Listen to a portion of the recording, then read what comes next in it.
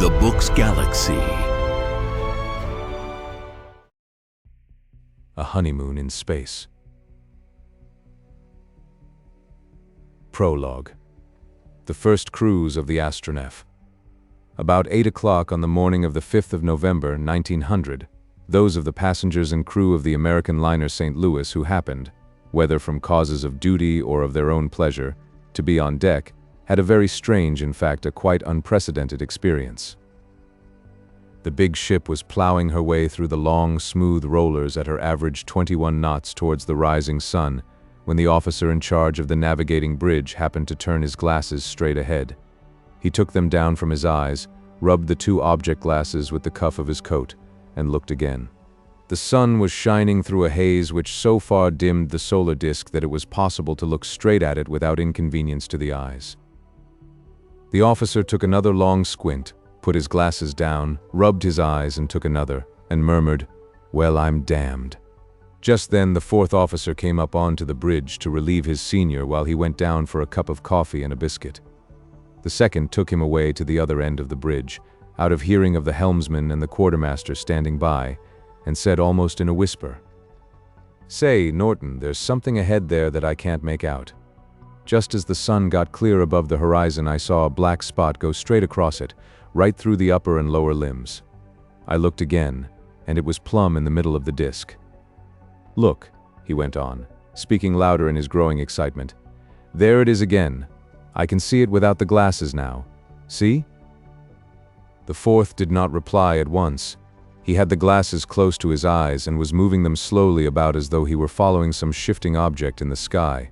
Then he handed them back and said, "If I didn't believe the thing was impossible, I should say that's an airship, but for the present, I guess I'd rather wait till it gets a bit nearer, if it's coming. Still, there is something. Seems to be getting bigger pretty fast, too. Perhaps it would be as well to notify the old man.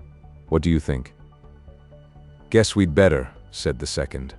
"Suppose you go down. Don't say anything except to him. We don't want any more excitement among the people than we can help." The fourth nodded and went down the steps, and the second began walking up and down the bridge, every now and then taking another squint ahead. Again and again the mysterious shape crossed the disk of the sun, always vertically as though, whatever it might be, it was steering a direct course from the sun to the ship, its apparent rising and falling being due really to the dipping of her bows into the swells. "Well, Mr. Charteris, what's the trouble?" said the skipper as he reached the bridge. "Nothing wrong, I hope? Have you sighted a derelict, or what?" "Aye, what in hell's that?" His hands went up to his eyes and he stared for a few moments at the pale yellow oblate shape of the sun. At this moment the St. Louis head dipped again, and the captain saw something like a black line swiftly drawn across the sun from bottom to top. "That's what I wanted to call your attention to, sir," said the second in a low tone. "I first noticed it crossing the sun as it rose through the mist. I thought it was a spot of dirt on my glasses, but it has crossed the sun several times since then, and for some minutes seemed to remain dead in the middle of it. Later on it got quite a lot larger, and whatever it is, it's approaching us pretty rapidly. You see, it's quite plain to the naked eye now." By this time several of the crew and of the early loungers on deck had also caught sight of the strange thing which seemed to be hanging and swinging between the sky and the sea. People dived below for their glasses, knocked at their friends' stateroom doors and told them to get up, because something was flying towards the ship through the air, and in a very few minutes there were hundreds of passengers on deck in all varieties of early morning costume, and scores of glasses, held to anxious eyes, were being directed ahead. The glasses, however, soon became unnecessary, for the passengers had scarcely got up on deck before the mysterious object to the eastward at length took definite shape, and as it did so mouths were opened as well as eyes, for the owners of the eyes and mouths beheld just then the strangest sight that travelers by sea or land had ever seen. Within the distance of about a mile it swung round at right angles to the steamer's course with a rapidity which plainly showed that it was entirely obedient to the control of a guiding intelligence, and hundreds of eager eyes on board the liner saw, sweeping down from the gray blue of the early morning sky, a vessel whose hull seemed to be constructed of some metal which shone with a pale, steely luster. It was pointed at both ends, the forward end being shaped something like a spur or ram. At the after end were two flickering, interlacing circles of a glittering greenish-yellow color, apparently formed by two intersecting propellers driven at an enormous velocity. Behind these was a vertical fan of triangular shape. The craft appeared to be flat-bottomed, and for about a third of her length amidships the upper half of her hull was covered with a curving dome-like roof of glass. "She's an airship of some sort. There's no doubt about that," said the captain. "So I guess the great problem has got solved at last. And yet it ain't a balloon, because it's coming against the wind, and it's nothing of the aeroplane sort neither, because it hasn't planes or kites or any fixings of that kind. Still, it's made of something like metal and glass, and it must take a lot of keeping up. It's traveling at a pretty healthy speed too, getting on for 100 miles an hour, I should guess. Ah, he's going to speak us. Hope he's honest." Everybody on board the St. Louis was up on deck by this time, and the excitement rose to fever heat as the strange vessel swept down towards them from the middle sky, passed them like a flash of light, swung round the stern, and ranged up alongside to starboard some 20 feet from the bridge rail. She was about 120 feet long, with some 20 feet of depth and 30 of beam, and the captain and many of his officers and passengers were very much relieved to find that, as far as could be seen, she carried no weapons of offense. As she ranged up alongside, a sliding door opened in the glass-domed roof amidships, just opposite to the end of the St. Louis Bridge. A tall, fair-haired, clean-featured man, of about 30, in gray flannels, tipped up his golf cap with his thumb, and said, "Good morning, Captain. You remember me, I suppose? Had a fine passage so far? I thought I should meet you somewhere about here." The captain of the St. Louis, in common with everyone else on board, had already had his credulity stretched about as far as it would go, and he was beginning to wonder whether he was really awake. But when he heard the hail and recognized the speaker, he stared at him in blank, and for the moment, speechless bewilderment. Then he got hold of his voice again and said, keeping as steady as he could, "Good morning, my lord. Guess I never expected to meet even you like this in the middle of the Atlantic. So the newspaper men were right for once in a way, and you have got an airship that will fly?" "And a good deal more than that, Captain, if she wants to. I am just taking a trial trip across the Atlantic before I start on a run round the solar system. Sounds like a lie, doesn't it? But it's coming off. Oh, good morning, Miss Rennick. Captain, may I come on board?" "By all means, my lord, only I'm afraid I daren't stop Uncle Sam's mails even for you." "There's no need for that, Captain, on a smooth sea like this," was the reply. "Just keep on as you are going and I'll come alongside." He put his head inside the door and called something up a speaking tube which led to a glass-walled chamber in the forward part of the roof, where a motionless figure stood before a little steering wheel. The craft immediately began to edge nearer and nearer to the liner's rail, keeping speed so exactly with her that the threshold of the door touched the end of the bridge without a perceptible jar. Then the flannel-clad figure jumped onto the bridge and held out his hand to the captain. As they shook hands, he said in a low tone, "I want a word or two in private with you, as soon as possible." The commander saw a very serious meaning in his eyes. Besides, even if he had not made his appearance under such extraordinary circumstances, it was quite impossible that one of his social position and his wealth and influence could have made such a request without good reason for it. So he replied, "Certainly, my lord. Will you come down to my room?" Hundreds of anxious, curious eyes looked upon the tall, athletic figure and the regular-featured, bronzed, honest English face as Rollo Lennox Smeaton Aubrey, Earl of Redgrave, Baron Smeaton in the Peerage of England, and Viscount Aubrey in the Peerage of Ireland, followed the captain to his room through the parting crowd of passengers. He nodded to one or two familiar faces in the crowd, for he was an old Atlantic ferryman and had crossed 5 times with Captain Hawkins in the St. Louis. Then he caught sight of a well and fondly remembered face which he had not seen for over 2 years. It was a face which possessed at once the fair Anglo-Saxon skin, the firm and yet delicate Anglo-Saxon features, and the wavy wealth of the old Saxon gold-brown hair, but a pair of big, soft, pansy eyes, fringed with long, curling black lashes, looked out from under dark and perhaps just a trifle heavy eyebrows. Moreover, there was that indescribable expression in the curve of her lips and the pose of her head, to say nothing of a lissom, vivacious grace in her whole carriage which proclaimed her a daughter of the younger branch of the race that rules. Their eyes met for an instant, and Lord Redgrave was startled and even a trifle angered to see that she flushed up quickly, and that the momentary smile with which she greeted him died away as she turned her head aside.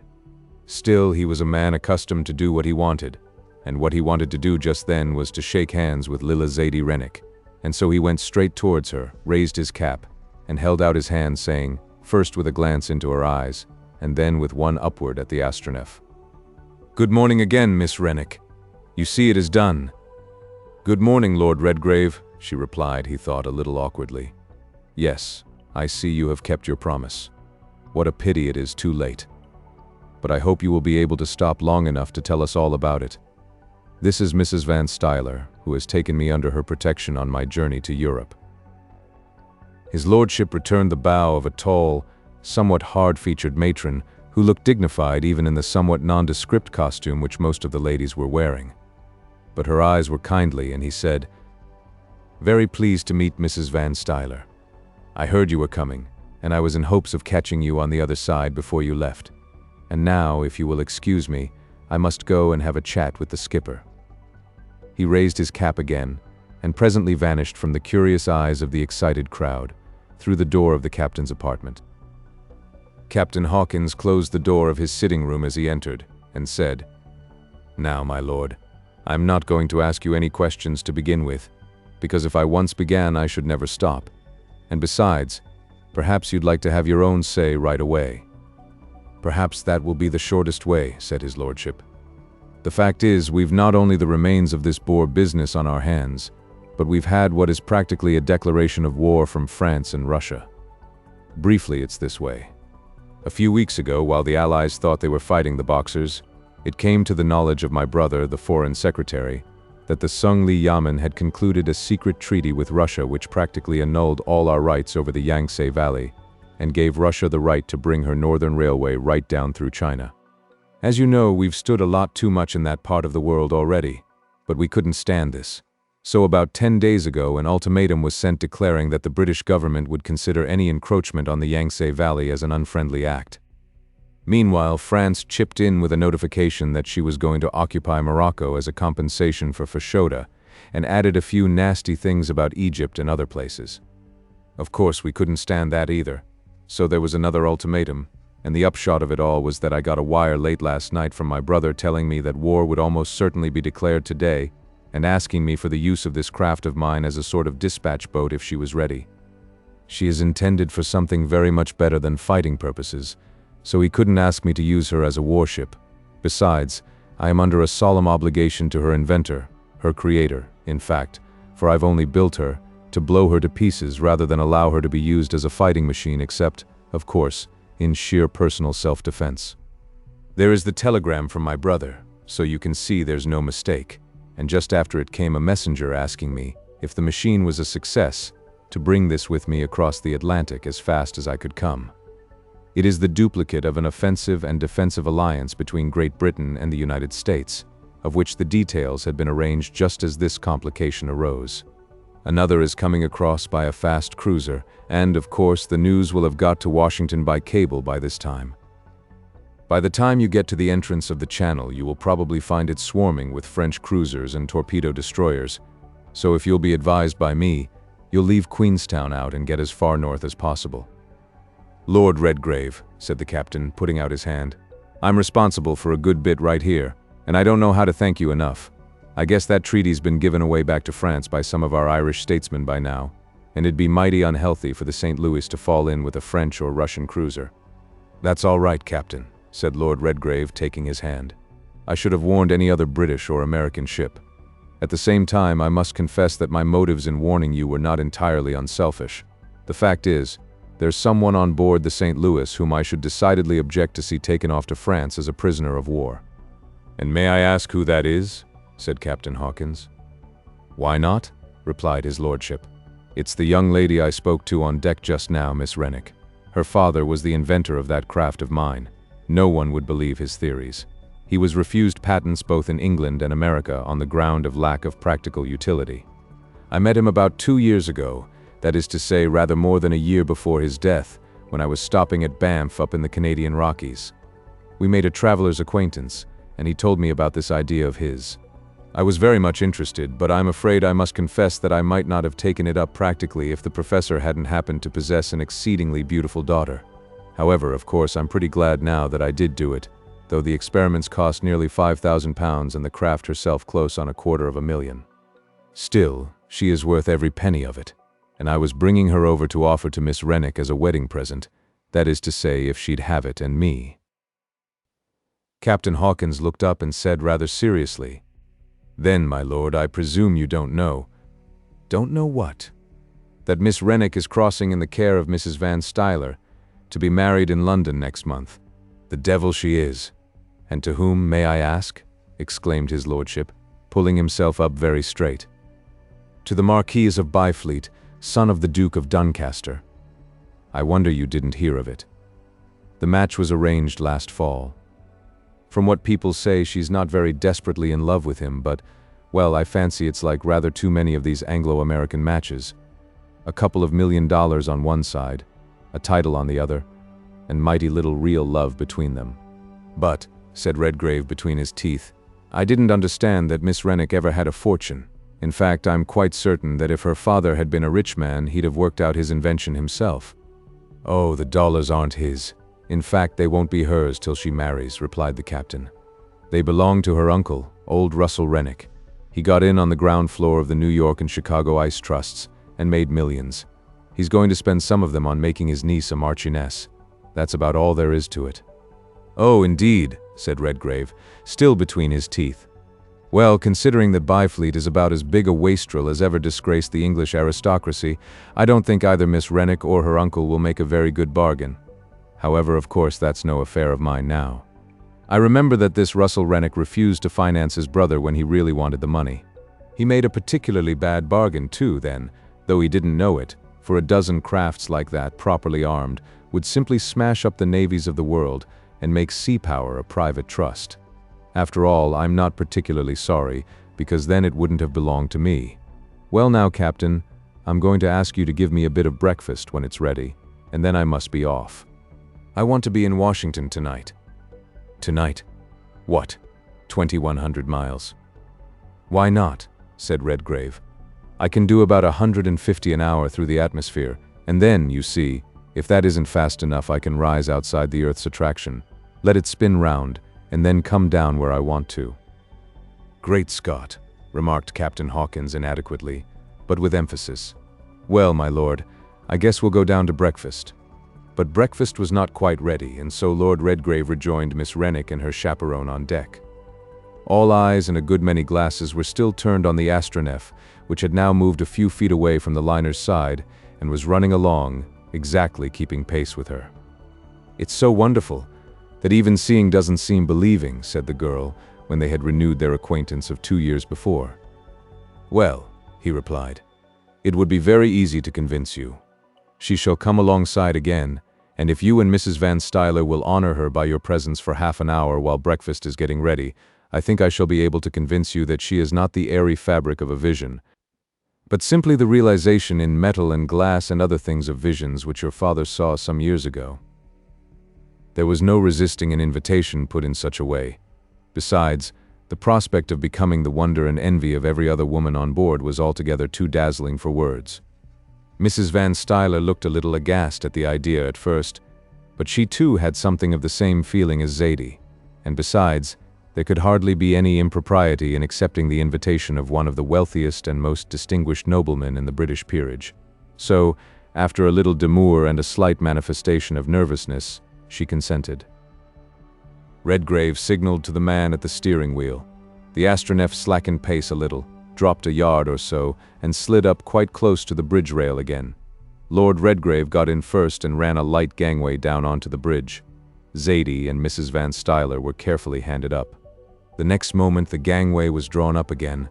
The sliding glass doors clashed to, the Astronef leapt a couple of thousand feet into the air, swept round to the westward in a magnificent curve, and vanished into the gloom of the upper mists. Chapter 1.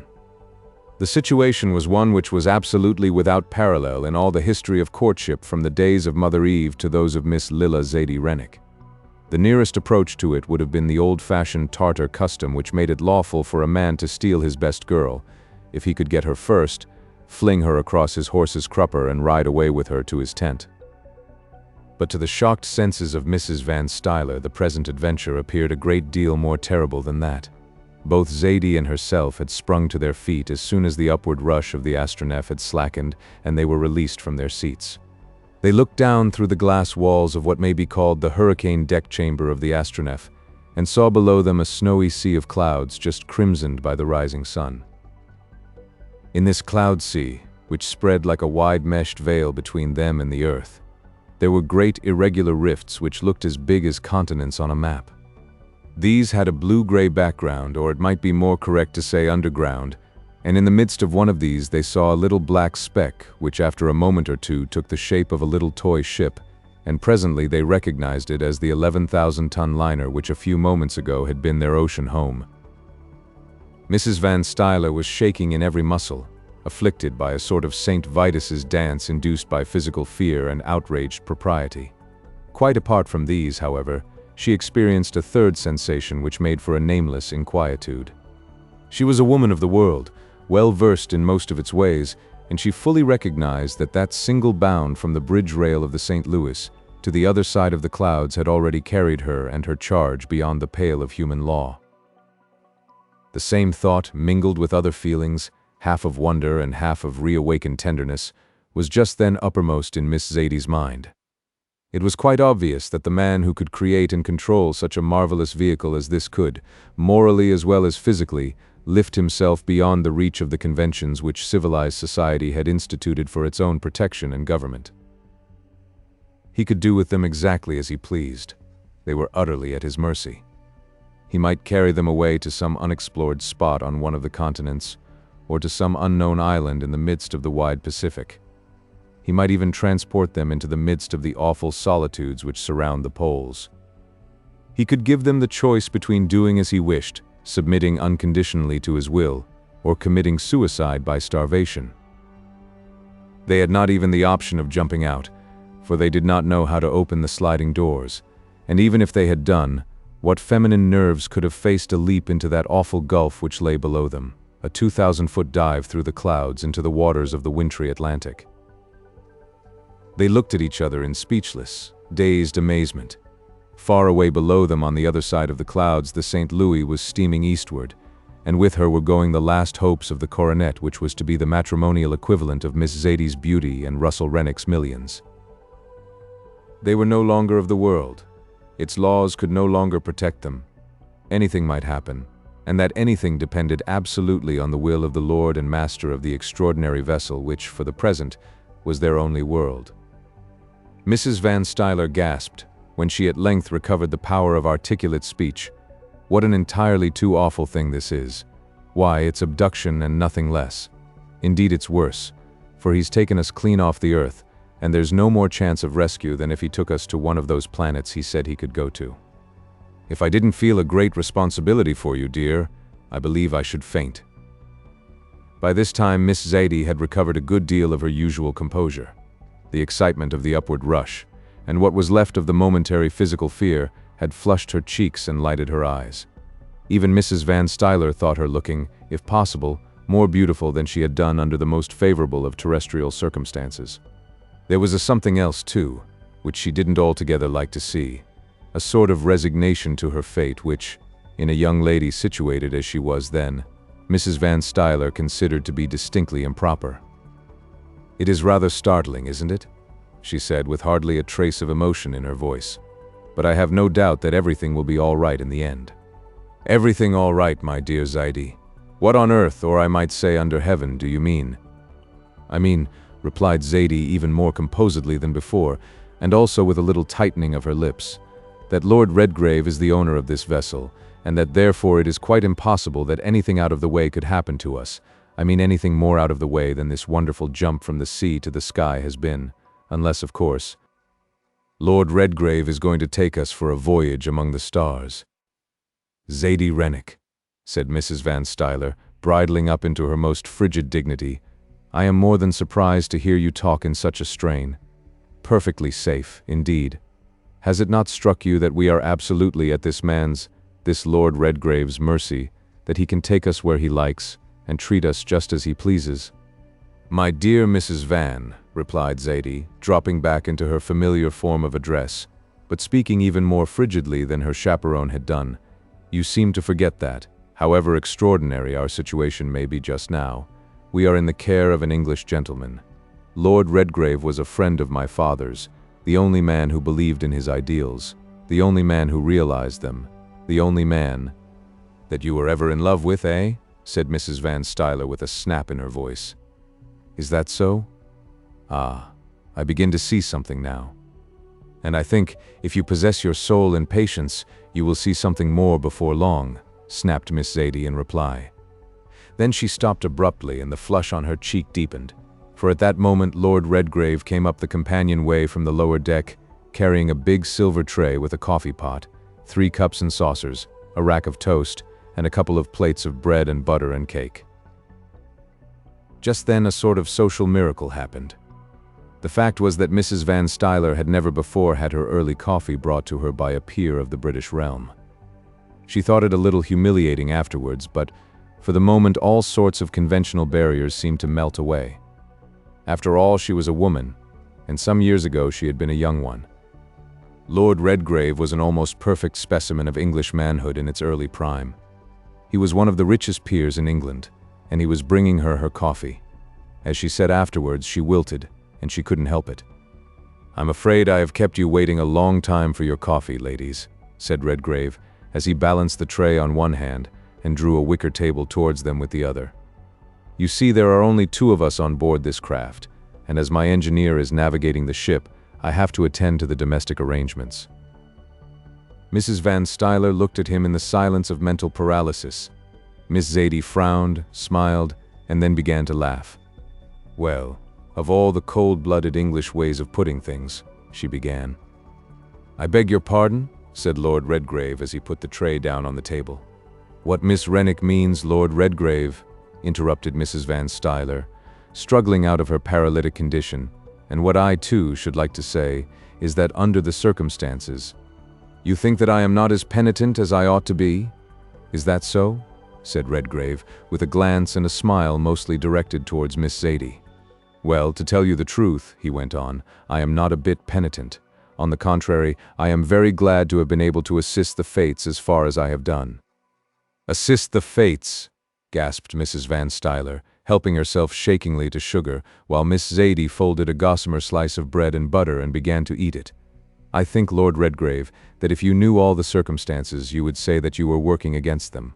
"My dear Mrs. Van Stuyler," he replied, as he filled his own coffee cup, "I quite agree with you as to certain fates, but the fates which I mean are the ones which, with good or bad reason, I think are working on my side. Besides, I do know all the circumstances, or at least the most important of them. That knowledge is, in fact, my principal excuse for bringing you so unceremoniously above the clouds." As he said this, he took a sideway glance at Miss Zaidie. She dropped her eyelids and went on eating her bread and butter, but there was a little deepening of the flush on her cheeks which was to him as the first flush of sunrise to a benighted wanderer. There was a rather awkward silence after this. Miss Zaidie stirred the coffee in her cup with a dainty Queen Anne spoon and seemed to concentrate the whole of her attention upon the operation. Then Mrs. Van Stuyler took a sip out of her cup and said, "But really, Lord Redgrave, I feel that I must ask you whether you think that what you have done during the last few minutes, which already I assure you seem hours to me, is, well, quite in accordance with the, what shall I say, the rules that we have been accustomed to live under." Lord Redgrave looked at Miss Zaidie again. She didn't even raise her eyelids, only a very slight tremor of her hand as she raised her cup to her lips told that she was even listening. He took courage from this sign and replied, "My dear Mrs. Van Stuyler, the only answer that I can make to that just now is to remind you that, by the sanction of ages, everything is supposed to be fair under 2 sets of circumstances, and, whatever is happening on the earth down yonder, we, I think, are not at war." The next moment Miss Zaidie's eyelids lifted a little. There was a tremor about her lips almost too faint to be perceptible, and the slightest possible tinge of color crept upwards towards her eyes. She put her cup down and got up, walked towards the glass walls of the deck chamber, and looked out over the cloudscape. The shortness of her steamer skirt made it possible for Lord Redgrave and Mrs. Van Stuyler to see that the sole of her right boot was swinging up and down on the heel ever so slightly. They came simultaneously to the conclusion that if she had been alone she would have stamped, and stamped pretty hard. Possibly also she would have said things to herself in the surrounding silence.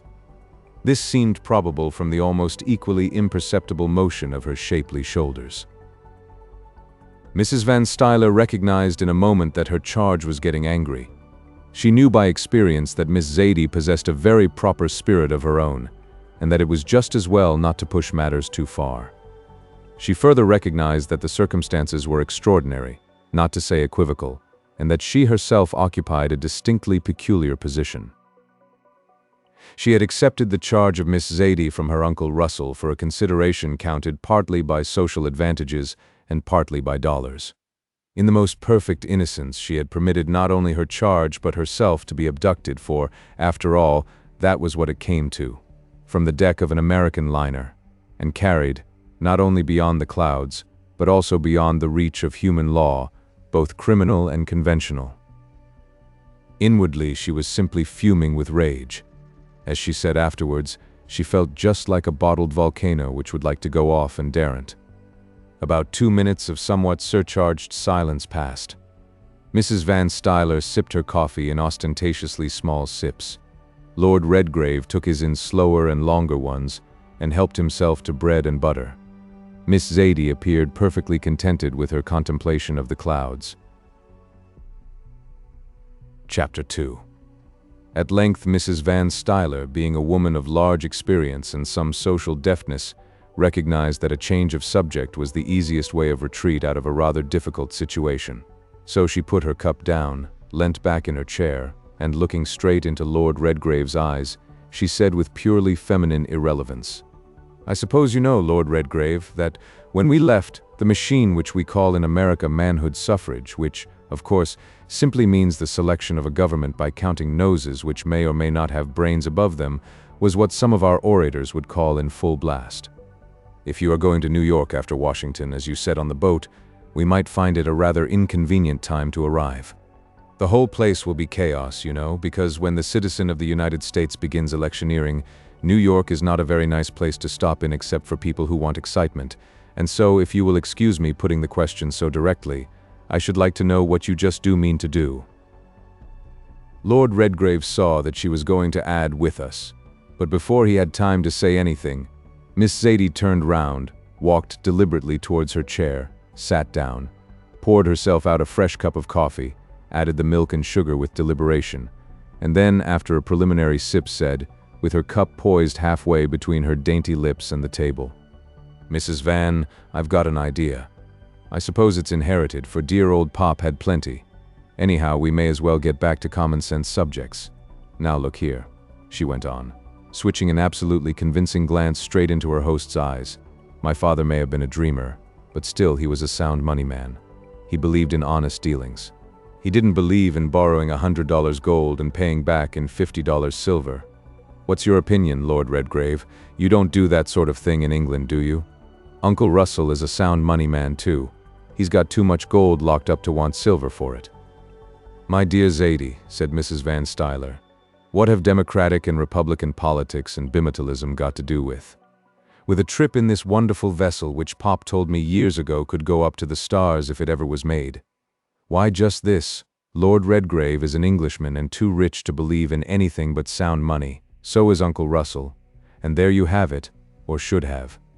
"I think I see what you mean, Miss Rennick," said their host, leaning back in his chair and folding his hands behind his head, as steamboat travelers are wont to do when seas are smooth and skies are blue. The Astronef might come down like a vision from the clouds and preach the gospel of gold and electric rays of silver through the commonplace medium of the Morse code. How's that for poetry and practice?"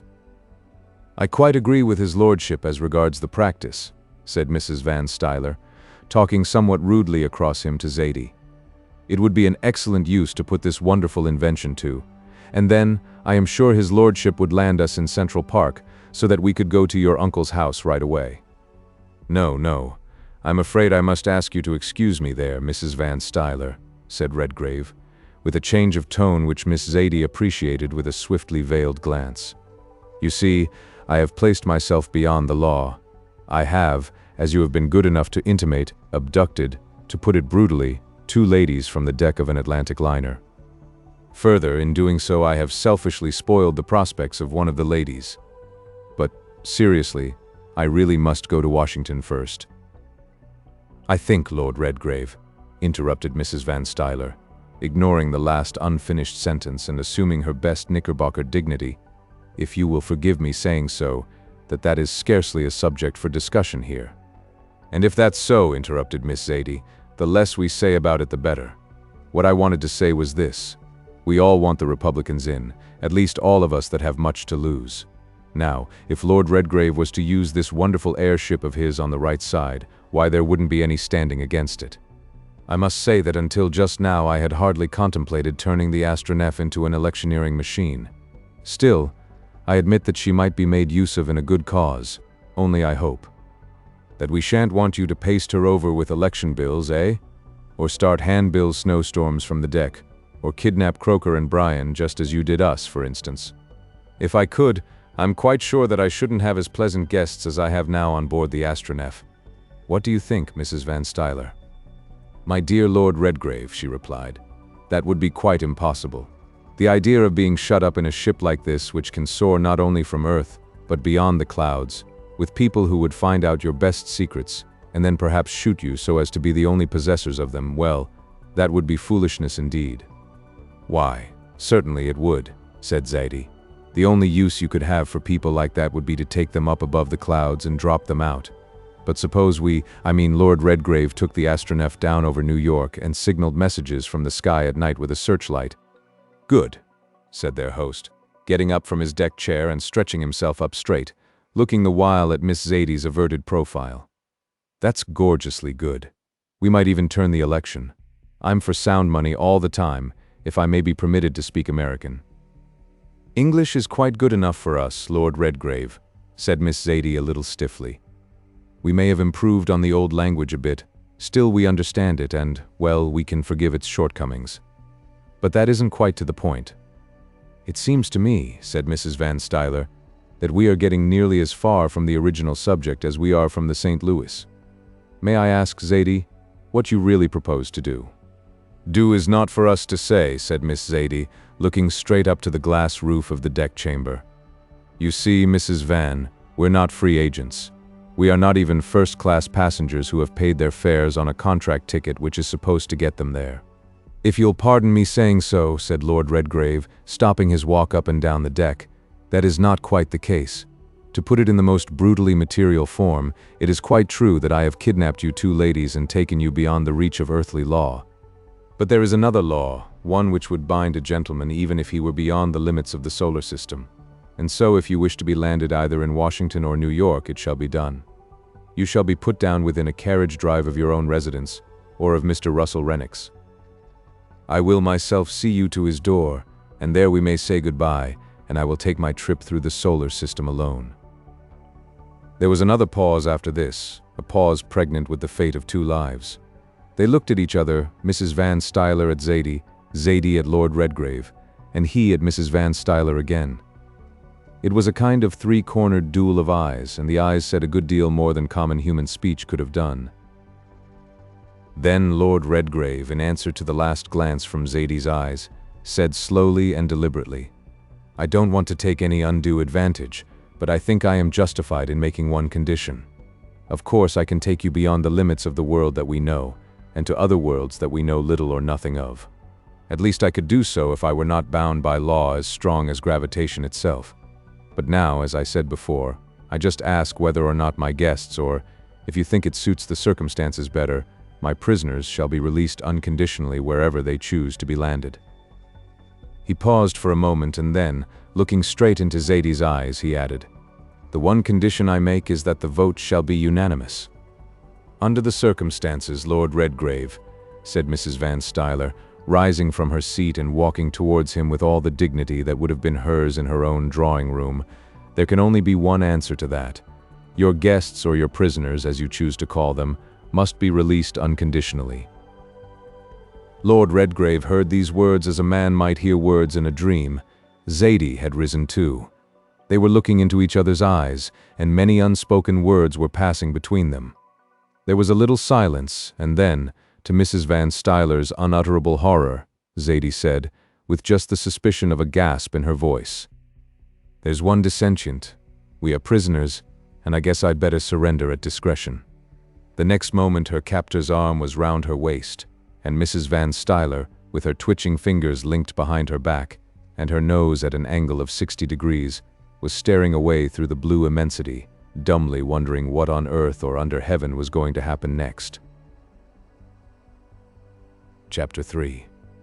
After a couple of minutes of silence which could be felt, Mrs. Van Stuyler turned round and said angrily, "XVIII, you will excuse me, perhaps, if I say that your conduct has not been what I should have expected, what I did, indeed, expect from your uncle's niece when I undertook to take you to Europe.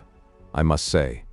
If I were you, Mrs. Van, I don't think I'd say much more about that, because, you see, it's fixed and done. Of course, Lord Redgrave's only an earl, and the other is a marquis, but, you see, he's a man, and I don't quite think the other one is, and that's about all there is to it." Their host had just left the deck saloon, taking the early coffee apparatus with him, and Miss XVIII, in the first flush of her pride and refound happiness, was taking a promenade of about 12 strides each way, while Mrs. Van Stuyler, after partially relieving her feelings as above, had seated herself stiffly in her wicker chair, and was following her with eyes which were critical and, if they had been 20 years younger, might also have been envious. "Well, at least I suppose I must congratulate you on your ability to accommodate yourself to most extraordinary circumstances. I must say that as far as that goes, I quite envy you. I feel as though I ought to choke or take poison or something of that sort." "Sakes, Mrs. Van, please don't talk like that," said XVIII, stopping in her walk just in front of her chaperone's chair. "Can't you see that there's nothing extraordinary about the circumstances except this wonderful ship? I have told you how Pop and I met Lord Redgrave in our tour through the Canadian Rockies 2 or 3 years ago. No, it's 2 years and 9 months next June, and how he took an interest in Pop's theories and ideas about this same ship that we are on now." "Oh yes," said Mrs. Van Stuyler rather acidly, "and not only in the abstract ideas, but apparently in a certain concrete reality." "Mrs. Van," laughed XVIII, with a cunning twist on her heel, "I know you don't mean to be rude, but, well, now did anyone ever call you a concrete reality? Of course it's correct, just as a scientific definition, perhaps. Still, anyhow, I guess it's not much good going on about that. The facts are just this way. I consented to marry that Byfleet Marquis just out of sheer spite and blank ignorance. Lord Redgrave never actually asked me to marry him when we were in the Rockies, but he did say when he went back to England that as soon as he had realized my father's ideal, he would come over and try and realize one of his own. He was looking at me when he said it, and he looked a good deal more than he said. Then he went away, and poor Pop died. Of course I couldn't write and tell him, and I suppose he was too proud to write before he'd done what he undertook to do, and I, like most girl fools in the same place would have done, thought that he'd given the whole thing up, and just looked upon the trip as a sort of interlude in globe-trotting, and thought no more about Pop's ideas and inventions than he did about his daughter." "Very natural, of course," said Mrs. Van Stuyler, somewhat mollified by the subdued passion which XVIII had managed to put into her commonplace words. "And so, as you thought he had forgotten you and was finding a wife in his own country, and a possible husband came over from that same country with a coronet." "That'll do, Mrs. Van, thank you," interrupted Miss XVIII, bringing her daintily shod foot down on the deck this time with an unmistakable stamp. "We'll consider that incident closed, if you please. It was a miserable, mean, sordid business altogether. I am utterly, hopelessly ashamed of it, and myself too. Just to think that I could ever—" Mrs. Van Stuyler cut short her indignant flow of words by a sudden uplifting of her eyelids and a swift turn of her head towards the companionway. XVIII stamped again, this time more softly, and walked away to have another look at the clouds. "Why, what on earth is the matter?" she exclaimed, shrinking back from the glass wall. "There's nothing, we're not anywhere." "Pardon me, Miss Rennick? You are on board the Astronef," said Lord Redgrave, as he reached the top of the companionway, "and the Astronef is at present traveling at about 150 miles an hour above the clouds towards Washington. That is why you don't see the clouds and sea as you did after we left the St. Louis. At a speed like this, they simply make a sort of gray-green blur. We shall be in Washington this evening, I hope." "Tonight, sir, I beg your pardon, my lord," gasped Mrs. Van Stuyler. 150 miles an hour. Surely that's impossible." "My dear Mrs. Van Stuyler," said Redgrave with a side look at Zadie, "nowadays impossible is hardly an English or even an American word. In fact, since I have had the honor of realizing some of Professor Rennick's ideas, it has been relegated to the domain of mathematics. Not even he could make 2 and 2 more or less than 4, but, well, would you like to come into the conning tower and see for yourselves? I can show you a few experiments that will, at any rate, help to pass the time between here and Washington." "Lord Redgrave," said Mrs. Van Stuyler, dropping gracefully back into her wicker armchair, "if I may say so, I have seen quite enough impossibilities and, well, other things since we left the deck of the St. Louis to keep me quite satisfied until, with your lordship's permission, I set foot on solid ground again.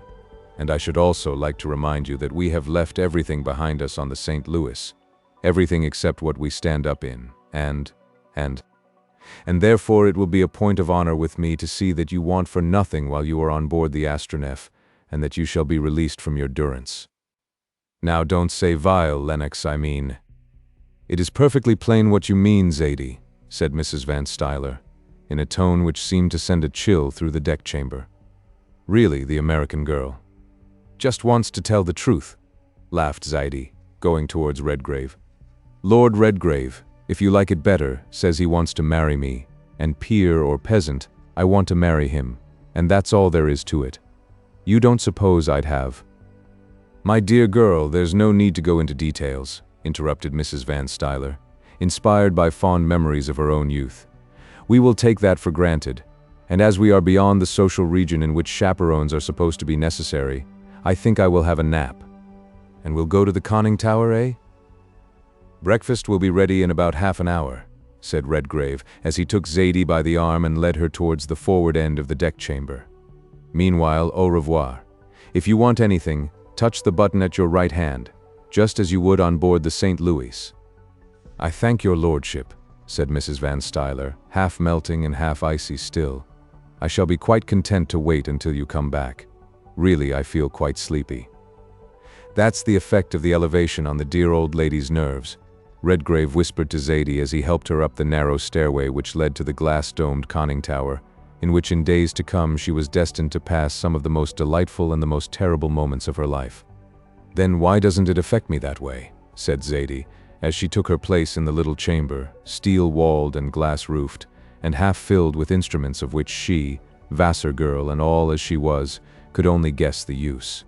"Well, to begin with, you are younger, which is an absolutely unnecessary observation, and in the second place, perhaps you were thinking about something else. By which I suppose you mean your lordship's noble self." This was said in such a tone and with such an indescribable smile that there immediately ensued a gap in the conversation, and a silence which was a great deal more eloquent than any words could have made it.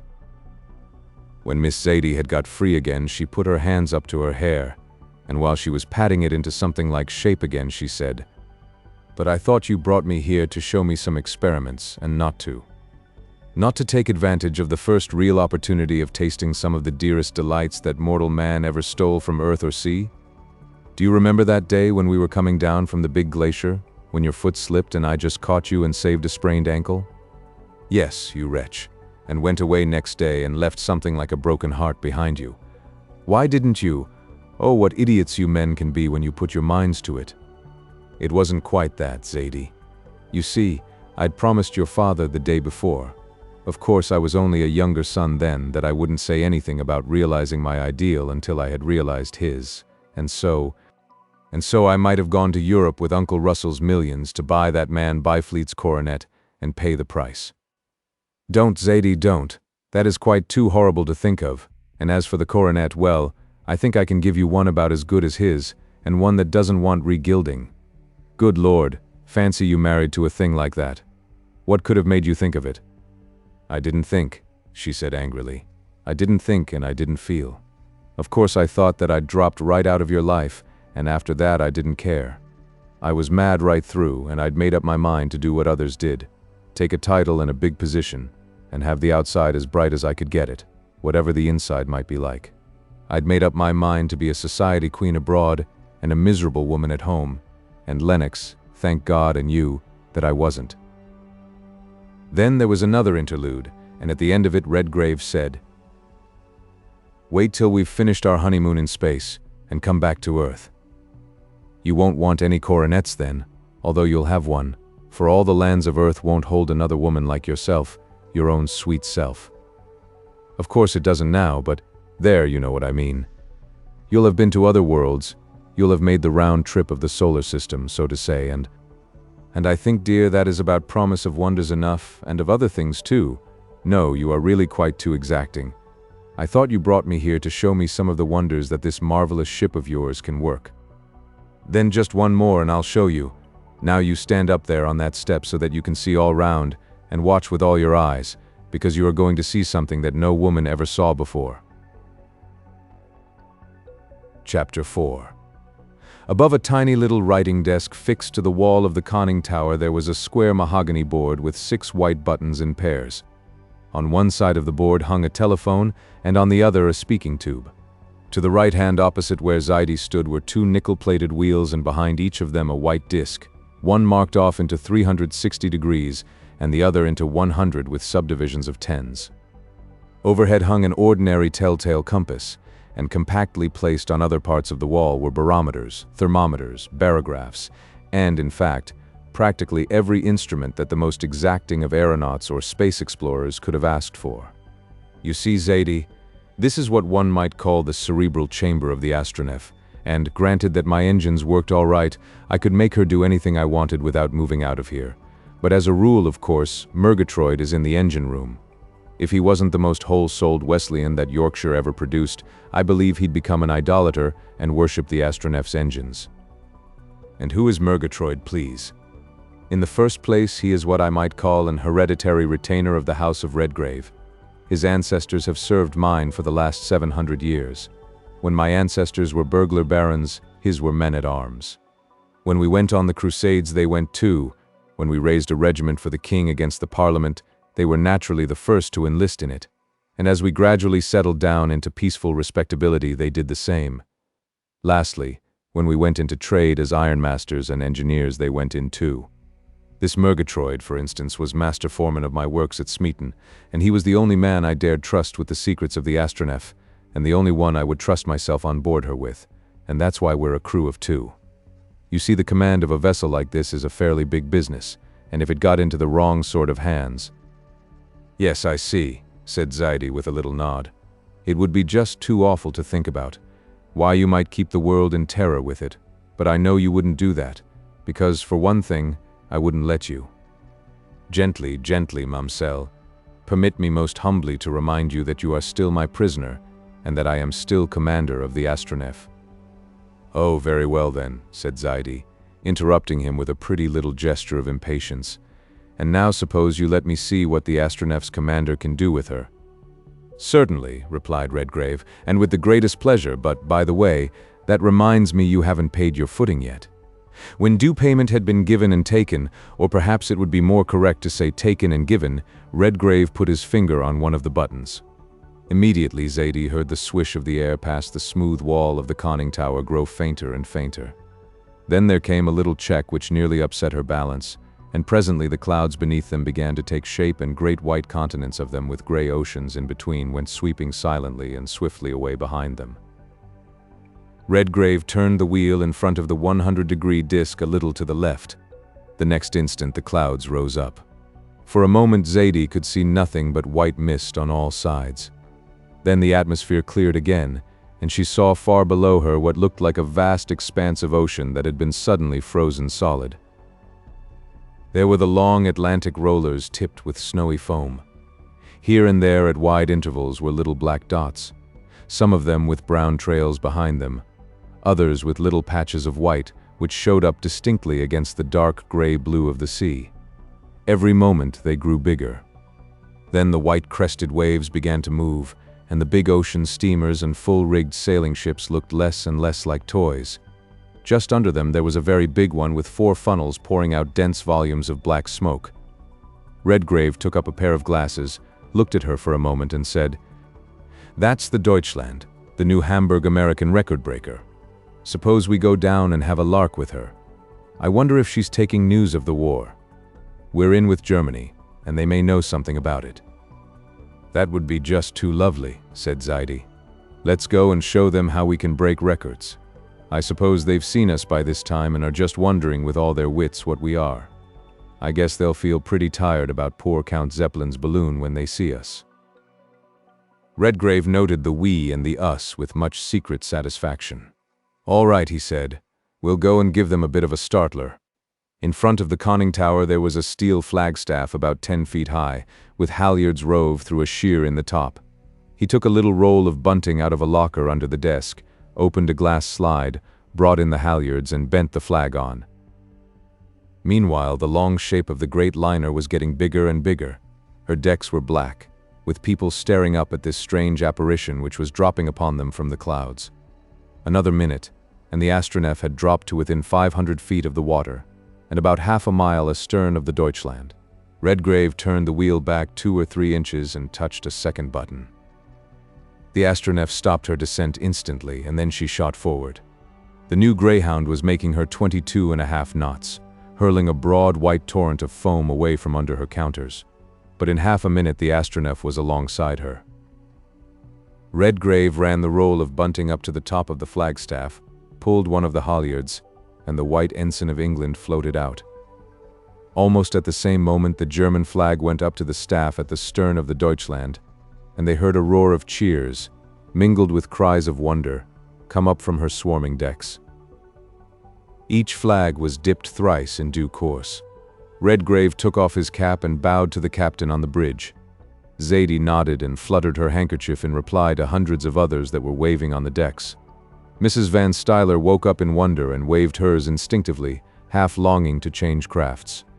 In fact, if it hadn't been for her absolute devotion to the proprieties, she would have obeyed her first impulse and asked Lord Redgrave to put her on board the steamer. While the officers and crew and passengers of the Deutschland were staring wide-eyed and open-mouthed at the graceful glittering shape of the Astronef, Redgrave touched the first button in the second row once, moved the 100-degree wheel on a few degrees, and then gave the other a quarter turn. Then he closed the window slide, and the next moment XVIII saw the great liner sink down beneath them in a curious twisting sort of way. She seemed to stop still and then spin round on her center, getting smaller and smaller every moment. "What's the matter, Lennox?" she said with a little gasp. "What's the Deutschland doing? She seems to be spinning round on her own axis like a top." "That's only the point of view, dear. She's just plugging along straight on her way to New York, and we've been making rings round her and going up all the time. But of course you don't notice the motion here any more than you would if you were in a balloon. But I thought you were going to speak them. Surely you don't mean to say that you intended that just as a little bit of showing off?" "That's about what it comes to, I suppose, but you must not think it was altogether vanity.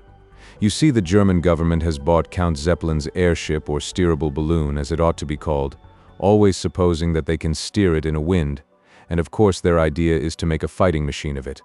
Now Germany is engaged to stand by us in this trouble that's coming, and by way of cementing the alliance, I thought it was just as well to let the wily Teuton know that there's something flying the British flag, which could make very small mincemeat of their gas bags." "And what about Old Glory?" said Miss XVIII.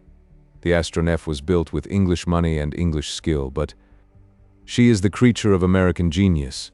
Of course she is. In fact, she is the first concrete symbol of the Anglo-American alliance. And when the daughter of her creator has gone into partnership with the man who made her, we'll have 2 flagstaffs, and the Jack and Old Glory will float side by side." "And meanwhile, where are we going?" asked XVIII after a moment's interval. "Ah, there we are through the clouds again. What makes us rise? Is that the force that Pop told me he discovered?"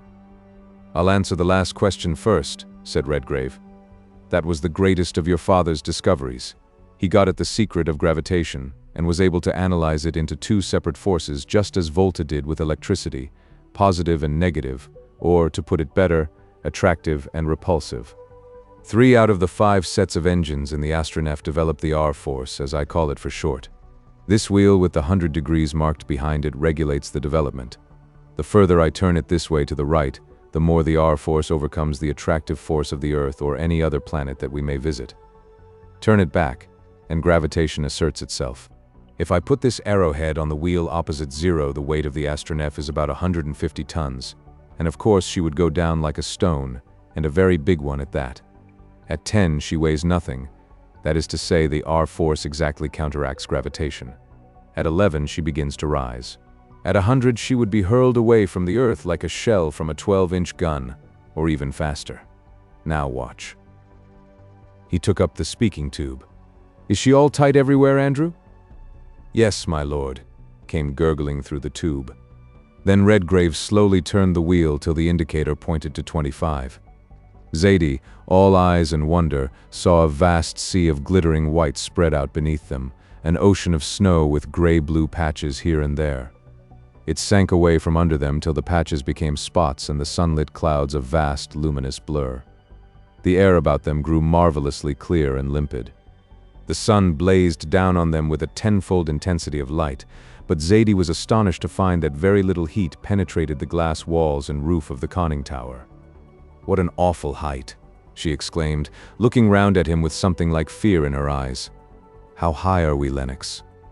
"You'll find afterwards that the Astronef doesn't take any account of high or low or up or down," he replied, looking at the dial of an aneroid barometer by the side of him.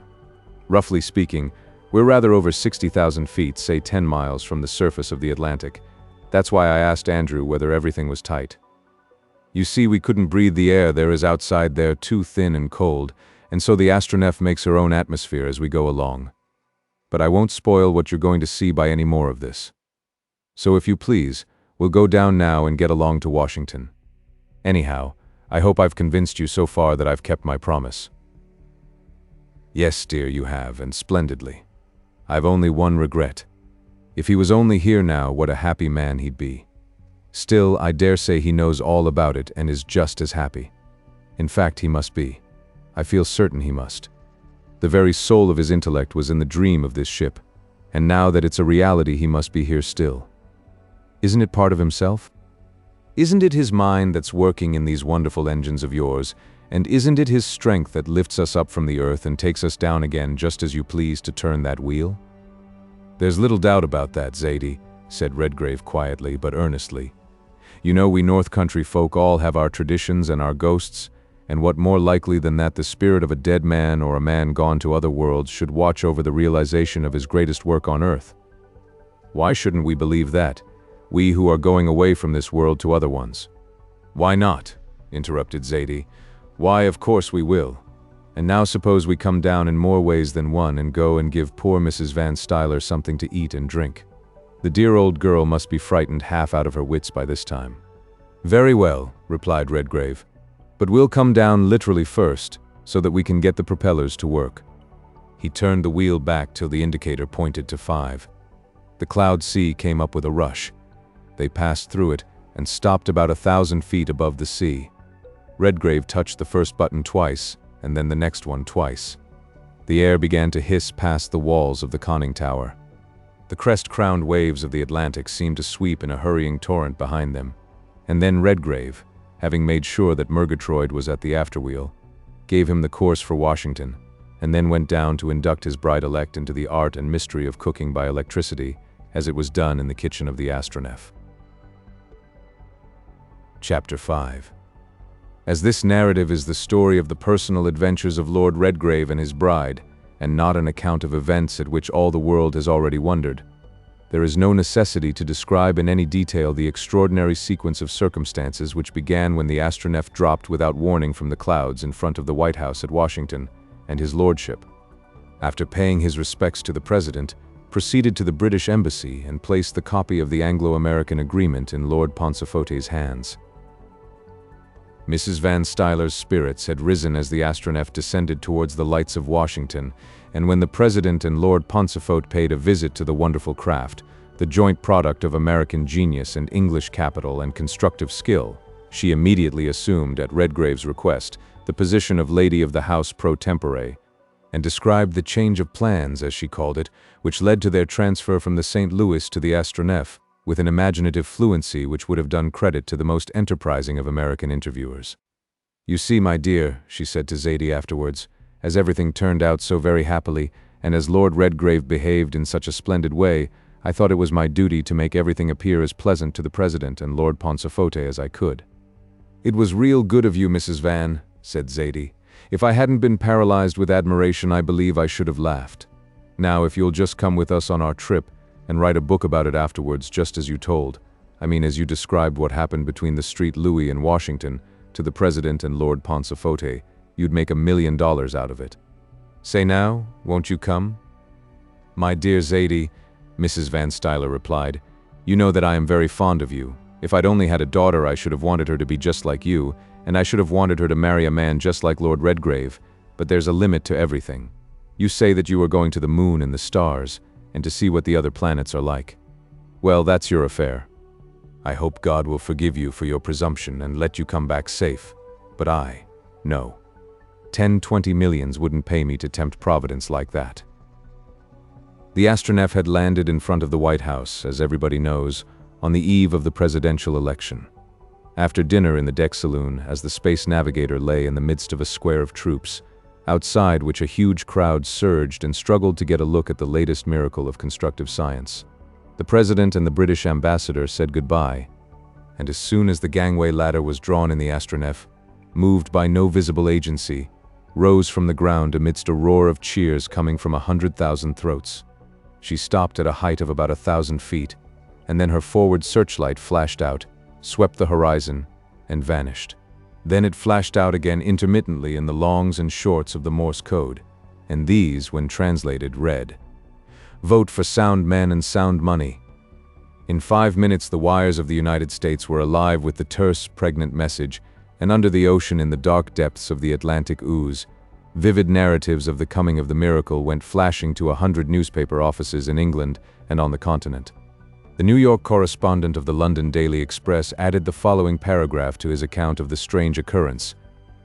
"The secret of this amazing vessel, which has proved itself capable of traversing the Atlantic in a day, and of soaring beyond the limits of the atmosphere at will, is possessed by one man only, and that man is an English nobleman. The air is full of rumors of universal war. One vessel such as this could scatter terror over a continent in a few days, demoralize armies and fleets, reduce society to chaos, and establish a one-man despotism on the ruins of all the governments of the world. The man who could build one ship like this could build 50, and, if his country asked him to do it, no doubt he would. Those who, as we are almost forced to believe, are even now contemplating a serious attempt to dethrone England from her supreme place among the nations of Europe, will do well to take this latest potential factor in the warfare of the immediate future into their most serious consideration." This paragraph was not perhaps as absolutely correct as a proposition in Euclid, but it stopped the war. The Deutschland came in the next day, and again the press was flooded, this time with personal narratives and brilliantly imaginative descriptions of the vision which had descended from the clouds, made rings round the great liner going at her best speed, and then vanished in an instant beyond the range of field glasses and telescopes. Thus did the creature of Professor Rennick's inventive genius play its first part as the peacemaker of the world. When the Astronef's message had been duly given and recorded, her propellers began to revolve, and her head swung round to the northeast. So began, as all the world now knows, the most extraordinary electioneering trip that ever was known. First Baltimore, then Philadelphia, and then New York saw the flashes in the sky. There were illuminations, torchlight processions, and all the machinery of American electioneering going at full blast. But when people saw, far away up in the starlit night, those swiftly changing beams glittering down, as it were, out of infinite space, and when the telegraph operators caught on to the fact that they were signals, a sort of awe seemed to come over both Republicans and Democrats alike. Even Tammany's thoughts began to lift above the sordid level of boodle. It was almost like a message from another world. There was something supernatural about it, and when it was translated and rushed out in extra editions of the evening papers, "Vote for sound men and sound money" became the watchword of millions. From New York to Boston, Boston to Albany, and then across country to Buffalo, Cleveland, Chicago, Omaha, then westward to St. Paul and Minneapolis, and northward to Portland and Seattle, southward to San Francisco and Monterey, then eastward again to Salt Lake City, and then, after a leap across the Rockies which frightened Mrs. Van Stuyler almost to fainting point and made Zadie gasp for breath, away southward to Santa Fe and New Orleans. Then northward again up the Mississippi Valley to St. Louis, and thence eastward across the Alleghenies back to Washington. Such was the famous night voyage of the Astronef, and so by means of that long silver tongue of light did she spread the message of common sense and commercial honesty throughout the length and breadth of the great republic. The world knows how America received and interpreted it the next day. Meanwhile, Mr. Russell Rennick had taken train to Washington, and the day after the election he willingly took back all that he had intended with regard to the Marquis of Byfleet, accepted Lord Redgrave in his stead, and bestowed his avuncular blessing at the wedding breakfast held in the deck chamber of the Astronef poised in mid-air, 500 feet above the dome of the Capitol. A week later. To this he added a check for $1 million payable to the Countess of Redgrave on her return from her wedding trip. Breakfast over, the wedding party made an inspection of the wonderful vessel under the guidance of her commander.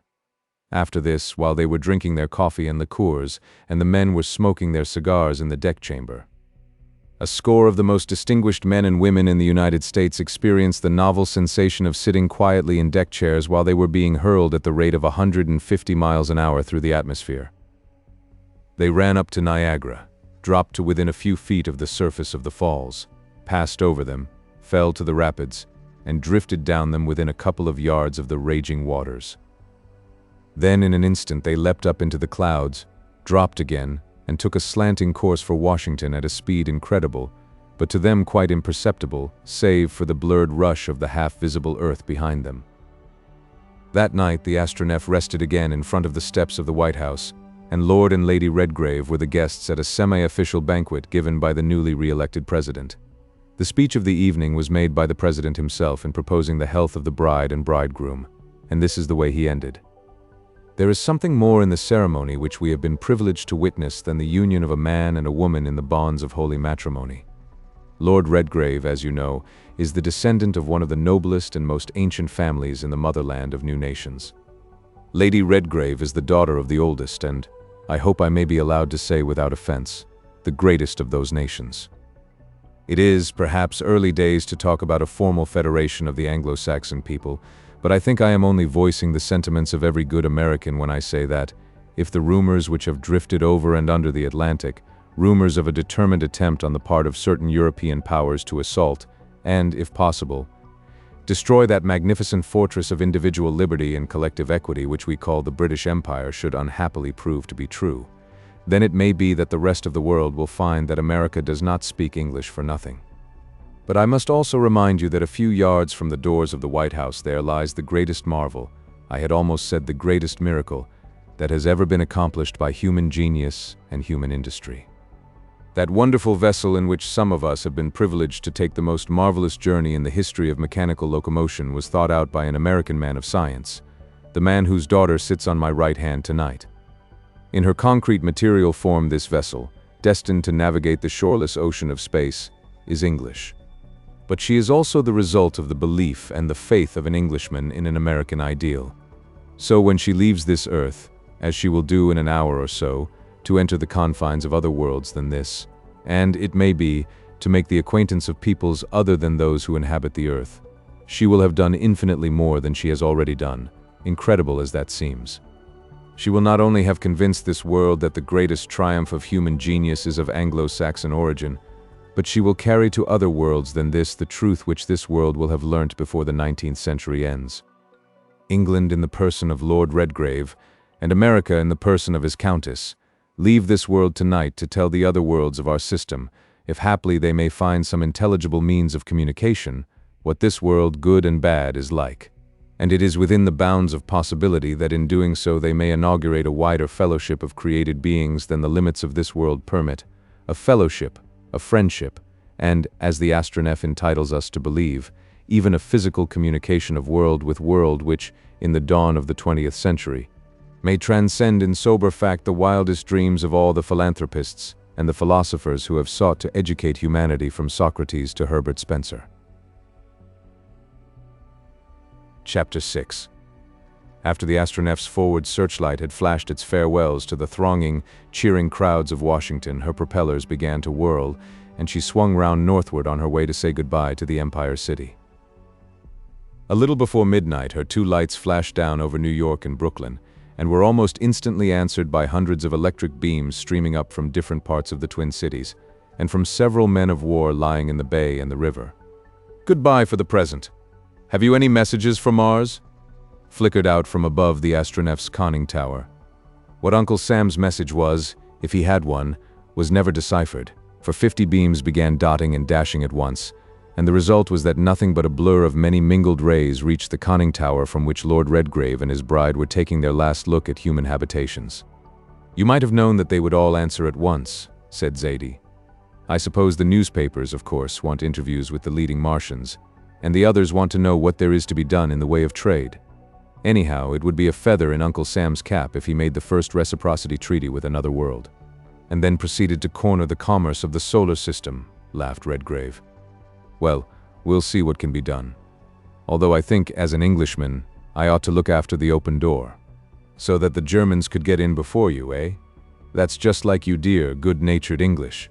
But look," she went on, pointing downwards, "they're signaling again, all at once this time." Half a dozen beams shone out together from the principal newspaper offices of New York. Then, simultaneously, they began the dotting and dashing again. Redgrave took them down in pencil, and when the signaling had stopped, he read off. "No war. Dual Alliance climbs down. Don't like idea of Astronef. Cables just received. Goodbye and good luck. Come back soon and safe." "What? We have stopped the war," exclaimed Zadie, clasping his arm. "Well, thank God for that. How could we begin our voyage better? You remember what we were saying the other day, Lennox. If that's only true, my father somewhere knows now what a blessing he has given his brother men. We've stopped a war which might have deluged the world in blood. We've saved perhaps hundreds of thousands of lives and kept sorrow from thousands of homes. Lennox, when we get back, you and the States and the British government will have to build a fleet of these ships, and then the Anglo-Saxon race must say to the rest of the world, 'The millennium has come and its presiding goddess is Zadie Redgrave. If you don't stop fighting, disband your armies and turn your fleets into liners and cargo boats, she'll proceed to sink your ships and decimate your armies until you learn sense.'" "Is that what you mean, dear?" laughed Redgrave, as he slipped his left hand round her waist and laid his right on the searchlight switch to reply to the message. "Don't be ridiculous, Lennox. Still, I suppose that is something like it. They wouldn't deserve anything else if they were fools enough to go on fighting after they knew we could wipe them out." "Exactly. I perfectly agree with your ladyship, but still sufficient unto the day is the Armageddon thereof. Now I suppose we'd better say goodbye and be off." "And what a goodbye," whispered Zadie, with an upward glance into the starlit ocean of space which lay above and around them. "Goodbye to the world itself. Well, say it, Lennox, and let us go. I want to see what the others are like." "Very well then, goodbye it is," he said, beginning to jerk the switch backwards and forwards with irregular motions, sending short flashes and longer beams down towards the earth. The Empire City read the farewell message. "Thank God for the peace. Goodbye for the present. We shall convey the joint compliments of John Bull and Uncle Sam to the peoples of the planets when we find them. Au revoir." The message was answered by the blaze of the concentrated searchlights from land and sea, all directed on the Astronef. For a moment her shining shape glittered like a speck of diamond in the midst of the luminous haze far up in the sky, and then it vanished for many an anxious day from mortal sight. A few moments later Zadie pointed over the stern and said, "Look, there's the moon. Just fancy, our first stopping place. Well, it doesn't look so very far off at present." Redgrave turned and saw the pale yellow crescent of the new moon swimming high above the eastern edge of the Atlantic Ocean. "It almost looks as if we could steer straight to it right over the water, only, of course, it wouldn't wait there for us," she went on. "Oh, it'll be there when we want it, never fear," he laughed. "And after all, it's only a mere matter of about 240,000 miles away, and what's that in a trip that will cover hundreds of millions? It will just be a sort of jumping-off place into space for us." "Still, I shouldn't like to miss seeing it," she said. "I want to see what there is on that other side which nobody has ever seen yet, and settle that question about air and water. Won't it just be heavenly to be able to come back and tell them all about it at home? But just fancy me talking stuff like this when we are going, perhaps to solve some of the hidden mysteries of creation, and maybe look upon things that human eyes were never meant to see, she went on, with a sudden change in her voice.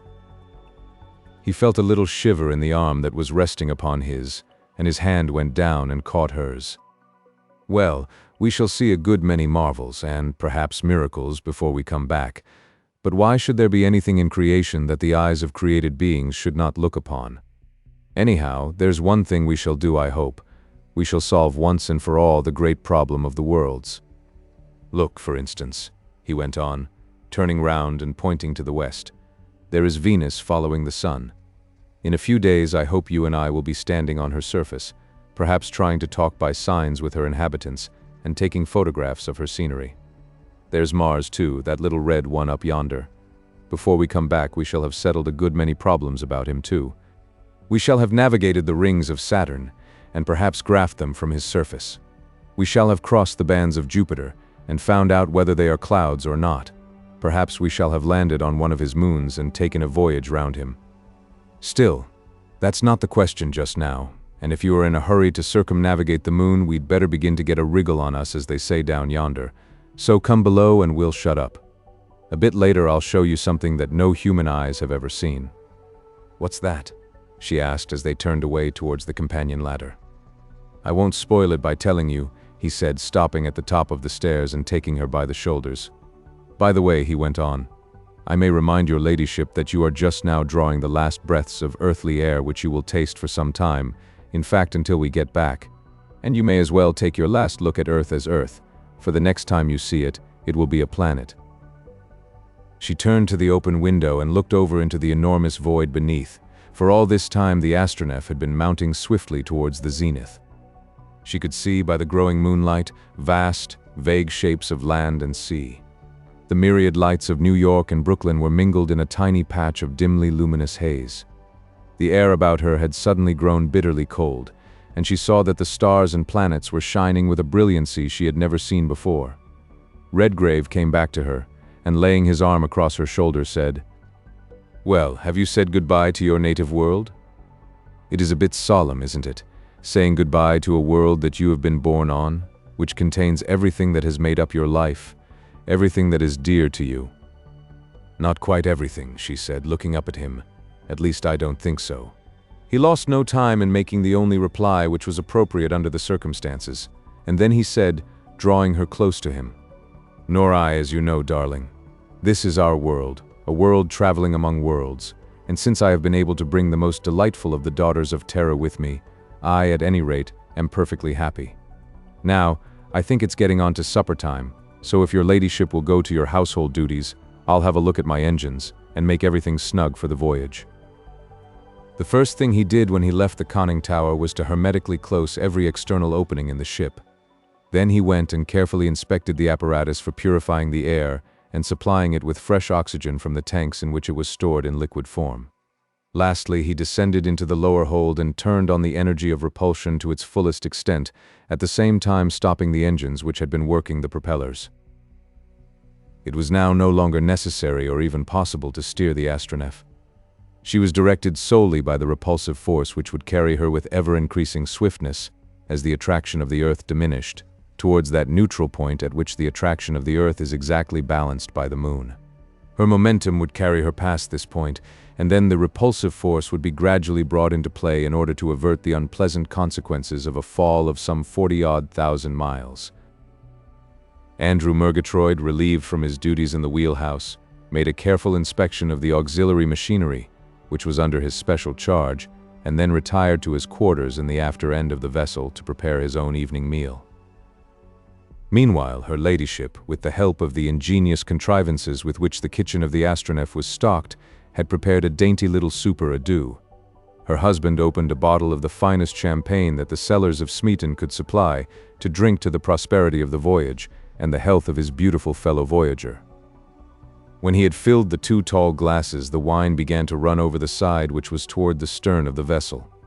They took no notice of this at first, but when Zadie put her glass down, she stared at it for a moment, and said, in a half-frightened voice, "Why, what's the matter, Lennox? Look at the wine. It won't keep straight, and yet the table's perfectly level, and see. The water in the jug looks as though it were going to run up the side." Redgrave took up the glass and held it balanced in his hand. When he had got the surface of the wine level, the glass was no longer perpendicular to the table. "Ah, I see what it is," he said, taking another sip and putting the glass down. "You notice that, although the wine isn't lying straight in the glass, it isn't moving about. It's just as still as it would be on Earth. That means that our center of gravity is not exactly in line with the center of the Earth. We haven't quite swung into our proper position, and that reminds me, dear. You will have to be prepared for some rather curious experiences in that way. For instance, just see if that jug of water is as heavy as it ought to be." She took hold of the handle and, exerting, as she thought, just enough force to lift the jug a few inches, was astonished to find herself holding it out at arm's length with scarcely any effort. She put it down again very carefully, as though she were afraid it would go floating off the table, and said, looking rather scared, "That's very strange, but I suppose it's all perfectly natural?" "Perfectly. It merely means that we have left Mother Earth a good long way behind us." "How far?" she asked. "I can't tell you exactly," he replied, "until I go to the instrument room and take the angles, but I should say roughly about 70,000 miles. When we've finished, we'll go and have coffee on the upper deck, and then we shall see something of the glories of space as no human eyes have ever seen them before. 70,000 miles away from home already, and we only started a couple of hours ago."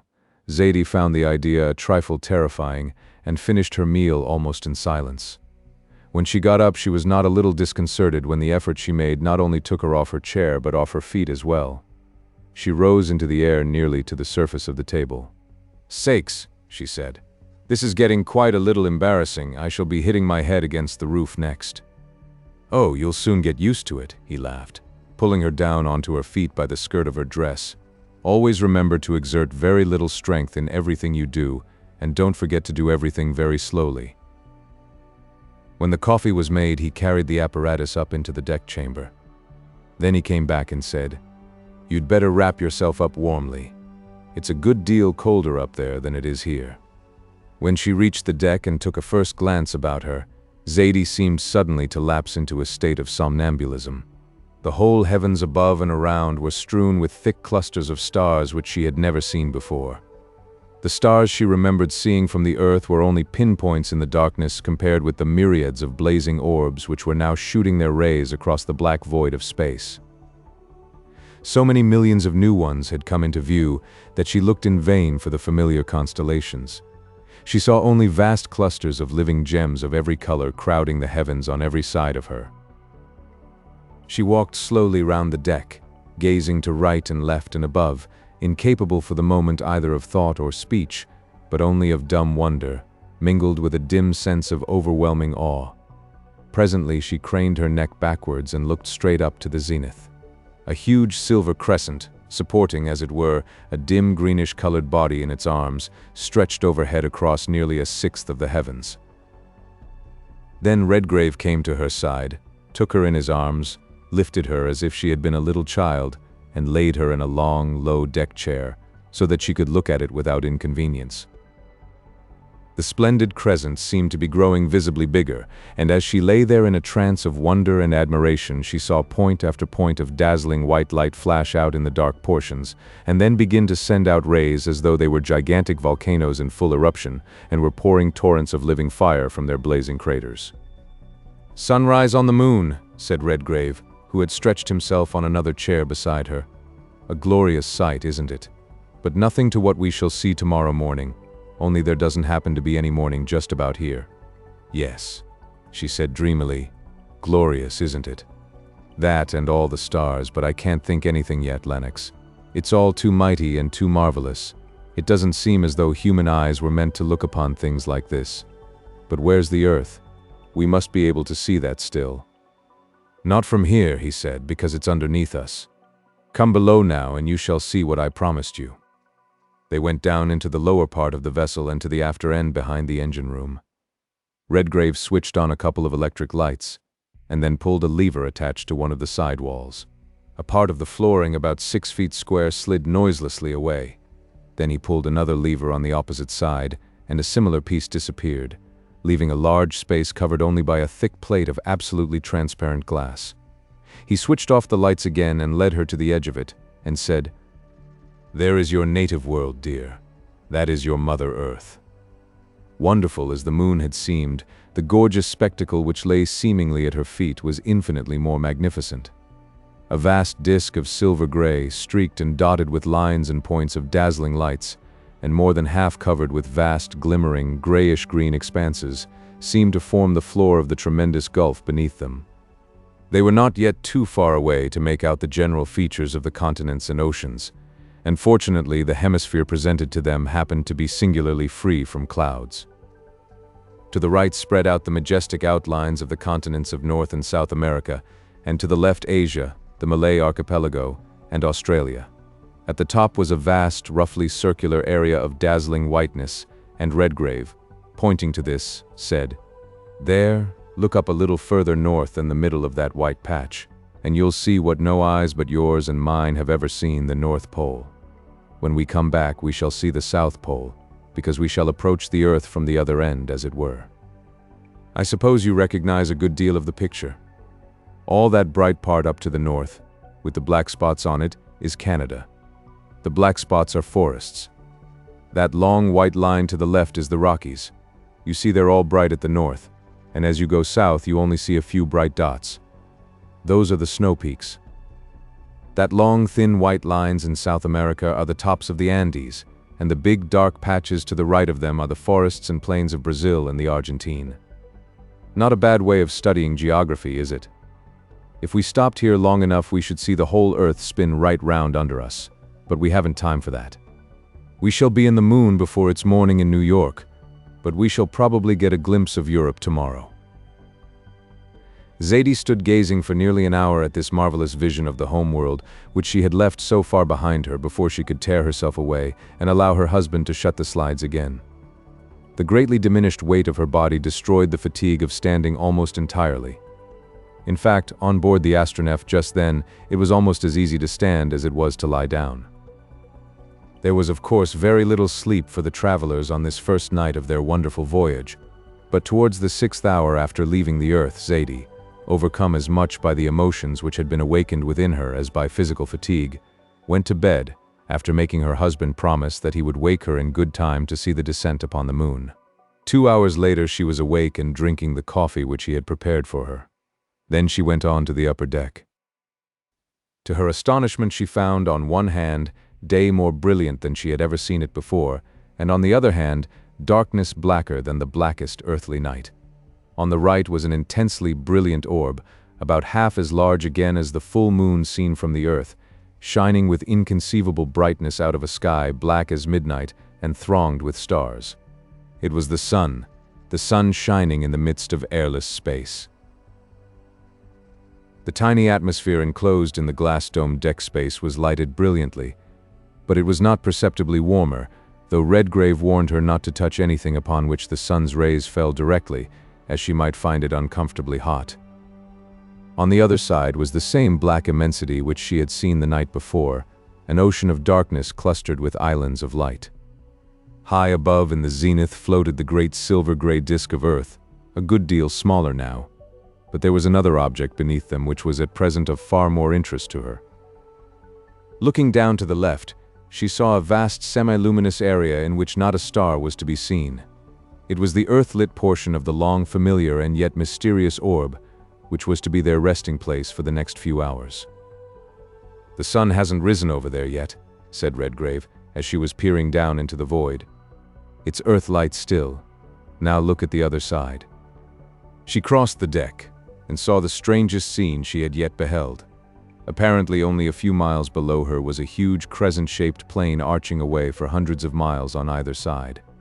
The outer edge had a ragged look, and little excrescences which soon took the shape of flat-topped mountains, projected from it and stood out bright and sharp against the black void beneath, out of which the stars shone up, as it seemed, a few feet beyond the edge of the disk. The plain itself was a scene of awful and utter desolation. Huge mountain walls, towering to immense heights and enclosing great circular and oval plains, one side of them blazing with intolerable light, and the other side black with impenetrable obscurity. Enormous valleys reaching down from brilliant day into rayless night, perhaps down into the very bowels of the dead world itself. Vast gray-white plains lying round the mountains, crossed by little ridges and by long black lines, which could only be immense fissures with perpendicular sides, but all hard, gray-white and black, all intolerable brightness or inky gloom, not a sign of life anywhere, no shady forests, no green fields, no broad, glittering oceans, only a ghastly wilderness of dead mountains and dead plains. "What an awful place," Zaidie whispered. "Surely we can't land there. How far are we from it?" "About 1,500 miles, replied Redgrave, who was sweeping the scene below him with one of the two powerful telescopes which stood on the deck. "No, it doesn't look very cheerful, does it? But it's a marvelous sight for all that, and one that a good many people on Earth would give one of their eyes to see from here. I'm letting her drop pretty fast, and we shall probably land in a couple of hours or so. Meanwhile, you may as well get out your moon atlas and study your lunography. I'm going to turn the power a bit astern so that we shall go down obliquely and see more of the lighted disk. We started at new moon so that you should have a look at the full Earth, and also so that we could get round to the invisible side while it is lighted up." They both went below, he to deflect the repulsive force so that one set of engines should give them a somewhat oblique direction, while the other, acting directly on the surface of the moon, simply retarded their fall, and she to get out her maps. When they got back, the Astronef had changed her apparent position and, instead of falling directly onto the moon, was descending towards it in a slanting direction. The result of this was that the sunlit crescent rapidly grew in breadth.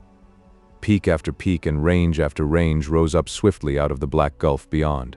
The sun climbed quickly up through the star-strewn, midday heavens, and the full Earth sank more swiftly still behind them. Another hour of silent, entranced wonder and admiration followed, and then Redgrave said, "Don't you think it's about time we were beginning to think of breakfast, dear, or do you think you can wait till we land?" "Breakfast on the moon," she exclaimed. "That would be just too lovely for words. Of course we'll wait." "Very well," he said. "You see that big black ring nearly below us? That, as I suppose you know, is the celebrated Mount Tycho. I'll try and find a convenient spot on the top of the ring to drop on, and then you will be able to survey the scenery from 17 or 18,000 feet above the plains." About 2 hours later, a slight, jarring tremor ran through the frame of the vessel, and the first stage of the voyage was ended. After a passage of less than 12 hours, the Astronef had crossed a gulf of nearly 250,000 miles and rested on the untrodden surface of the lunar world. Chapter 7. "Well, madame, we've arrived. This is the moon and there is the Earth. To put it into plain figures, you are now 240,000 odd miles away from home. I think you said you would like breakfast on the surface of the world that has been, and so, as it's about 11 o'clock Earth time, we'll call it a dejeuner, and then we'll go and see what this poor old skeleton of a world is like." "Oh, then we shan't actually have breakfast on the moon?" "My dear child, of course you will. Isn't the Astronef resting now, right now, as they say in some parts of the States, on the top of the crater wall of Tycho? Aren't we really and actually on the surface of the moon? Just look at this frightful black and white, God-forsaken landscape. Isn't it like everything that you've ever learnt about the moon? Nothing but light and shade, black and white, peaks of mountains blazing in sunlight, and valleys underneath them as black as the hinges of—" "Tophet!" said Zaidie, interrupting him quickly. "Yes, I see what you mean. So we'll have our dejeuner here, breathing our own nice atmosphere, and eating and drinking what was grown on the soil of dear old Mother Earth. It's a wee bit paralyzing to think of, isn't it, dear? 240,000 miles across the gulf of space, and we sitting here at our breakfast table just as comfortable as though we were in the Cecil in London, or the Waldorf Astoria in New York. There's nothing much in that, I mean, as regards distance. You see, before we've finished we shall probably, at least I hope we shall, be eating a breakfast or a dinner together 1,000 million miles or more from New York or London. Your ladyship must remember that this is only the first stage on the journey, the jumping-off place as you called it. You see, the distance from Washington to New York is, well, it isn't even a hop, skip, and a jump in comparison with—" "Oh yes, I see what you mean, of course, and so I suppose I had better cut off or short-circuit such sympathies with Mother Earth as are not connected with your noble self, and get breakfast ready. How's that?" "Well," said Lord Redgrave, looking at her as she rose from the table, "I think our honeymoon in space is young enough yet to make it possible for me to say that your ladyship's opinion is exactly right." "That's a hopeless commonplace. Really, Lennox, I thought you were capable of something better than that." "My dear Zadie, it has been my fate to have many friends who have had honeymoons on Earth, and some of their experience seems to be that the man who contradicts his wife during the first 6 weeks of matrimony simply makes an ass of himself. He offends her and makes himself unhappy, and it sometimes takes 6 months or more to get back to bearings. What a lot of silly men and women you must have known, Lennox. Is that the way Englishmen start marriage in England? If it is, I don't wonder at Englishmen coming across the Atlantic in liners and airships and so on to get American wives. I guess you can't understand your own womenfolk. Or perhaps they don't understand us, but anyhow, I don't think I've made any great mistake. No, I don't think you have. Of course, if I thought so, I wouldn't be here now. But this is very well for a breakfast talk. All the same, I should like to know how we are going to take the promenade you promised me on the surface of the moon. Your ladyship has only to finish her breakfast, and then everything shall be made plain to her, even the deepest craters of the mountains of the moon. Very well, then, I will eat swiftly and in obedience, and meanwhile, as your lordship seems to have finished, perhaps. Yes, I will go and see to the mechanical necessities, said Redgrave, swallowing his last cup of coffee and getting up. If you'll come down to the lower deck when you've finished, I'll have your breathing suit ready for you, and then we'll go into the air chamber. Thanks, dear, yes, she said, putting out her hand to him as he left the table, the antechamber to other worlds. Isn't it just lovely? Fancy me being able to leave one world and land on another, and have you to say just those few words which make it all possible. I wonder what all the girls of all the civilized countries of Earth would give just to be me right now. They could none of them give what you gave me, Zadie, because you see, from my point of view, there's only one Zadie in the world, or as perhaps I ought to say just now, in the solar system. Very prettily said, sir, she laughed, when she had given him his due reward for his courtly speech. I am too dazed with all these wonders about me, too. To reply to it? You've given me the most convincing reply possible. Now finish your breakfast, and I'll tell you when the breathing dresses in the air chamber are ready. By the way, don't forget your cameras. It's quite possible we may find something worth taking pictures of, and you needn't trouble much about the weight. You know, you and I and all that we carry will only weigh about 1/6 of what we did on the Earth. Very well then, I'll take the whole plate apparatus as well as the Kodak and the panorama camera. When I'm ready, Murgatroyd will tell you to come down. But isn't he coming with us too? My dear girl, if I were to ask Murgatroyd to leave the Astronef, there'd be a mutiny on board. A mutiny of 1 against 1. No, he's left his native world, but he says he's done it in a ship that's made with British steel out of English iron mines, smelted, forged and fashioned in English works, and so to him it's a bit of England, however far away from Mother Earth it may be, and if you ever see Andrew Murgatroyd's big head and good, ungainly body outside the Astronef in any of the worlds, dead or alive, that we're going to visit, well, when we get back to Mother Earth you may ask me. I don't think I'll have to ask you for anything, Lennox. I believe if I wanted anything you'd know before I did, so go away and get those breathing dresses ready. I didn't come to the moon to talk commonplaces with a husband I've been married to for nearly 3 days. Is it really as long as that? Oh, don't be ridiculous, even if you are beyond the limits of earthly conventionalities. Anyhow, I've been married long enough to want my own way, and just now I want a promenade on the moon. The will of her ladyship is a law unto her servant, and that which she hath said shall be done. If you come down onto the lower deck in 10 minutes, everything shall be ready. With this, he disappeared down the companionway. About 5 minutes afterwards, Andrew Murgatroyd showed his grizzled, long-bearded face with its high forehead, heavy brows, and broad-set eyes, long nose and shaven upper lip, just above the stairway, and said, for all the world as though he might have been giving out the number of the hymn in his beloved Ebenezer at Smeaton. If it pleases your ladyship, his lordship is ready, and if you'll please come down, I'll show you the way. Oh, thank you, Mr. Murgatroyd, said Zadie, getting up and going towards the companionway. But I'm afraid you don't think that, you don't seem to take very much interest. If your ladyship will pardon me, said the old man, standing aside to let her go down, "It is not my business to think on board his lordship's vessel. I am his servant, and my fathers have been his father's servants for more years than I'd like to count. If it wasn't that way, I wouldn't be here. Will your ladyship please to come down?" Zaidie bowed her beautiful head in recognition of this ages-old devotion and said as she passed him, more sweetly than he had ever heard human lips speak, "Thank you, Mr. Murgatroyd. You've taught me something in those few words that we have no knowledge of in the States. Good service is as honorable as good mastership. Thank you." Murgatroyd put up his lower lip and half smiled with his upper, for he was not yet quite sure of this radiant beauty, who, according to his ideas, should have been English and wasn't. Then, with a rather clumsy and yet eloquent gesture, he showed her the way down to the air chamber. She nodded to him with a smile as she passed in through the airtight door, and when she heard the levers swing to and the bolts shoot into their places, she felt as though, for the time being, she had said goodbye to a friend. Her husband was waiting for her almost fully clad in his breathing dress. He had hers all ready to put on, and when the necessary changes and investments had been made, Zaidie found herself clad in a costume which was not by any means unlike the diving dresses of common use, save that they were very much lighter in construction. The helmets were smaller, and not having to withstand outside pressure, they were made of welded aluminum, lined thickly with asbestos, not to keep the cold out, but the heat in.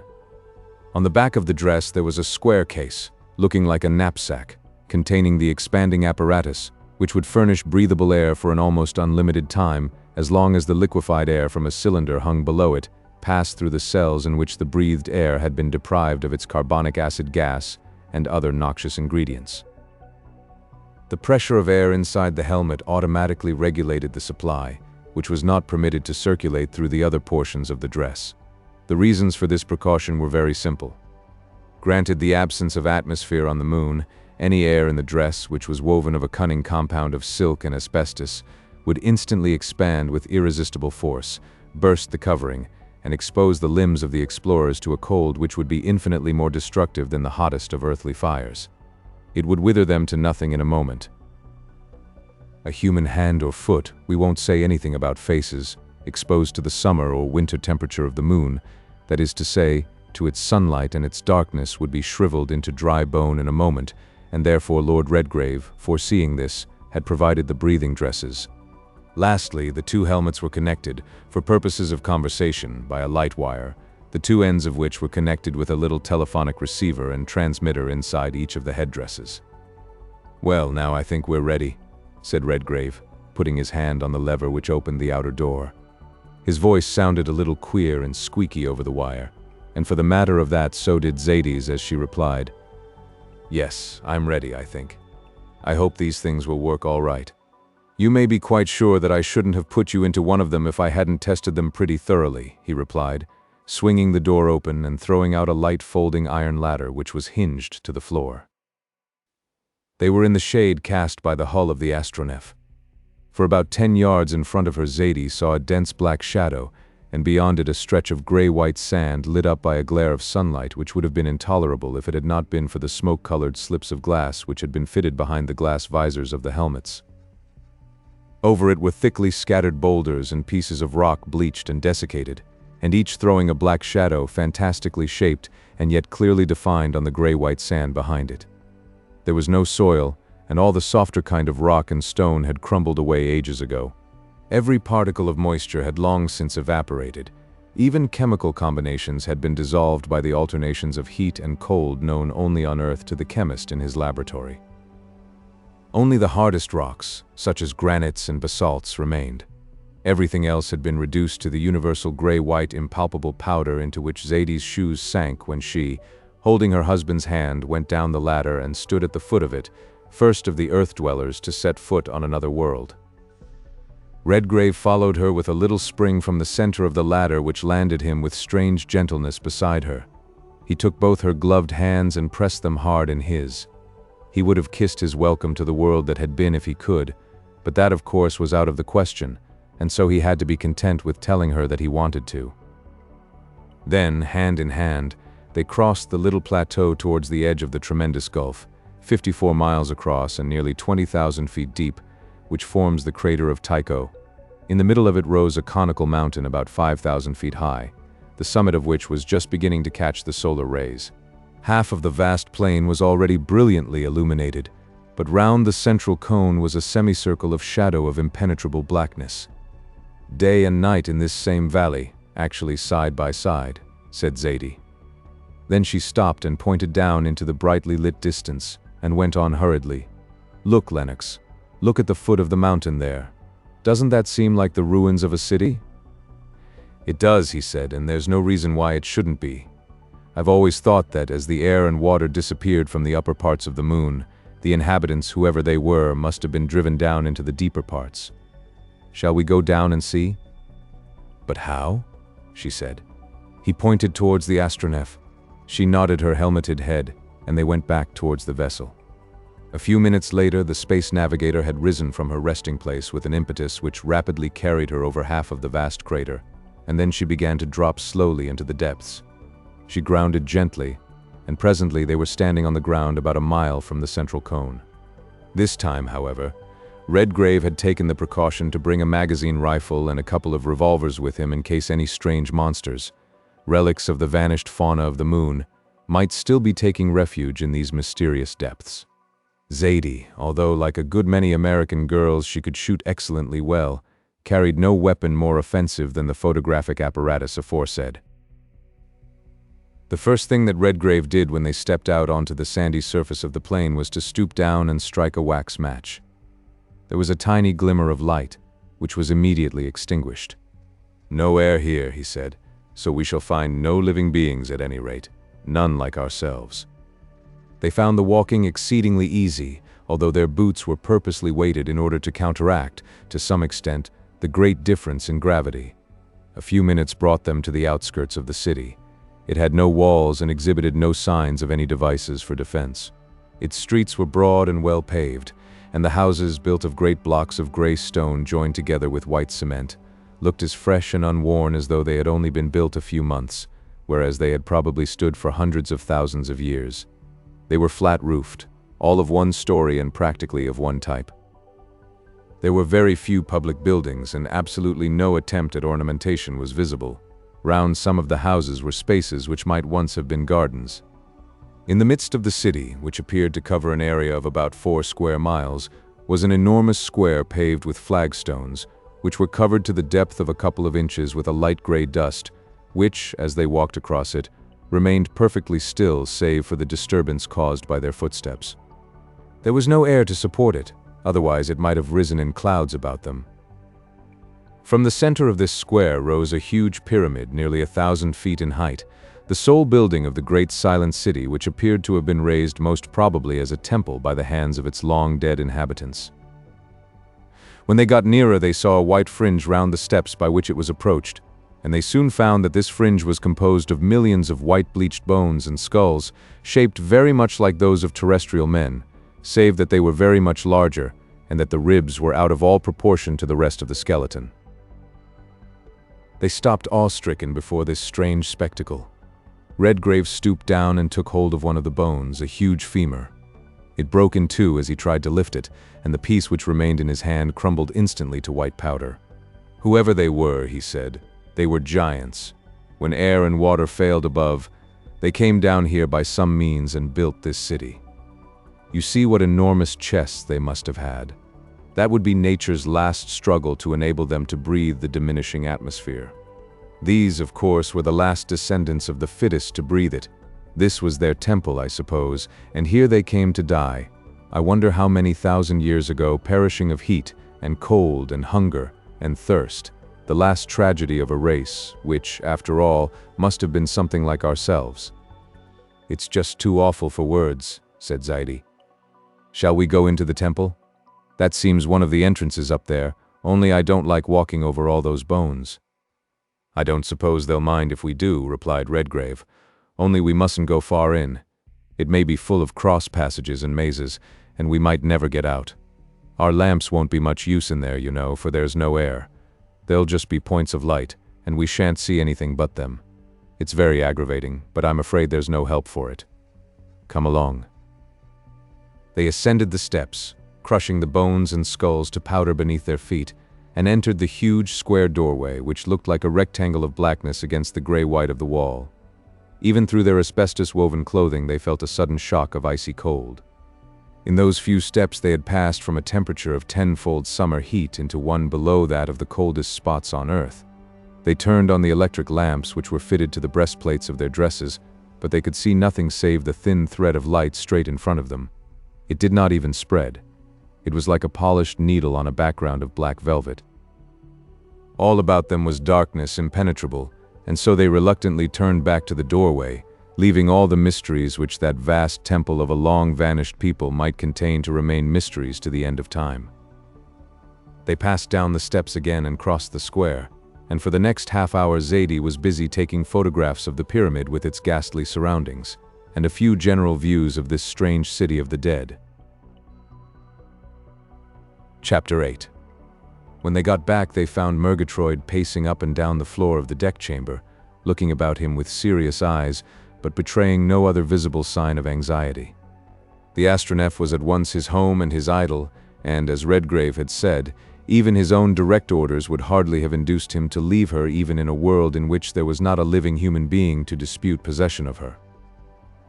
When they had resumed their ordinary clothing, the Astronef rose from the surface of the plane, crossed the encircling wall at the height of a few hundred feet, and made her way at a speed of about 50 miles an hour towards the regions of the South Pole.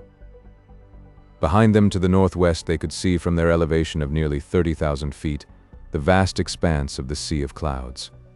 Dotted here and there were the shining points and ridges of light marking the peaks and crater walls which the rays of the rising sun had already touched. Before them and to the right and left rose a vast maze of ragged, splintery peaks and huge ramparts of mountain walls enclosing plains so far below their summits that the light of neither sun nor earth ever reached them. By directing the force exerted by what might now be called the propelling part of the engines against the mountain masses which they crossed to right and left and behind, Redgrave was able to take a zigzag course that carried them over many of the walled plains which were wholly or partially lit up by the sun, and in nearly all of the deepest their telescopes revealed something like what they had found within the crater of Tycho.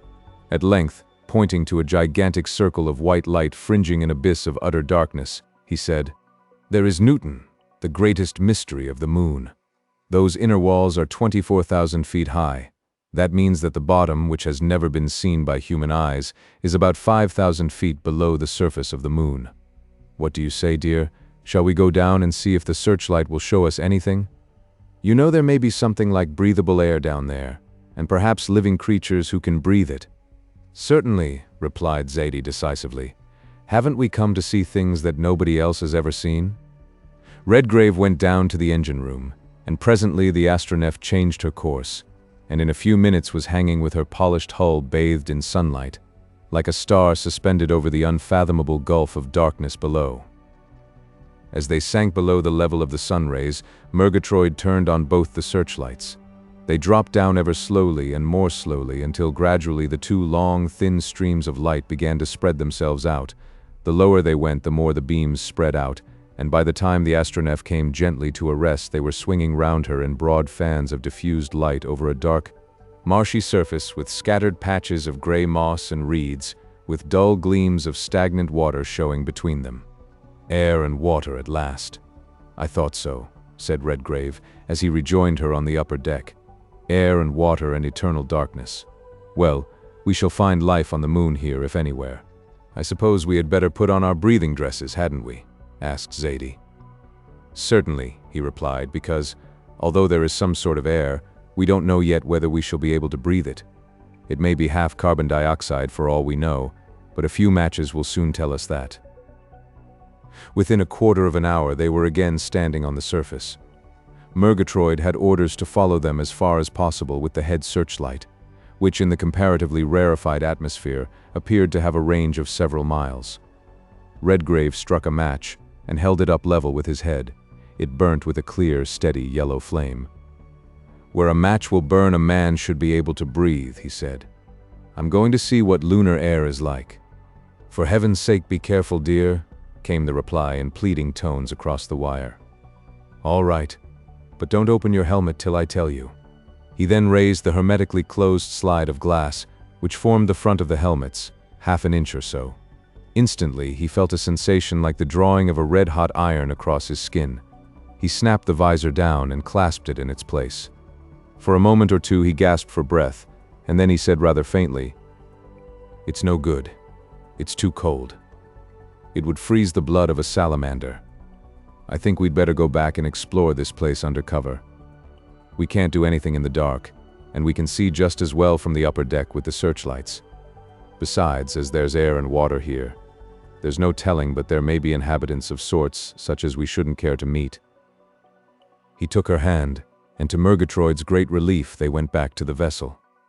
Redgrave then raised the Astronef a couple of 100 feet, and by directing the repulsive force against the mountain walls, developed just sufficient energy to keep them moving at about 12 miles an hour. They began to cross the plain with their searchlights flashing out in all directions. They had scarcely gone a mile before the headlight fell upon a moving form half walking, half crawling among some stunted brown-leaved bushes by the side of a broad, stagnant stream. "Look," said Zaidi, clasping his arm. "Is that a gorilla? Or no, it can't be a man." The light was turned full upon the object. If it had been covered with hair, it might have passed for some strange type of the ape tribe, but its skin was smooth and of a livid gray. Its lower limbs were evidently more powerful than its upper. Its chest was enormously developed, but the stomach was small. The head was big and round and smooth. As they came nearer, they saw that in place of fingernails, it had long white feelers which it kept extended and constantly waving about as it groped its way towards the water. As the intense light flashed full on it, it turned its head towards them. It had a nose and a mouth. The nose, long and thick, with huge mobile nostrils, the mouth forming an angle something like a fish's lips. Teeth there seemed none. At either side of the upper part of the nose there were two little sunken holes in which this thing's ancestors of countless thousands of years ago had once had eyes. As she looked upon this awful parody of what had once perhaps been a human face, Zaidi covered hers with her hands and uttered a little moan of horror. "Horrible, isn't it?" said Redgrave. "I suppose that's what the last remnants of the Lunarians have come to. Evidently once men and women, something like ourselves. I dare say the ancestors of that thing have lived here in coldness and darkness for hundreds of generations. It shows how tremendously tenacious nature is of life. Ages ago, no doubt, that brute's ancestors lived up yonder when there were seas and rivers, fields and forests, just as we have them on Earth, among men and women who could see and breathe and enjoy everything in life and had built up civilizations like ours. Look, it's going to fish or something.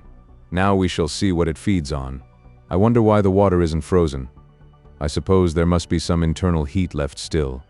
A few patches with lakes of lava under them. Perhaps this valley is just over one, and that's why these creatures have managed to survive. Ah, there's another of them, smaller, not so strongly formed. That thing's mate, I suppose, female of the species. Ugh, I wonder how many hundred of thousands of years it will take for our descendants to come to that. I hope our dear old Earth will hit something else and be smashed to atoms before that happens," exclaimed Zaidi, whose curiosity had now partly overcome her horror. "Look, it's trying to catch something." The larger of the two creatures had groped its way to the edge of the sluggish, oily water and dropped, or rather rolled, quietly into it. It was evidently cold-blooded, or nearly so, for no warm-blooded animal would have taken to such water so naturally. Presently the other dropped in too, and both disappeared for some moments.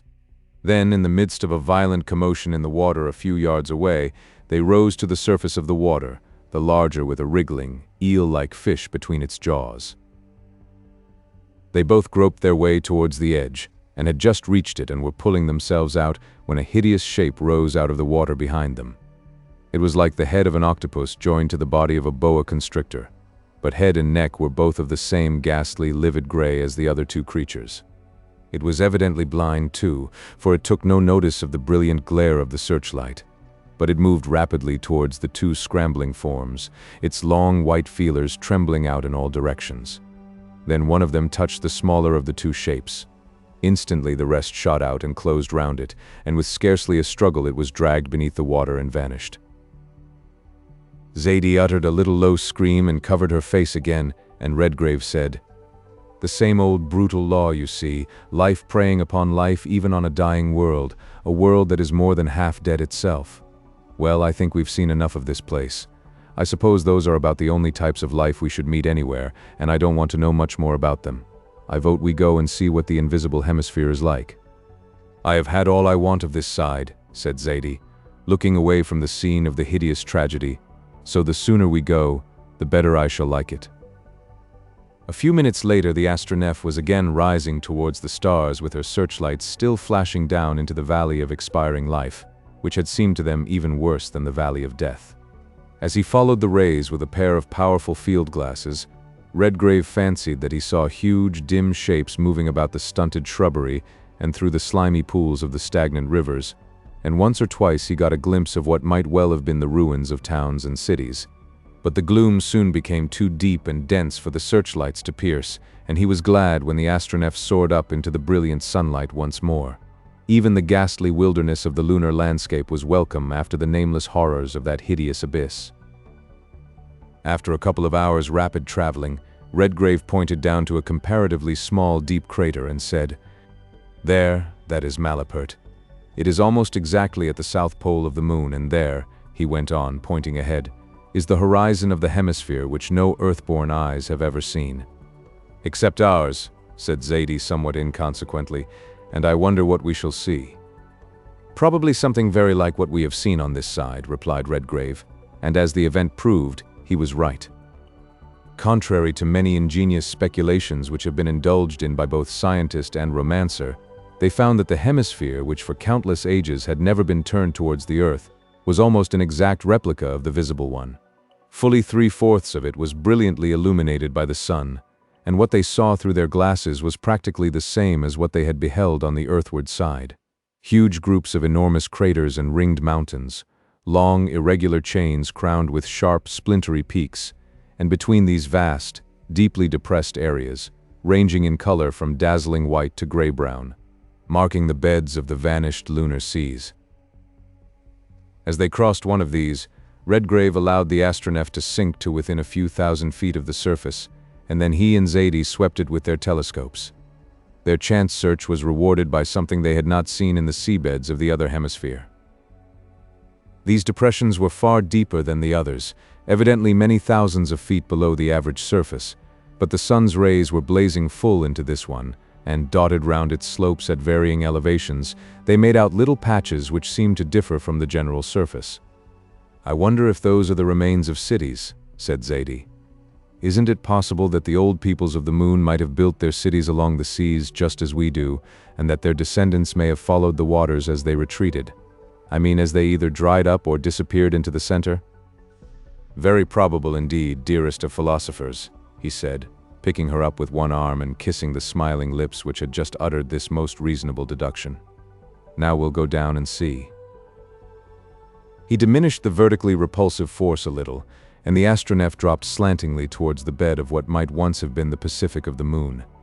When they were within about a couple of thousand feet of the surface, it became perfectly plain that XVIII was correct in her hypothesis. The vast seafloor was thickly strewn with the ruins of countless cities and towns, which had been inhabited by an equally countless series of generations of men and women, who had perhaps lived and loved in the days when our own world was a glowing mass of molten rock, surrounded by the envelope of vapors which has since condensed to form our oceans.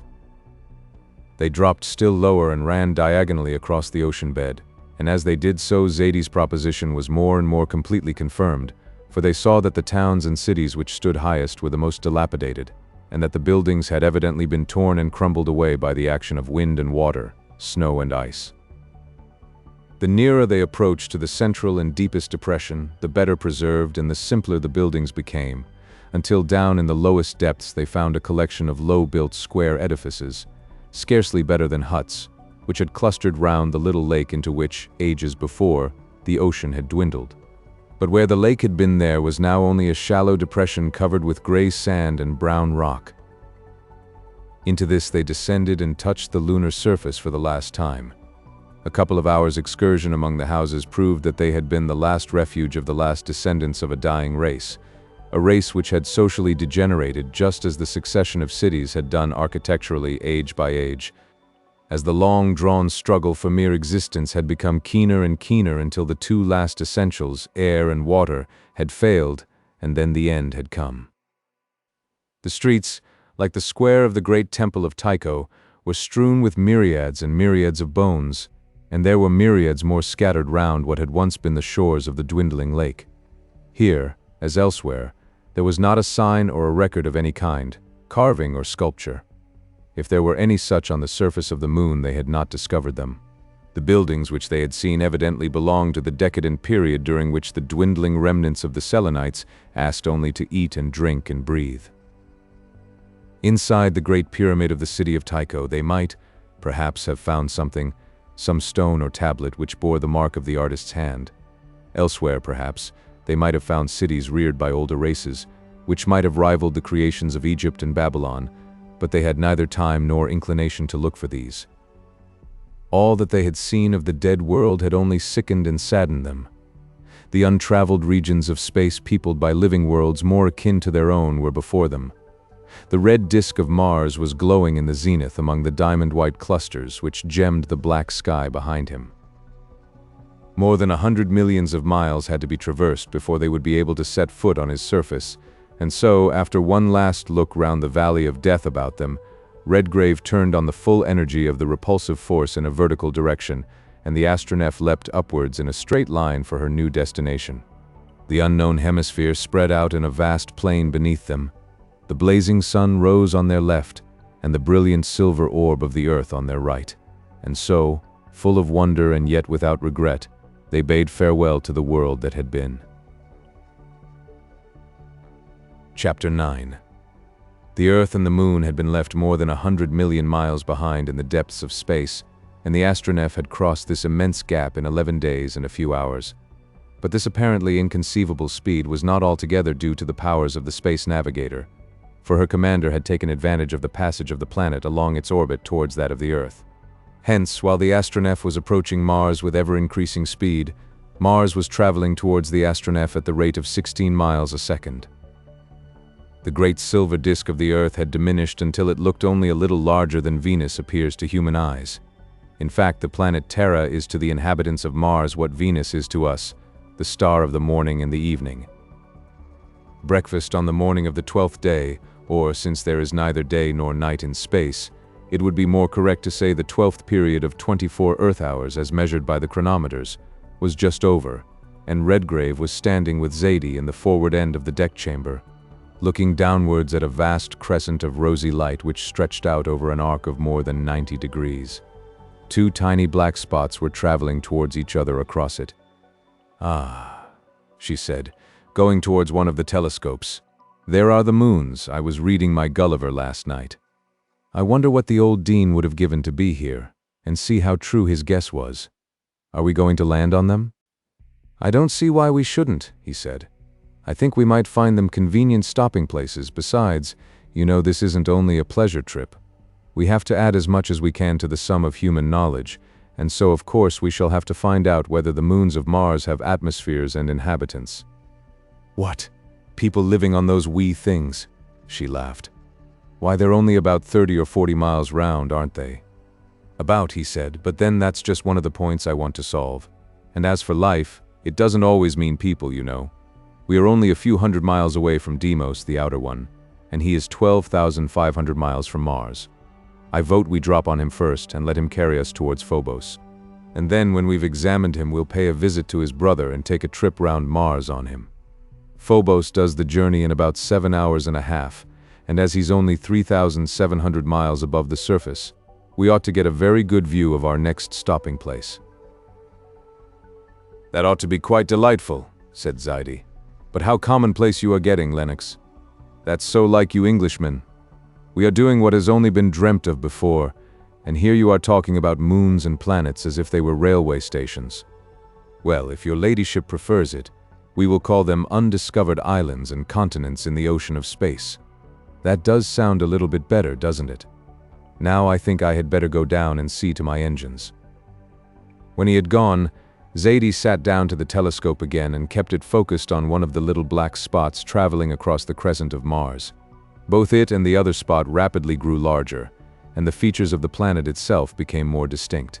Soon, even with her unaided eyes, she could make out the seas and continents and the mysterious canals quite plainly through the clear, rosy atmosphere, and, with the aid of the telescope, She could even see the glimmering twilight which the inner moon threw upon the unlighted portion of the planet's disk. Deimos grew bigger and bigger, and in about half an hour the Astronef grounded gently on what looked to Zadie like a dimly lighted circular plain, but which, when her eyes became accustomed to the light, was more like the summit of a conical mountain. Redgrave raised the keel a little from the surface again and steered towards a thin circle of light on the tiny horizon. As they crossed into the sunlit portion, it became quite plain that Deimos, at any rate, was as airless and lifeless as the moon. The surface was composed of brown rock and red sand broken up into miniature hills and valleys. There were a few traces of bygone volcanic action, but it was evident that the internal fires of this tiny world must have burnt themselves out very quickly. "Not much to be seen here," said Redgrave as he came up the companionway, "and I don't think it would be safe to go out. The attraction is so weak here that we might find ourselves falling off with very little exertion. Still, you may as well take a couple of photographs of the surface, and then we'll be off to Phobos." Zadie got her apparatus to work, and when she had taken her slides down to the dark room, Redgrave turned the R-force on very slightly, and Phobos began to sink away beneath them.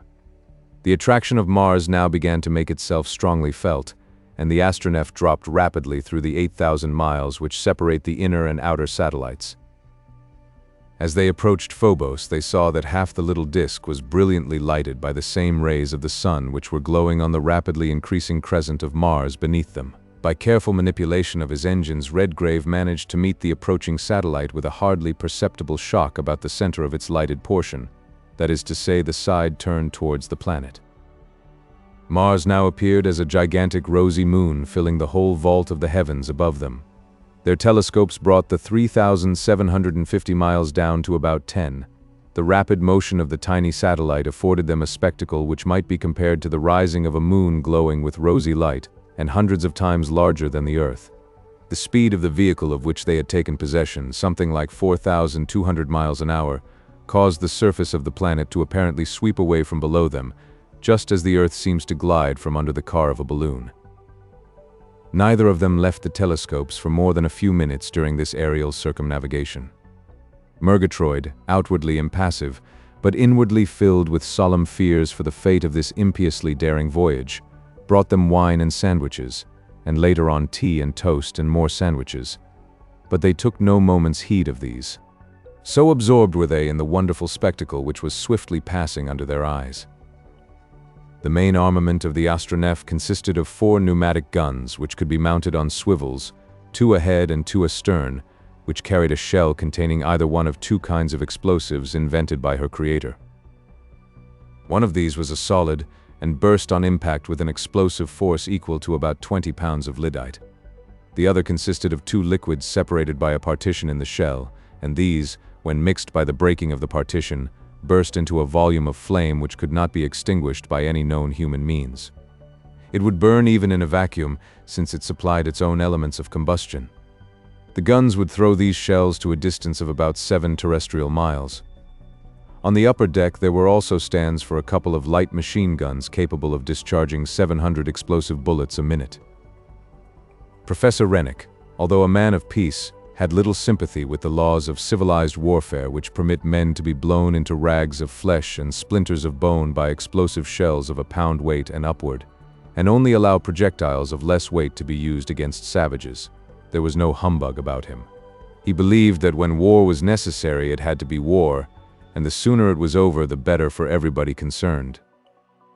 The small arms consisted of a couple of heavy 10-bore elephant guns carrying 3-ounce melanite shells, a dozen rifles and fowling pieces of different makes of which 3, a single and a double-barreled rifle and a double-barreled shotgun, belonged to her ladyship, as well as a dainty brace of revolvers, one of half a dozen braces of various calibers which completed the minor armament of the Astronef.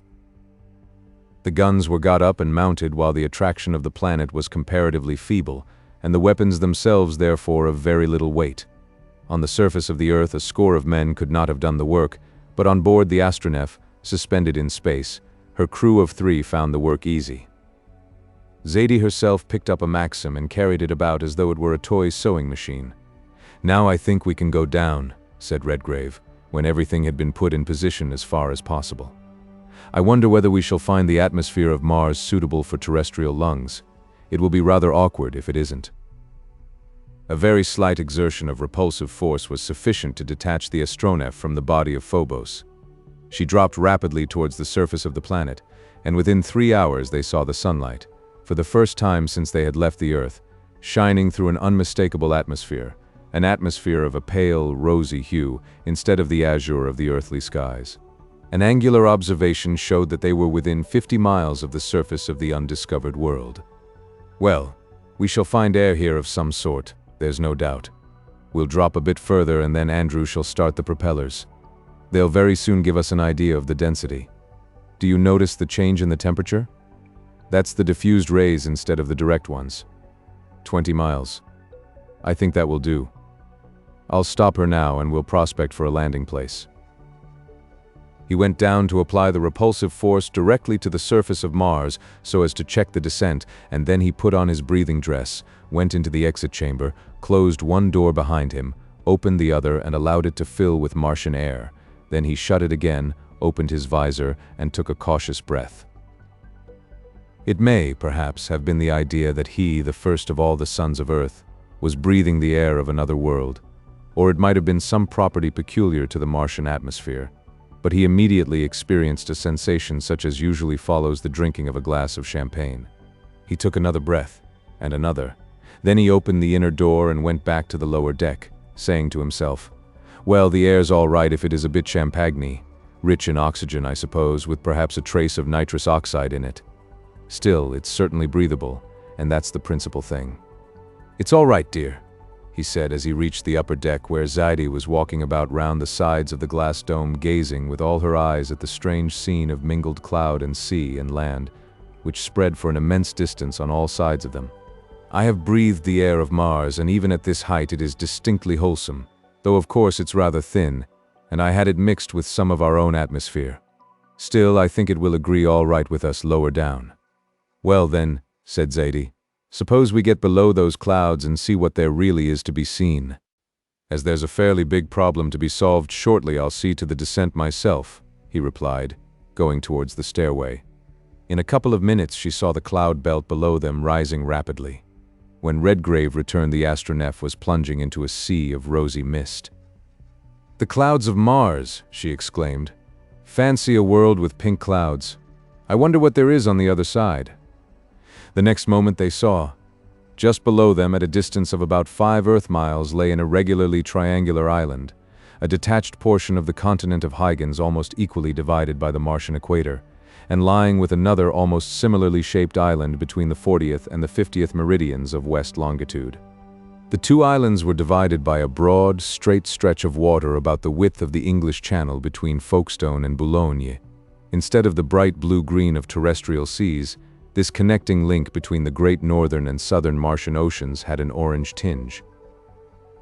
The land immediately beneath them was of a gently undulating character, something like the downs of southeastern England. No mountains were visible in any direction.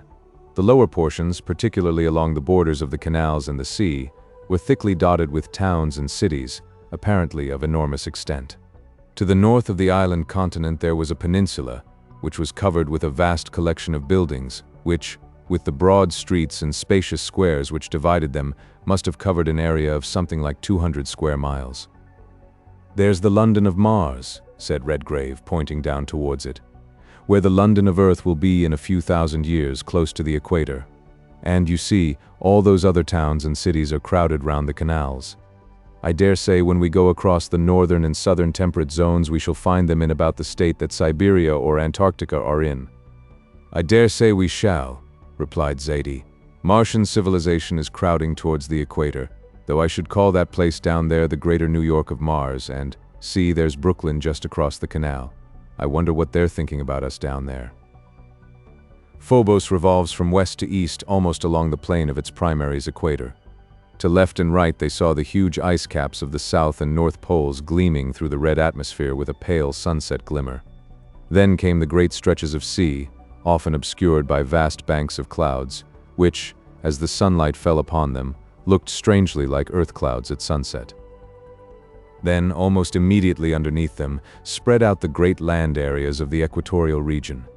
The 4 continents of Halley, Galileo, and Tycholand, then Huygens, which is to Mars what Europe, Asia, and Africa are to the Earth, then Herschel and Copernicus. Nearly all of these land masses were split up into semi-regular divisions by the famous canals which have so long puzzled terrestrial observers. "Well, there is one problem solved at any rate," said Redgrave when, after a journey of nearly 4 hours, they had crossed the Western Hemisphere. "Mars is getting very old, her seas are diminishing, and her continents are increasing. Those canals are the remains of gulfs and straits which have been widened and deepened and lengthened by human, or I should say Martian, labor, partly, I've no doubt, for purposes of navigation, and partly to keep the inhabitants of the interior of the continents within measurable distance of the sea. There's not the slightest doubt about that. Then, you see, there are scarcely any mountains to speak of so far, only ranges of low hills." "And that means, I suppose," said XVIII, "that they've all been worn down as the mountains of the earth are being. I was reading Flammarion's End of the World last night, and he, describes the earth at the last as just one big plain of land, no hills or mountains, no seas, and only sluggish rivers draining into marshes. I suppose that is what they're coming to down yonder. Now, I wonder what sort of civilization we shall find. Perhaps we shan't find any at all. Suppose all their civilizations have worn out and they are degenerating into the same struggle for sheer existence those poor creatures in the moon must have had.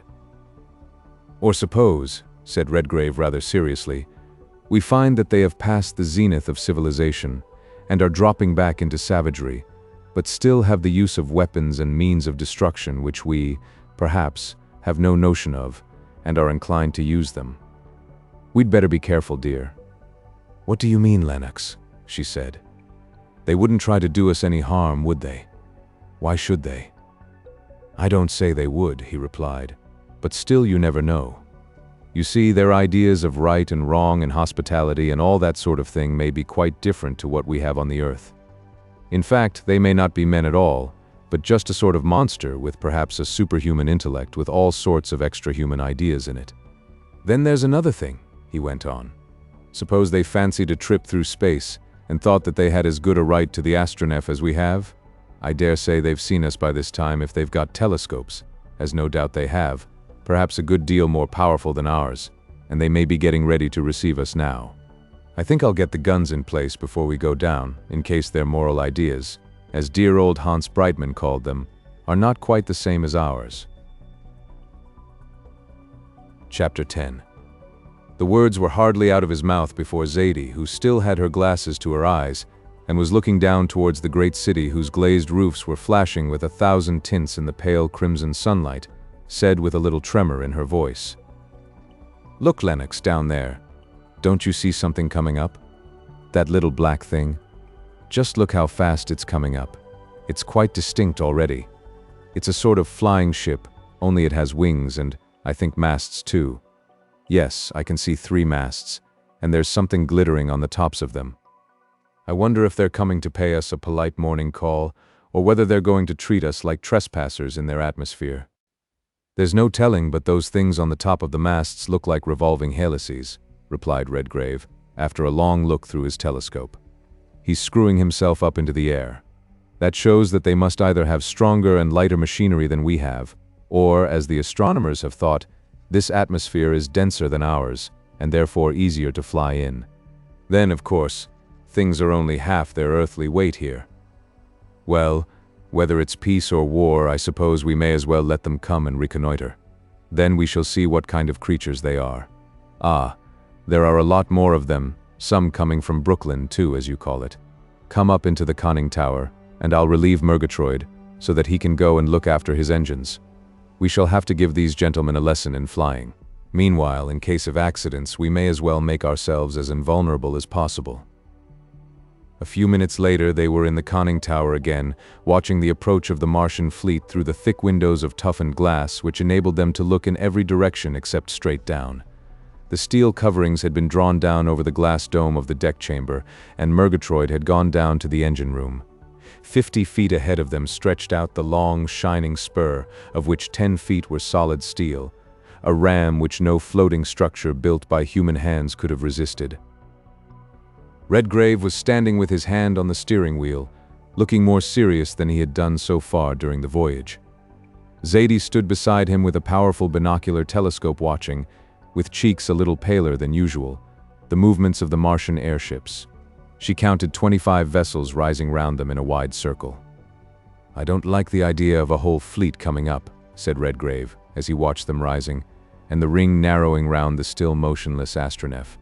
"If they only wanted to know who and what we are, or to leave their cards on us, as it were, and bid us welcome to the world, one ship could have done that just as well as a fleet. This lot coming up looks as if they wanted to get round and capture us."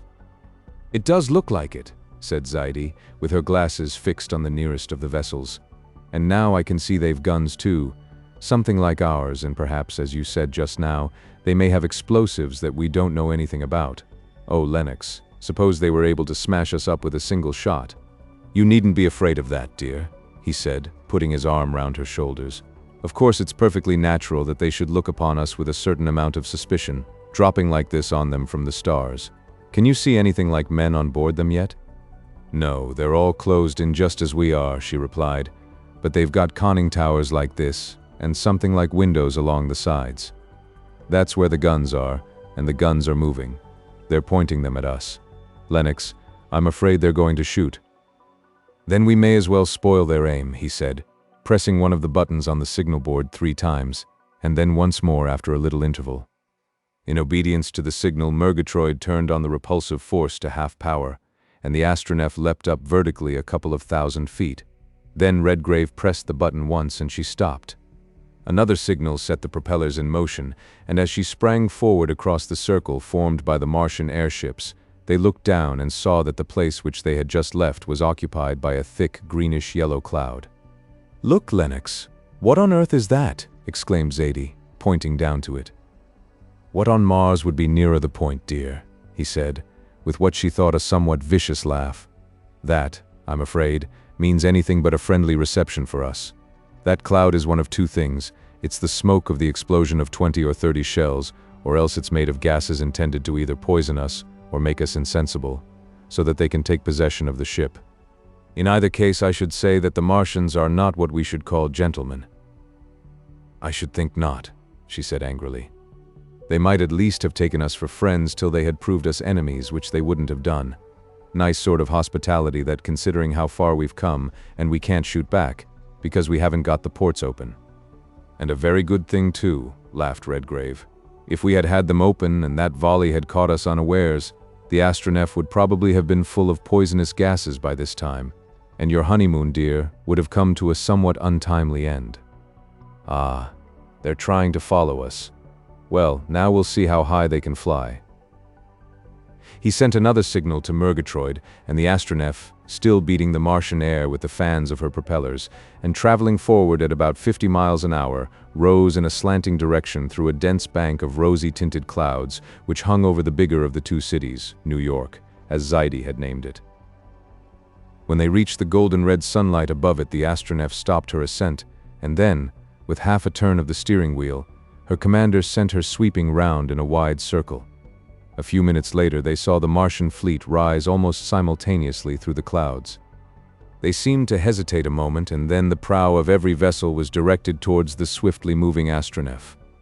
"Well, gentlemen," said Redgrave, "you evidently don't know anything about Professor Rennick and the R-Force, and yet you ought to know that we couldn't have come through space without being able to get beyond this little atmosphere of yours. Now let us see how fast you can fly." Another signal went down to Murgatroyd. The whirling propellers became 2 intersecting circles of light. The speed of the Astronef increased to 150 miles an hour, and the Martian fleet began to drop behind and trail out into a triangle like a flock of huge birds. "That's lovely, we're leaving them," exclaimed Zadie, leaning forward with the glasses to her eyes and tapping the floor of the conning tower with her foot as if she wanted to dance.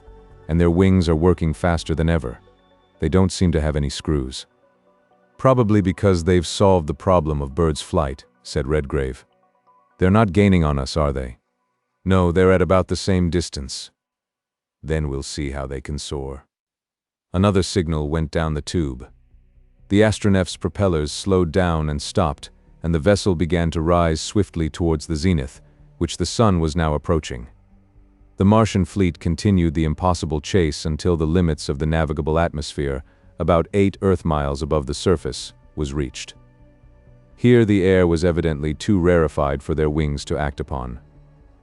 They came to a standstill, looking like links of a broken chain, their occupants no doubt looking up with envious eyes upon the shining body of the Astronef glittering like a tiny star in the sunlight 10,000 feet above them. "Well, gentlemen," said Redgrave, after a swift glance round, "I think we have shown you that we can fly faster and soar higher than you can. Perhaps you'll be a bit more civil now. If you're not, we shall have to teach you manners." "But you're not going to fight them all, dear, are you?" "Don't let us be the first to bring war and bloodshed with us into another world." "Don't trouble about that, little woman. It's here already," he replied, a trifle savagely. "People don't have airships and guns which fire shells or poison bombs or whatever they were without knowing what war is. From what I've seen, I should say these Martians have civilized themselves out of all emotions and, I dare say, have fought pitilessly for the possession of the last habitable lands of the planet. They've preyed upon each other till only the fittest are left, and those, I suppose, were the ones who invented the airships and finally got possession of all that was worth having. Of course, that would give them the command of the planet, land and sea.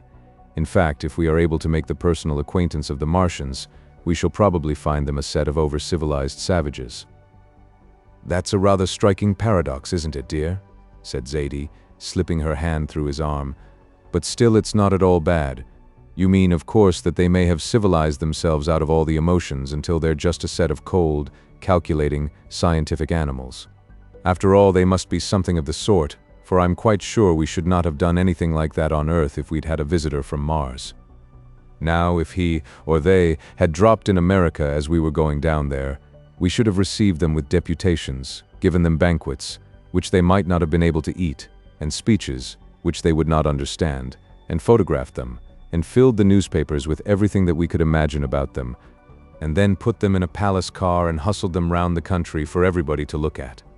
And meanwhile," laughed Redgrave, "some of your smart engineers, I suppose, would have gone over the vessel they had come in, found out how she was worked, and taken out a dozen patents for her machinery."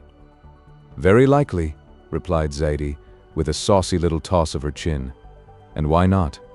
We like to learn things down there, and anyhow, that would be much more really civilized than shooting at them." While this little conversation was going on, the Astronef was dropping rapidly into the midst of the Martian fleet, which had again arranged itself in a circle. Zadie soon made out through her glasses that the guns were pointed upwards. "Oh, that's your little game, is it?" said Redgrave, when she had told him of this. "Well, if you want a fight, you can have it." As he said this, his jaws came together, and Zadie saw a look in his eyes that she had never seen there before. He signaled rapidly 2 or 3 times to Murgatroyd.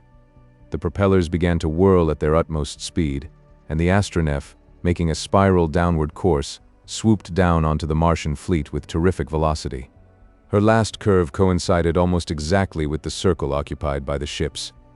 Half a dozen spouts of greenish flame came from the nearest vessel, and for a moment the Astronef was enveloped in a yellow mist. Evidently they don't know that we are airtight, and they don't use shot or shell. They've got past that. Their projectiles kill by poison or suffocation.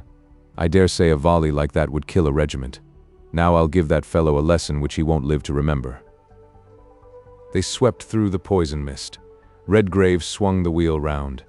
The Astronef dropped to the level of the ring of Martian vessels, which had now got up speed again. Her steel ram was directed straight at the vessel which had fired the last shot.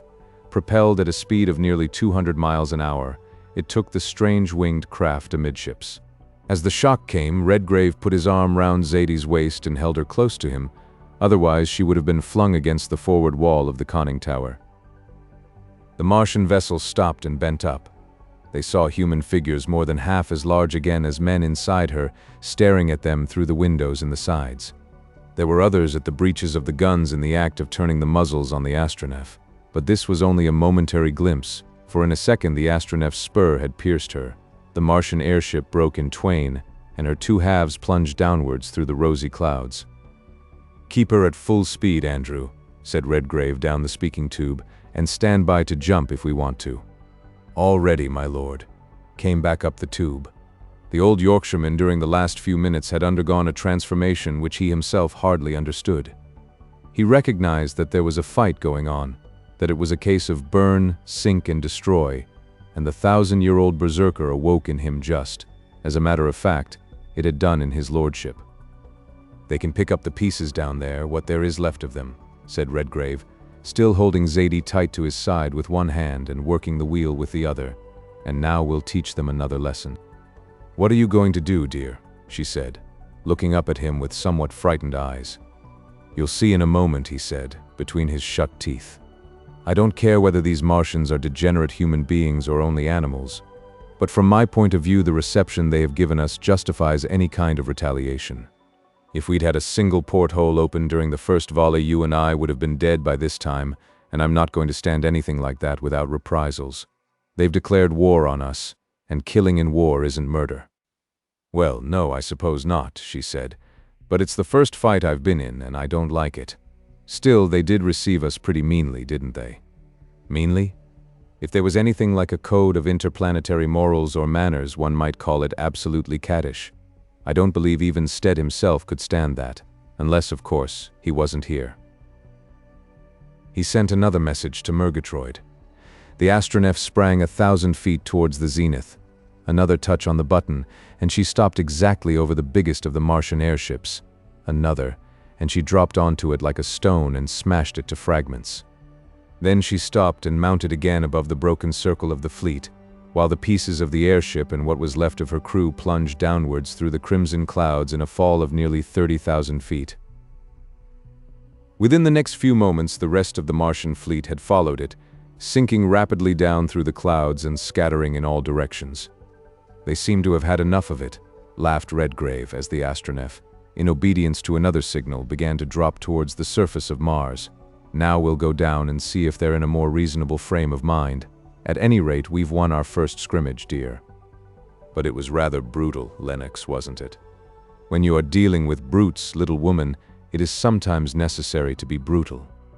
"And you look a wee bit brutal right now," she replied, looking up at him with something like a look of fear in her eyes. "I suppose that is because you have just killed somebody, or somethings, whichever they are." "Do I, really?"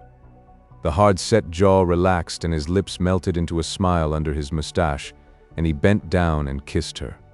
"Well, what do you suppose I should have thought of them if you had had a whiff of that poison?" "Yes, dear," she whispered in between the kisses. "I see now." Chapter 11. The Astronef dropped swiftly down through the crimson-tinged clouds, and a few minutes later they saw that the rest of the fleet had scattered in units in all directions, apparently with the intention of getting as far as possible out of reach of that terrible ram. Only one of them, the largest, which carried what looked like a flag of woven gold at the top of its center mast, remained in sight after a few minutes.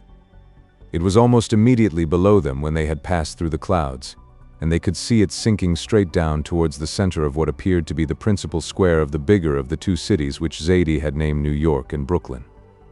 "That fellow has gone to report, evidently," said Redgrave.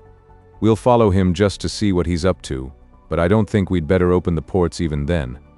There's no telling when they might give us a whiff of that poison mist or whatever it is." "But how are you going to talk to them then, if they can talk? I mean, if they know any language that we do? They're something like men, and so I suppose they understand the language of signs at any rate. Still, if you don't fancy it, we'll go somewhere else." "No, thanks," she said. "That's not my father's daughter. I haven't come 100 million miles from home to go away before the first act's finished. We'll go down to see if we can make them understand." By this time the Astronef was hanging suspended over an enormous square about half the size of Hyde Park. It was laid out just as a terrestrial park would be, in grassland, flower beds and avenues, and patches of trees. Only the grass was a reddish yellow, the leaves of the trees were like those of a beech in autumn, and the flowers were nearly all a deep violet or a bright emerald green. As they descended, they saw that the square, or Central Park, as Zadie at once christened it, was flanked by enormous blocks of buildings, palaces built of a dazzlingly white stone, and topped by domed roofs and lofty cupolas of glass. "Isn't that just lovely?" she said, swinging her binoculars in every direction. Talk about your Park Lane and the houses round Central Park. Why, it's the Chicago Exposition and the Paris one, and your Crystal Palace, multiplied by about 10,000, and all spread out just round this one place. If we don't find these people nice, I guess we'd better go back and build a fleet like this and come and take it." "There spoke the new American imperialism," laughed Redgrave. "Well, we'll go and see what they're like first, shall we?" The Astronef dropped a little more slowly than the airship had done and remained suspended 100 feet or so above her after she had reached the ground. Swarms of human figures, but of more than human stature, clad in tunics and trousers or knickerbockers, came out of the glass-domed palaces from all sides into the park. They were nearly all of the same stature, and there appeared to be no difference whatever between the sexes. Their dress was absolutely plain. There was no attempt at ornament or decoration of any kind. "If there are any of the Martian women among those people," said her ladyship, "they've taken to rationals and they've grown about as big as the men. That's exactly what's happening on Earth, you know, dear. I don't mean about the rationals, but the women growing up, especially in America. I come of a pretty long family, but look." "Well, I only come to your ear," she said. "And our descendants of 10,000 years hence." "Oh, don't bother about them," she said. "Look, there's someone who seems to want to communicate with us. Why, they're all bald. They haven't got a hair among them, and what a size their heads are. That's brains, too much brains, in fact. These people have lived too long. I dare say they've ceased to be animals, civilized themselves out of everything in the way of passions and emotions, and are just purely intellectual beings, with as much human nature about them as Russian diplomacy or those things we saw at the bottom of the Newton crater. I don't like the look of them." The orderly swarms of figures, which were rapidly filling the park, divided as he was speaking, making a broad lane from one of its entrances to where the Astronef was hanging above the airship. A light four-wheeled vehicle, whose framework and wheels glittered like burnished gold, sped towards them, driven by some invisible agency. Its only occupant was a huge man, dressed in the universal costume, saving only a scarlet sash in place of the cord girdle which the others wore round their waists. The vehicle stopped near the airship, over which the Astronef was hanging, and as the figure dismounted, a door opened in the side of the vessel and 3 other figures, similar both in stature and attire, came out and entered into conversation with him. "The Admiral of the fleet is evidently making his report," said Redgrave. "Meanwhile, the crowd seems to be taking a considerable amount of interest in us." "And very naturally too," replied XVIII. "Don't you think we might go down now and see if we can make ourselves understood in any way? You can have the guns ready in case of accidents, but I don't think they'll try and hurt us now. Look, the gentleman with the red sash is making signs." "I think we can go down now, all right," replied Redgrave, "because it's quite certain they can't use the poison guns on us without killing themselves as well. Still, we may as well have our own ready. Andrew, get that port Maxim ready. I hope we shan't want it, but we may. I don't quite like the look of these people." "They're very ugly, aren't they?" said XVIII. "And really you can't tell which are men and which are women. I suppose they've civilized themselves out of everything that's nice, and are just scientific and utilitarian and everything that's horrid. I shouldn't wonder.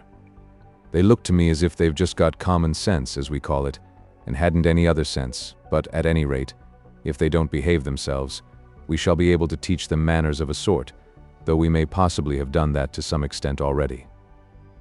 As he said this, Redgrave went into the conning tower, and the Astronef moved from above the airship, and dropped gently into the crimson grass about 100 feet from her.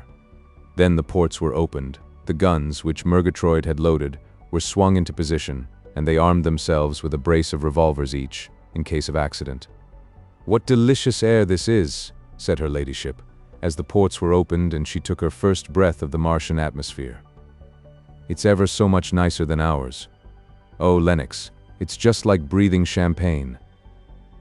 Redgrave looked at her with an admiration which was tempered by a sudden apprehension.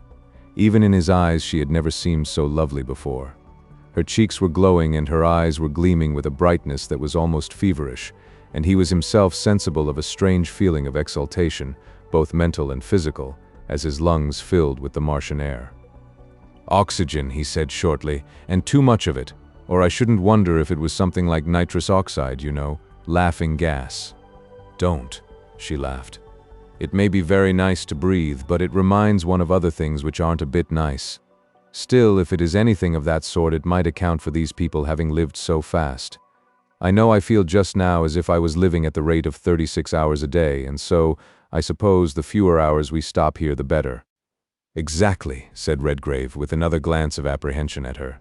"Now, there's His Royal Highness, or whatever he is, coming. How are we going to talk to him? Are you all ready, Andrew?"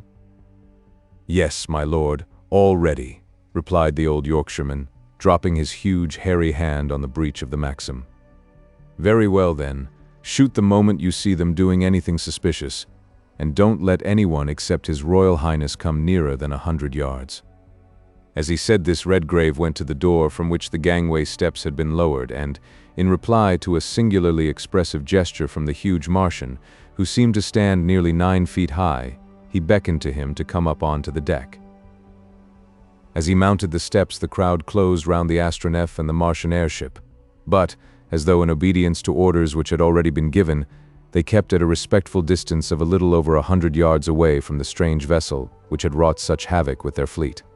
When the Martian reached the deck, Redgrave held out his hand and the giant recoiled, as a man on Earth might have done if, instead of the open palm, he had seen a clenched hand gripping a knife. "Take care, Lennox!" exclaimed Zadie, taking a couple of steps towards him, with her right hand on the butt of one of her revolvers. The movement brought her close to the open door, and in full view of the crowd outside. If a seraph had come on Earth and presented itself thus before a throng of human beings, there might have happened some such miracle as was wrought when the swarm of Martians beheld the strange beauty of this radiant daughter of the Earth. As it seemed to the space voyagers, when they discussed it afterwards, ages of purely utilitarian civilization had brought all conditions of Martian life up or down to the same level. There was no apparent difference between the males and females in stature. Their faces were all the same, with features of mathematical regularity, pale skin, bloodless cheeks, and an expression, if such it could be called, utterly devoid of emotion. But still these creatures were human, or at least their forefathers had been. Hearts beat in their breasts, blood of a sort still flowed through their veins, and so the magic of this marvelous vision instantly awoke the long-slumbering elementary instincts of a bygone age. A low murmur ran through the vast throng, a murmur half-human, half-brutish, which swiftly rose to a hoarse screaming roar. "Look out, my lord. Quick! Shut the door. They're coming. It's her ladyship they want. She must look like an angel from heaven to them. Shall I fire?" "Yes," said Redgrave, gripping the lever and bringing the door down. "Zadie, if this fellow moves, put a bullet through him. I'm going to talk to that airship before he gets his poison guns to work." As the last word left his lips, Murgatroyd put his thumb on the spring on the Maxim. A roar such as Martian ears had never heard before resounded through the vast square and was flung back with 1,000 echoes from the walls of the huge palaces on every side. A stream of smoke and flame poured out of the little porthole, and then the onward swarming throng seemed to stop, and the front ranks of it began to sink down silently in long rows. Then through the roaring rattle of the Maxim sounded the deep, sharp bang of Redgrave's gun as he sent 10 pounds weight of renacite, as he had christened it, into the Martian airship. There was the roar of an explosion which shook the air for miles around. A blaze of greenish flame and a huge cloud of steamy smoke showed that the projectile had done its work, and when the smoke drifted away, the spot on which the airship had lain was only a deep, red, jagged gash in the ground. There was not even a fragment of the ship to be seen. This done, Redgrave went and turned the starboard Maxim on to another swarm which was approaching the Astronef from that side. When he had got the range, he swung the gun slowly from side to side. The moving throng stopped, as the other one had done, and sank down to the red grass, now dyed with a deeper red. Meanwhile, Zadie had been holding the Martian at something more than arm's length with her revolver. He seemed to understand perfectly that, if she pulled the trigger, the revolver would do something like what the Maxims had done. He appeared to take no notice whatever either of the destruction of the airship, or of the slaughter that was going on around the Astronef. His big, pale blue eyes were fixed upon her face. They seemed to be devouring a loveliness such as they had never seen before. A dim, pinky flush stole for the first time into his waxy cheeks, and something like a light of human passion came into his eyes. Then, to the utter astonishment of both Redgrave and Zadie, he said slowly and deliberately, and with only just enough tinge of emotion in his voice to make Redgrave want to shoot him. "Beautiful. Perfect. More perfect than ours. I want it. Give palace and garden of eternal summer for it. 2,000 work slaves and 50. And I'll see you damned first, sir, whoever you are," said Redgrave, clapping his hand onto the butt of his revolver and forgetting for the moment that he was speaking in another world than his own. "What the devil do you mean, sir, by insulting my wife?" "Insulting? Wife? What is that? We have no words like those." "But you speak English," exclaimed Zadie, going a little nearer to him, but still keeping the muzzle of her revolver pointing up to his hairless head. "No, Lennox, don't be afraid about me, and don't get angry. Can't you see that this person hasn't got any temper? I suppose it was civilized out of his ancestors ages ago. He doesn't know what a wife or an insult is. He just looks upon me as a desirable piece of property to be bought, and I dare say he offered you a very handsome price. Now, don't look so savage, because you know bargains like that have been made even on our dear old virtuous Mother Earth. For instance, if you hadn't met us in the middle of the Atlantic." "That'll do, Zadie," Redgrave interrupted almost roughly. "That's not exactly the question, but I see what you mean, and it was a bit silly of me to get angry." "Silly? Angry? What do those words mean?" said the Martian in his slow, passionless, mechanical voice. "Who are you? Whence come you?" "I'll answer the last part first," said Redgrave. "We come from the Earth, the planet which you see after sunset and before sunrise." "Yes, the Silver Star," said the Martian without any note of wonder or surprise in his voice. "Are all the dwellers there like the gods and angels our children read about in the old legends?" "Gods and angels," laughed Zadie. "There, Lennox, there's a compliment for you. I really think we ought to be as civil to His Royal Highness after that as possible." Then she went on, addressing the Martian. "No, we are not all gods and angels on Earth. There are no gods and very few angels. In fact, there are none except those which exist in the fancy of certain prejudiced persons. But that doesn't matter, at least not just now," she continued with American directness. "What we want to know just now is why you speak English, and what sort of a world this Mars is." The Martian evidently only understood the most direct essentials of her speech. He saw that she asked 2 questions, and he answered them.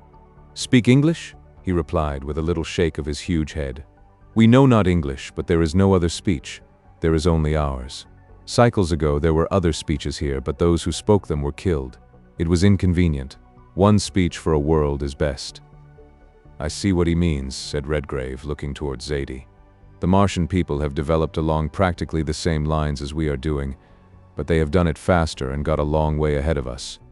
We are finding out that the speech we call English is the shortest and most convenient. The Martians found it out long ago and killed everybody who spoke anything else. After all, what we call speech is only the translation of thoughts into sounds. These people have been thinking for ages with the same sort of brains as ours, and they've translated their thoughts into the same sounds. What we call English they, I dare say, call Martian, and that's all there is in it that I can see." "Of course," laughed Zadie. "Wonderful until you know how, eh? Like most things. Still, I must say that our friend here speaks English something like a phonograph, and if he'll excuse me saying so, which of course he will, he doesn't seem to have much more human nature about him." "I'm not quite so sure on that point," said Redgrave. "But—" "Oh, never mind about that now," she interrupted, and then, turning towards the Martian, who had been listening intently as though he was trying to make sense out of what they had been saying, she went on speaking slowly and very plainly. "Tell me, sir, if you please, do you know what angry means?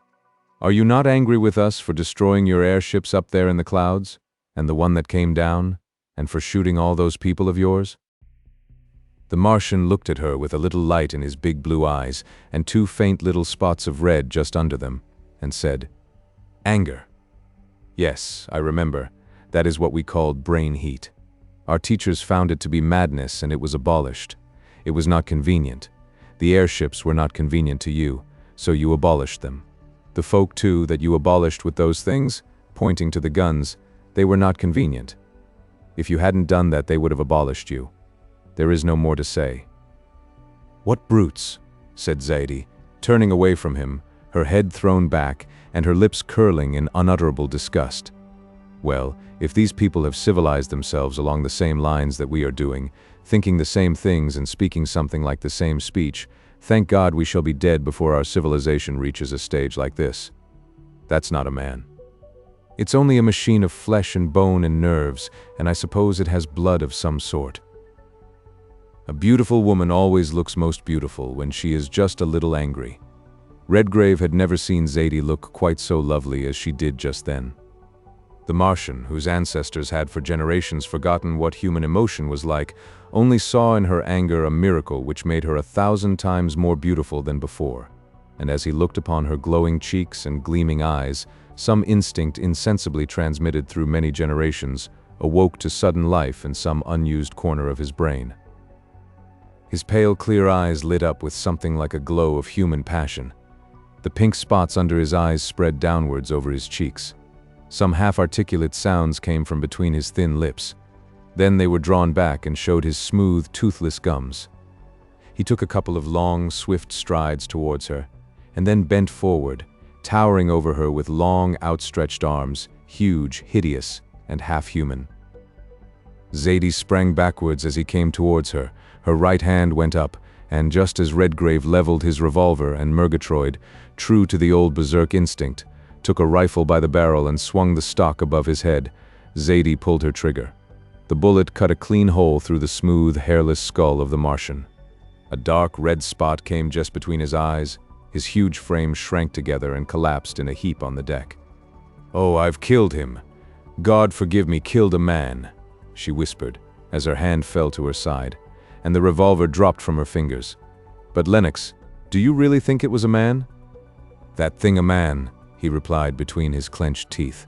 "He wanted you, and spoke English of a sort, so there was something human about him. But anyhow, he's better dead.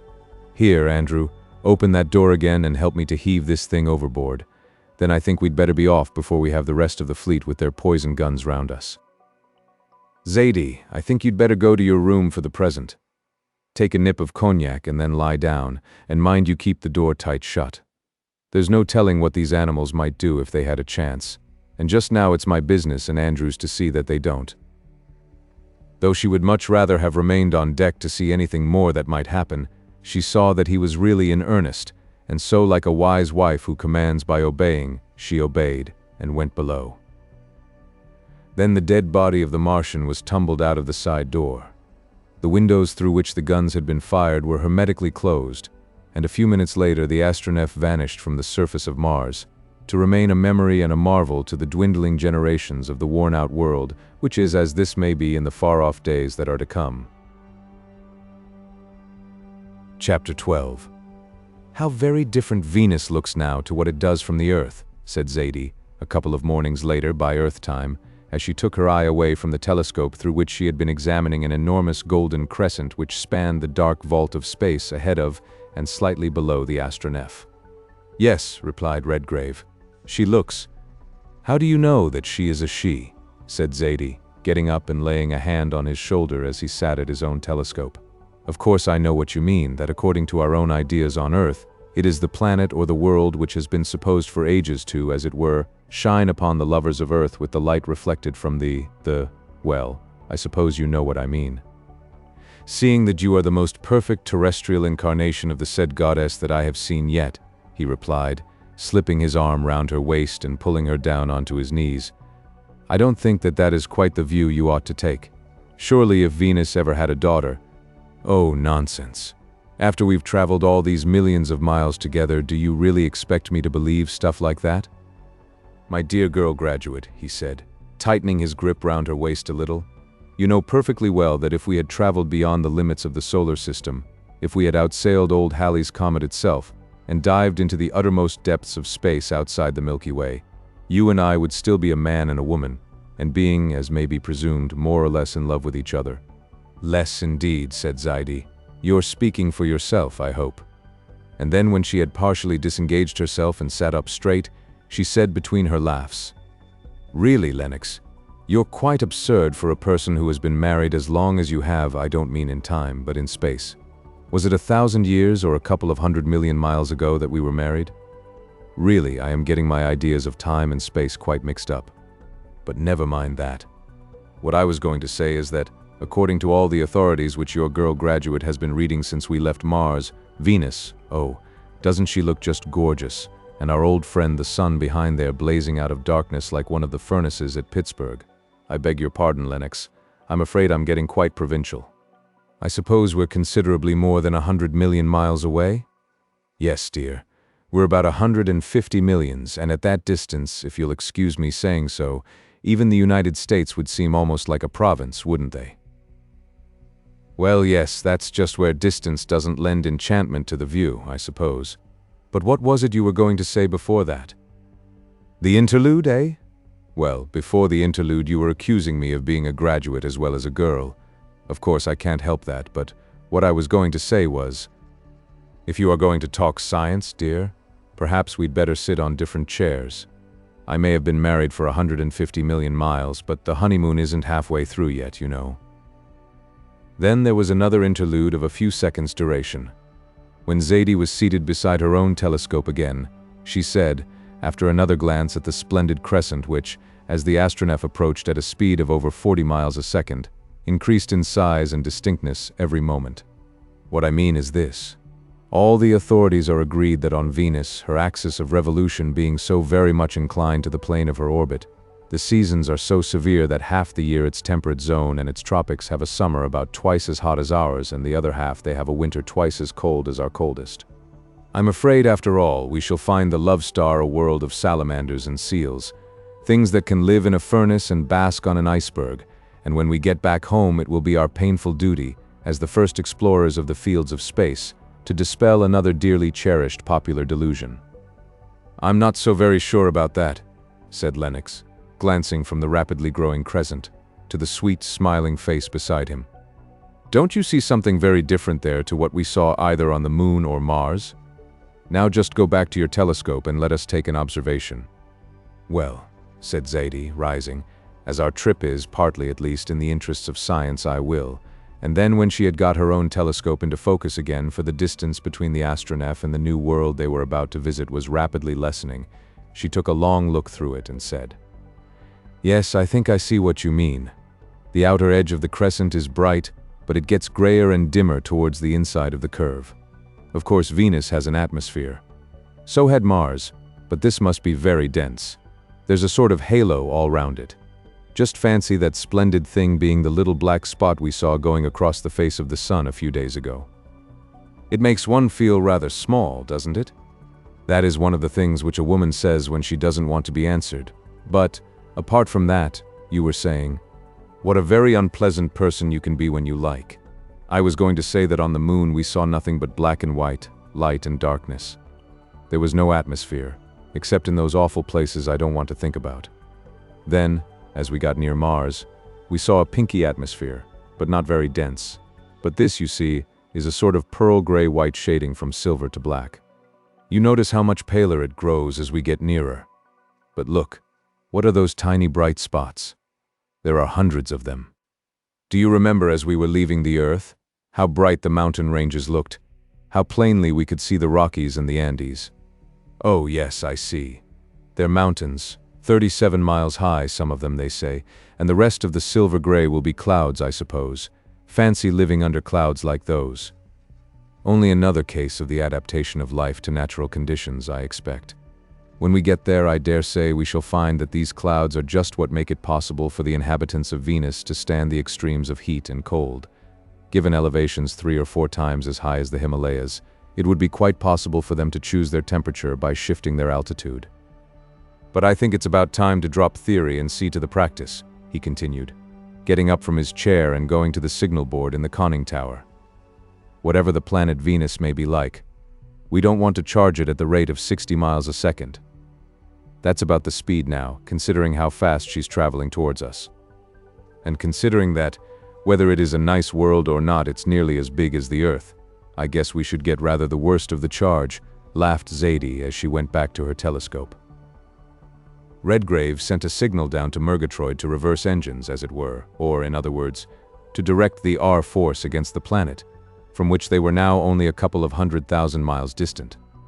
The next moment the sun and stars seemed to halt in their courses.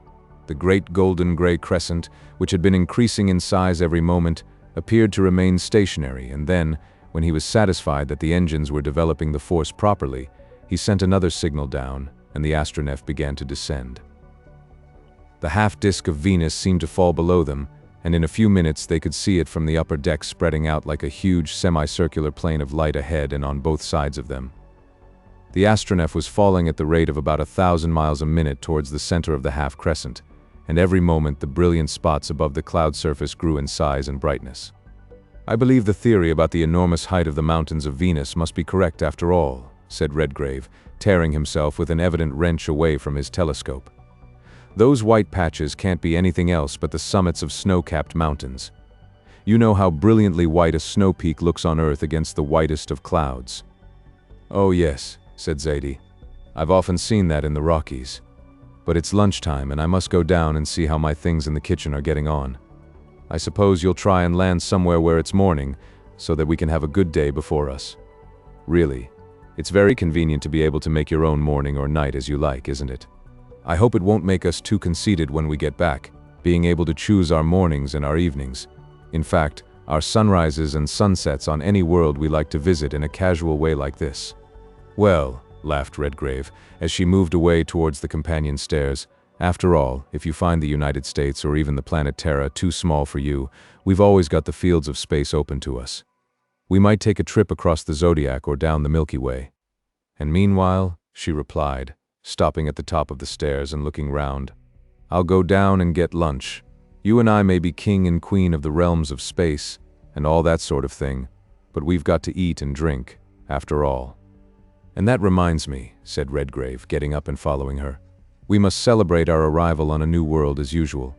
I'll go down and get out the wine. I shouldn't be surprised if we found the people of the love world living on nectar and ambrosia, and as fizz is our nearest approach to nectar." "I suppose," said Zaidi, as she gathered up her skirts and stepped daintily down the companion stairs, "if you find anything human, or at least human enough to eat and drink, you'll have a party and give them champagne. I wonder what those wretches on Mars would have thought of it if we'd only made friends with them."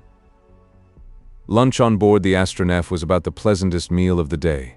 Of course, there was neither day nor night, in the ordinary sense of the word, except as the hours were measured off by the chronometers. Whichever side or end of the vessel received the direct rays of the sun was bathed in blazing heat and dazzling light. Elsewhere there was black darkness and the more than icy cold of space, but lunch was a convenient division of the waking hours, which began with a stroll on the upper deck and a view of the ever-varying splendors about them, and ended after dinner in the same place with coffee and cigarettes and speculations as to the next day's happenings. This lunch hour passed even more pleasantly and rapidly than others had done, for the discussion as to the possibilities of Venus was continued in a quite delightful mixture of scientific disquisition, and that converse which is common to most human beings on their honeymoon. As there was nothing more to be done or seen for an hour or two, the afternoon was spent in a pleasant siesta in the luxurious deck saloon, because evening to them would be morning on that portion of Venus to which they were directing their course, and, as Zaidi said, when she subsided into her hammock, it would be breakfast time before they could get dinner. As the Astronef fell with ever-increasing velocity towards the cloud-covered surface of Venus, the remainder of her disk, lit up by the radiance of her sister worlds, Mercury, Mars, and the Earth, and also by the pale radiance of an enormous comet, which had suddenly shot into view from behind its southern limb, became more or less visible. Towards 6 o'clock it became necessary to exert nearly the whole strength of her engines to check the velocity of her fall. By 8 she had entered the atmosphere of Venus, and was dropping slowly towards a vast sea of sunlit cloud, out of which on all sides towered thousands of snow-clad peaks, rounded summits, and widespread stretches of upland about which the clouds swept and surged like the silent billows of some vast ocean in Ghostland. "I thought so," said Redgrave, when the propellers had begun to revolve and Murgatroyd had taken his place in the conning tower. "A very dense atmosphere loaded with clouds. There's the sun just rising, so your ladyship's wishes are duly obeyed." And doesn't it seem nice and homelike to see him rising through an atmosphere above the clouds again? It doesn't look a bit like the same sort of dear old sun just blazing like a red-hot moon among a lot of white-hot stars and planets. Look, aren't those peaks lovely?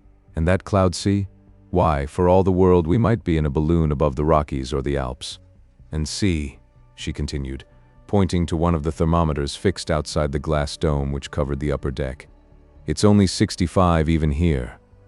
I wonder if we can breathe this air, and oh, I do wonder what we shall see on the other side of those clouds. You shall have both questions answered in a few minutes, replied Redgrave, going towards the conning tower. To begin with, I think we'll land on that big snow dome yonder and do a little exploring. Where there are snow and clouds there is moisture, and where there is moisture a man ought to be able to breathe. The Astronef, still falling, but now easily under the command of the helmsman, shot forwards and downwards towards a vast dome of snow which, rising some 2,000 feet above the cloud sea, shone with dazzling brilliance in the light of the rising sun. She landed just above the edge of the clouds. Meanwhile, they had put on their breathing suits, and Redgrave had seen that the air chamber through which they had to pass from their own little world into the new ones that they visited was in working order.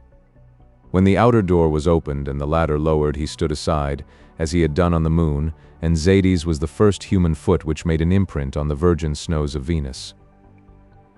The first thing Redgrave did was to raise the visor of his helmet and taste the air of the new world. It was cool and fresh and sweet, and the first draught of it sent the blood tingling and dancing through his veins. Perfect as the arrangements of the Astronef were in this respect, the air of Venus tasted like clear running spring water would have done to a man who had been drinking filtered water for several days. He threw the visor right up and motioned to XVIII to do the same. She obeyed, and after drawing a long breath, she said, "That's glorious. It's like wine after water, and rather stagnant water too. But what a world! Snow peaks and cloud seas, islands of ice and snow in an ocean of mist. Just look at them. Did you ever see anything so lovely and unearthly in your life? I wonder how high this mountain is, and what there is on the other side of the clouds. Isn't the air delicious? Not a bit too cold after all, but still I think we may as well go back and put on something more becoming. I shouldn't quite like the ladies of Venus to see me dressed like a diver." "Come along then," laughed Lennox, as he turned back towards the vessel. "That's just like a woman. You're about 150 million miles away from Broadway or Regent Street. You are standing on the top of a snow mountain above the clouds of Venus, and the moment that you find the air is fit to breathe, you begin thinking about dress. How do you know that the inhabitants of Venus, if there are any, dress at all? What nonsense. Of course they do, at least if they are anything like us." As soon as they got back on board the Astronef and had taken their breathing dresses off, Redgrave and the old engineer, who appeared to take no visible interest in their new surroundings, threw open all the sliding doors on the upper and lower decks so that the vessel might be thoroughly ventilated by the fresh, sweet air. Then a gentle repulsion was applied to the huge snow mass on which the Astronef rested. She rose a couple of 100 feet. Her propellers began to whirl round, and Redgrave steered her out towards the center of the vast cloud sea, which was almost surrounded by 1,000 glittering peaks of ice and domes of snow. "I think we may as well put off dinner, or breakfast as it will be now, until we see what the world below is like," he said to XVIII, who was standing beside him on the conning tower. "Oh, never mind about eating just now. This is altogether too wonderful to be missed for the sake of ordinary meat and drink. Let's go down and see what there is on the other side." He sent a message down the speaking tube to Murgatroyd, who was below among his beloved engines, and the next moment sun and clouds and ice peaks had disappeared, and nothing was visible save the all-enveloping silver-gray mist. For several minutes they remained silent, watching and wondering what they would find beneath the veil which hid the surface of Venus from their view. Then the mist thinned out and broke up into patches which drifted past them as they descended on their downward slanting course. Below them they saw vast, ghostly shapes of mountains and valleys, lakes and rivers, continents, islands and seas.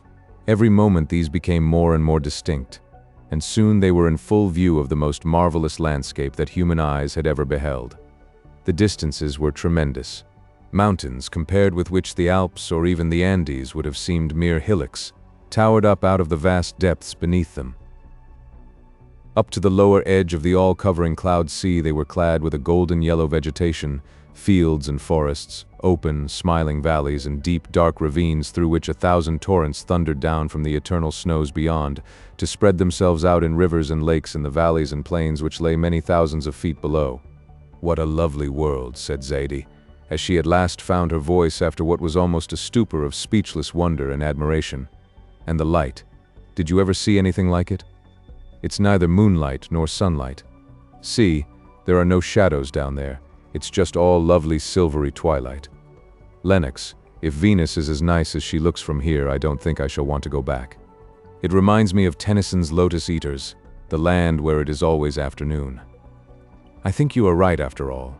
We are 30 million miles nearer to the sun than we were on the Earth, and the light and heat have to filter through those clouds. They are not at all like Earth clouds from this side. It's the other way about. The silver lining is on this side. Look, there isn't a black or a brown one or even a gray one within sight. They are just like a thin mist, lighted by 1,000,000 of electric lamps. It's a delicious world, and if it isn't inhabited by angels, it ought to be." Chapter 13. While Zaidie was talking, the Astronef was sweeping swiftly down towards the surface of Venus, through scenery of whose almost inconceivable magnificence no human words could convey any adequate idea. Underneath the cloud veil, the air was absolutely clear and transparent, clearer, indeed, than terrestrial air at the highest elevations reached by mountain climbers, and moreover, it seemed to be endowed with a strange, luminous quality, which made objects, no matter how distant, stand out with almost startling distinctness. The rivers and lakes and seas which spread out beneath them seemed never to have been ruffled by blast of storm or breath of wind, and their surfaces shone with a soft silvery light, which seemed to come from below rather than from above. "If this isn't heaven, it must be the halfway house," said Redgrave, with what was, perhaps under the circumstances, a pardonable irreverence. "Still, after all, we don't know what the inhabitants may be like, so I think we'd better close the doors and drop on the top of that mountain spur running out between the two rivers into the bay. Do you notice how curious the water looks after the earth seas? Bright silver instead of blue and green?" "Oh, it's just lovely," said Zaidie. "Let's go down and have a walk. There's nothing to be afraid of. You'll never make me believe that a world like this can be inhabited by anything dangerous." "Perhaps, but we mustn't forget what happened on Mars, Madonna mia. Still, there's one thing, we haven't been tackled by any aerial fleets yet. I don't think the people here want airships. They can fly themselves. Look, there are a lot of them coming to meet us. That was a rather wicked remark of yours, Lennox, about the halfway house to heaven, but those certainly do look something like angels." As Zaidie said this, after a somewhat lengthy pause, during which the Astronef had descended to within a few hundred feet of the mountain spur, she handed her field glasses to her husband and pointed downwards towards an island which lay a couple or miles or so off the end of the spur. He put the glasses to his eyes and took a long look through them. Moving them slowly up and down, and from side to side, he saw hundreds of winged figures rising from the island and floating towards them. "You were right, dear," he said, without taking the glass from his eyes, "and so was I. If those aren't angels, they're certainly something like men, and I suppose women too who can fly. We may as well stop here and wait for them. I wonder what sort of an animal they take the Astronef for." He sent a message down the tube to Murgatroyd and gave a turn and a half to the steering wheel. The propellers slowed down and the Astronef dropped with a hardly perceptible shock in the midst of a little plateau covered with a thick, soft moss of a pale yellowish green and fringed by a belt of trees which seemed to be over 300 feet high and whose foliage was a deep golden bronze. They had scarcely landed before the flying figures reappeared over the treetops and swept downwards in long spiral curves towards the Astronef. "If they're not angels, they're very like them," said Zaidie, putting down her glasses. "There's one thing, they fly a lot better than the old master's angels or doors could have done, because they have tails, or at least something that seems to serve the same purpose, and yet they haven't got feathers. Yes, they have, at least round the edges of their wings or whatever they are, and they've got clothes too, silk tunics or something of that sort, and there are men and women. You're quite right, those fringes down their legs are feathers, and that's how they can fly. They seem to have 4 arms. The flying figures which came hovering near to the Astronef without evincing any apparent sign of fear, were the strangest that human eyes had looked upon. In some respects they had a sufficient resemblance for them to be taken for winged men and women, while in another they bore a decided resemblance to birds. Their bodies and limbs were human in shape, but of slenderer and lighter build, and from the shoulder blades and muscles of the back there sprang a second pair of arms arching up above their heads. Between these and the lower arms, and continued from them down the side to the ankles, there appeared to be a flexible membrane covered with a light feathery down, pure white on the inside, but on the back a brilliant golden yellow, deepening to bronze towards the edges, round which ran a deep feathery fringe.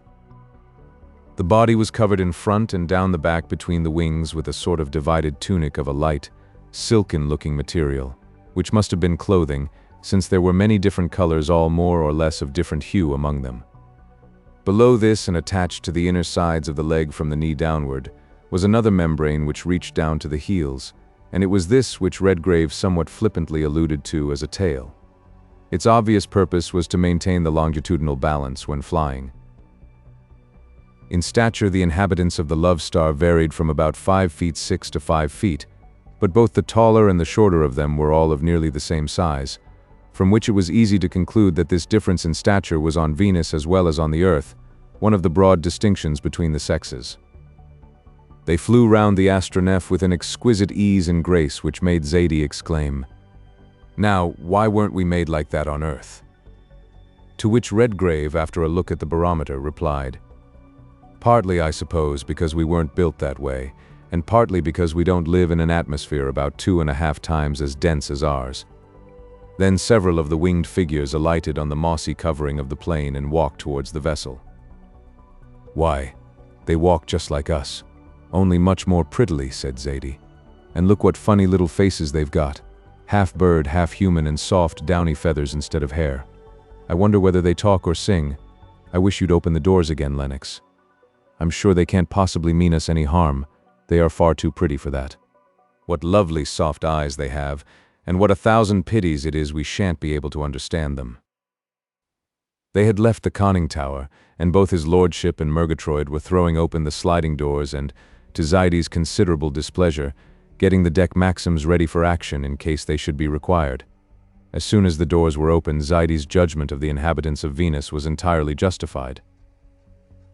Without the slightest sign of fear, but with very evident astonishment in their round golden yellow eyes, they came walking close up to the sides of the Astronef. Some of them stroked her smooth, shining sides with their little hands, which Zaidie now found had only 3 fingers and a thumb. Many ages before they might have been birds' claws, but now they were soft and pink and plump, utterly strange to manual work as it is understood upon Earth.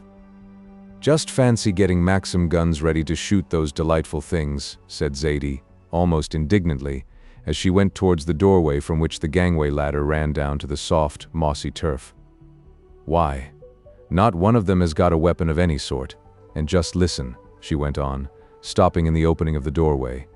"Have you ever heard music like that on Earth?" "I haven't. I suppose it's the way they talk. I'd give a good deal to be able to understand them. But still, it's very lovely, isn't it?" "Aye, like the voices of sirens," said Murgatroyd, speaking for the first time since the Astronef had landed, for this big, grizzled, taciturn Yorkshireman, who looked upon the whole cruise through space as a mad and almost impious adventure, which nothing but his hereditary loyalty to his master's name and family could have persuaded him to share in, had grown more and more silent as the millions of miles between the Astronef and his native Yorkshire village had multiplied day by day. "Sirens, and why not, Andrew?" laughed Redgrave. "At any rate, I don't think they look likely to lure us and the Astronef to destruction." Then he went on. "Yes, Zaidie, I never heard anything like that before. Unearthly, of course it is, but then we're not on Earth. Now, Zaidie, they seem to talk in song language. You did pretty well on Mars with your American. Suppose we go out and show them that you can speak the song language too." "What do you mean?" she said. "Sing them something." "Yes," he replied. "They'll try to talk to you in song and you won't be able to understand them, at least, not as far as words and sentences go. But music is the universal language on Earth, and there's no reason why it shouldn't be the same through the solar system. Come along, tune up, little woman." They went together down the gangway stairs, he dressed in an ordinary suit of gray, English tweed, with a golf cap on the back of his head, and she in the last and daintiest of the costumes which the art of Paris and London and New York had produced before the Astronef soared up from far-off Washington. The moment that she set foot on the golden-yellow sward, she was surrounded by a swarm of the winged, and yet strangely human creatures. Those nearest to her came and touched her hands and face, and stroked the folds of her dress. Others looked into her violet blue eyes, and others put out their queer little hands and stroked her hair. This and her clothing seemed to be the most wonderful experience for them, saving always the fact that she had only 2 arms and no wings. Redgrave kept close beside her until he was satisfied that these exquisite inhabitants of the newfound fairyland were innocent of any intention of harm, and when he saw 2 of the winged daughters of the Love Star put up their hands and touch the thick coils of her hair, he said, "Take those pins and things out and let it down. They seem to think that your hair's part of your head. It's the first chance you've had to work a miracle, so you may as well do it. Show them the most beautiful thing they've ever seen." "What babies you men can be when you get sentimental," laughed Zadie, as she put her hands up to her head. "How do you know that this may not be ugly in their eyes?" "Quite impossible," he replied. "They're a great deal too pretty themselves to think you ugly. Let it down." While he was speaking, Zadie had taken off a Spanish mantilla which she had thrown over her head as she came out, and which the ladies of Venus seemed to think was part of her hair. Then she took out the comb and 1 or 2 hairpins which kept the coils in position, deftly caught the ends, and then, after a few rapid movements of her fingers, she shook her head, and the wondering crowd about her saw what seemed to them a shimmering veil, half gold, half silver, in the soft reflected light from the cloud veil, fall down from her head over her shoulders. They crowded still more closely round her, but so quietly and so gently that she felt nothing more than the touch of wondering hands on her arms, and dress, and hair. As Redgrave said afterwards, he was absolutely out of it. They seemed to imagine him to be a kind of uncouth monster, possibly the slave of this radiant being which had come so strangely from somewhere beyond the cloud veil. They looked at him with their golden yellow eyes wide open, and some of them came up rather timidly and touched his clothes, which they seemed to think were his skin. Then 1 or 2, more daring, put their little hands up to his face and touched his mustache, and all of them, while both examinations were going on, kept up a running conversation of cooing and singing which evidently conveyed their ideas from one to the other on the subject of this most marvelous visit of these 2 strange beings with neither wings nor feathers, but who most undoubtedly had other means of flying, since it was quite certain that they had come from another world. Their ordinary speech was a low crooning note, like the language in which doves converse, mingled with a twittering current of undertone, but every moment it rose into higher notes, evidently expressing wonder or admiration, or both. "You were right about the universal language," said Redgrave, when he had submitted to the stroking process for a few moments. "These people talk in music, and as far as I can see or hear, their opinion of us, or at least of you, is distinctly flattering. I don't know what they take me for, and I don't care, but as we'd better make friends with them, suppose you sing them Home, Sweet Home, or the Swanee River. I shouldn't wonder if they consider our talking voices most horrible discords, so you might as well give them something different." While he was speaking, the sounds about them suddenly hushed, and as Redgrave said afterwards, it was something like the silence that follows a cannon shot. Then, in the midst of the hush, Zadie put her hands behind her, looked up towards the luminous silver surface which formed the only visible sky of Venus, and began to sing the Swanee River. The clear, sweet notes rang up through the midst of a sudden silence. The sons and daughters of the Love Star instantly ceased their own soft musical conversation, and Zadie sang the old plantation song through for the first time that a human voice had sung it to ears other than human. As the last note thrilled sweetly from her lips, she looked round at the crowd of queer half-human shapes about her, and something in their unlikeness to her own kind brought back to her mind the familiar scenes which lay so far away, so many millions of miles across the dark and silent ocean of space. Other winged figures, attracted by the sound of her singing, had crossed the trees, and these, during the silence which came after the singing of the song, were swiftly followed by others, until there were nearly 1,000 of them gathered about the side of the Astronef. There was no crowding or jostling among them. Each one treated every other with the most perfect gentleness and courtesy. No such thing as enmity or ill feeling seemed to exist among them, and in perfect silence, they waited for XVIII to continue what they thought was her long speech of greeting. The temper of the throng somehow coincided exactly with the mood which her own memories had brought to her, and the next moment she sent the first line of Home, Sweet Home soaring up to the cloud-veiled sky. As the notes rang up into the still, soft air, a deeper hush fell on the listening throng. Heads were bowed with a gesture almost of adoration, and many of those standing nearest to her bent their bodies forward and expanded their wings, bringing them together over their breasts with a motion which, as they afterwards learnt, was intended to convey the idea of wonder and admiration, mingled with something like a sentiment of worship. XVIII sang the sweet old song through from end to end, forgetting for the time being everything but the home she had left behind her on the banks of the Hudson. As the last notes left her lips, she turned round to Redgrave and looked at him with eyes dim with the first tears that had filled them since her father's death, and said, as he caught hold of her outstretched hand, "I believe they've understood every word of it. Or at any rate, every note." "You may be quite certain of that," he replied. "If you had done that on Mars, it might have been even more effective than the Maxims. For goodness sake, don't talk about things like that in a heaven like this. Oh, listen, they've got the tune already." It was true. The dwellers of the Love Star, whose speech was song, had instantly recognized the sweetness of the sweetest of all earthly songs. They had, of course, no idea of the meaning of the words, but the music spoke to them and told them that this fair visitant from another world could speak the same speech as theirs.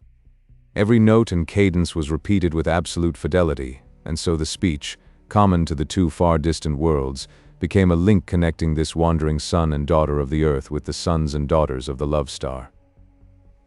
The throng fell back a little, and two figures, apparently male and female, came to XVIII and held out their right hands and began addressing her in perfectly harmonized song, which, though utterly unintelligible to her in the sense of speech, expressed sentiments which could not possibly be mistaken, as there was a faint suggestion of the Old English song running through the little song speech that they made, and both XVIII and her husband rightly concluded that it was intended to convey a welcome to the strangers from beyond the cloud veil. And then the strangest of all possible conversations began. Redgrave, who had no more notion of music than a walrus, perforce kept silence. In fact, he noticed with a certain displeasure which vanished speedily with a musical and half-malicious little laugh from XVIII, that when he spoke the bird folk drew back a little and looked in something like astonishment at him.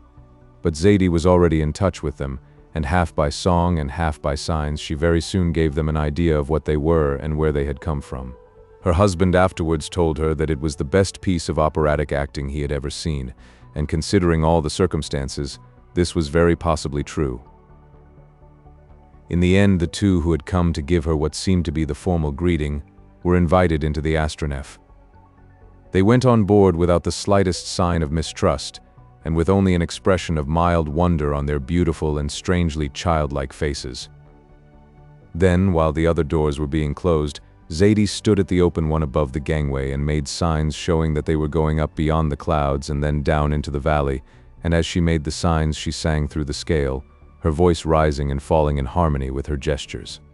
The bird folk understood her instantly, and as the door closed and the Astronef rose from the ground, 1,000 wings were outspread, and presently hundreds of beautiful soaring forms were circling about the navigator of the stars.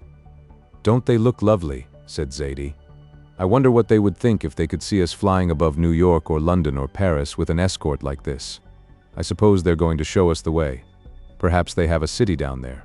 Suppose you were to go and get a bottle of champagne and see if Master Cupid and Miss Venus would like a drink. We'll see then if our nectar is anything like theirs." Redgrave went below. Meanwhile, for lack of other possible conversation, XVIII began to sing the last verse of Never Again. The melody almost exactly described the upward motion of the Astronef, and she could see that it was instantly understood, for when she had finished their two voices joined in an almost exact imitation of it. When Redgrave brought up the wine and the glasses, they looked at them without any sign of surprise. The pop of the cork did not even make them look round. Evidently a semi-angelic people, living on nectar and ambrosia, with nectar very like our own, he said, as he filled the glasses. "Perhaps you'd better give it to them. They seem to understand you better than they do me, you being, of course, a good bit nearer to the angels than I am." "Thanks," she said, as she took a couple of glasses up, wondering a little what their visitors would do with them. Somewhat to her surprise, they took them with a little bow and a smile and sipped at the wine, first with a swift glint of wonder in their eyes, and then with smiles which are unmistakable evidence of perfect appreciation.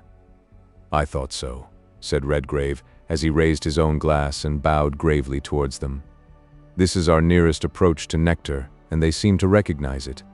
And don't they just look like the sort of people who live on it? And, of course, other things?" added Zadie, as she too lifted her glass and looked with laughing eyes across the brim at her two guests. But meanwhile Murgatroyd had been applying the repulsive force a little too strongly. The Astronef shot up with a rapidity which soon left her winged escort far below. She entered the cloud veil and passed beyond it.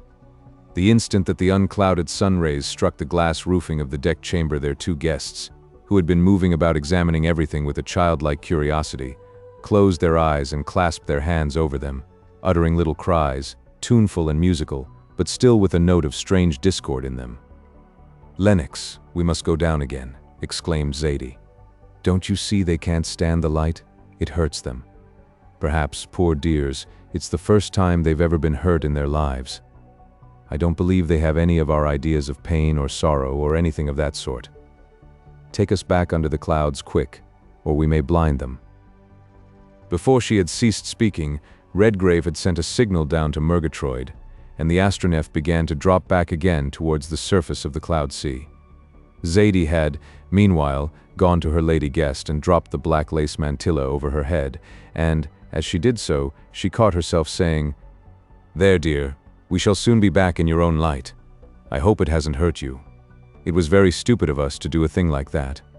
The answer came in a little cooing murmur, which said, "Thank you," quite as effectively as any earthly words could have done, and then the Astronef passed through the cloud sea. The soaring forms of her lost escort came into view again and clustered about her, and, surrounded by them, she dropped, in obedience to their signs, down between the tremendous mountains and towards the island, thick with golden foliage, which lay 2 or 3 earth miles out in a bay, where 4 converging rivers spread out through a vast estuary into the sea. As Lady Redgrave said afterwards to Mrs. Van Stuyler, she could have filled a whole volume with a description of the exquisitely Arcadian delights with which the hours of the next 10 days and nights were filled. Possibly, if she had been able to do justice to them, even her account might have been received with qualified credence, but still some idea of them may be gathered from this extract of a conversation which took place in the saloon of the Astronef on the 11th evening. "But look here, Zadie," said Redgrave, "as we've found a world which is certainly much more delightful than our own, why shouldn't we stop here a bit? The air suits us and the people are simply enchanting. I think they like us, and I'm sure you're in love with every one of them, male and female. Of course, it's rather a pity that we can't fly unless we do it in the Astronef. But that's only a detail. You're enjoying yourself thoroughly, and I never saw you looking better or, if possible, more beautiful. And why on Earth or Venus do you want to go?" She looked at him steadily for a few moments, and with an expression which he had never seen on her face or in her eyes before, and then she said slowly and very sweetly, although there was something like a note of solemnity running through her tone, "I altogether agree with you, dear, but there is something which you don't seem to have noticed. As you say, we have had a perfectly delightful time. It's a delicious world, and just everything that one would think it to be. But if we were to stop here, we should be committing one of the greatest of crimes, perhaps the greatest, that ever was committed within the limits of the solar system." "My dear Zadie, what, in the name of what we used to call morals on the earth, do you mean?" "Just this," she replied, leaning a little towards him in her deck chair. "These people, half angels and half men and women, welcomed us after we dropped through their cloud veil as friends.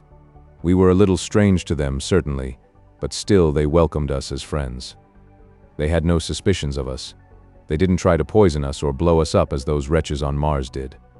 They're just like a lot of grown-up children with wings on. In fact, they're about as nearly angels as anything we can think of. They've taken us into their palaces. They've given us, as one might say, the whole planet.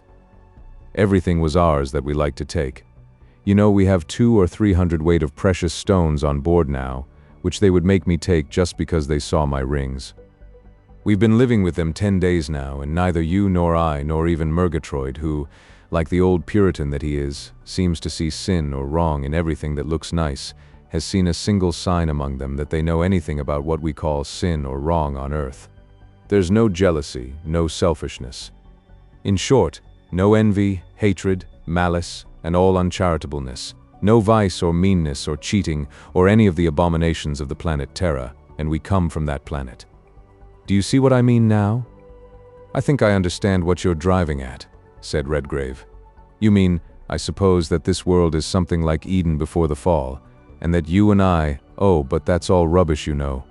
I've got my own share of original sin, of course, but here it doesn't seem to come in. And as for you, the very idea of you imagining yourself a feminine edition of the serpent in Eden. Nonsense. She got up out of her chair and, leaning over his, put her arm round his shoulder. Then she said very softly, I see you understand what I mean, Lennox. That's just it, original sin. It doesn't matter how good you think me or I think you, but we have it. You're an earthborn man and I'm an earthborn woman. And as I'm your wife, I can say it plainly.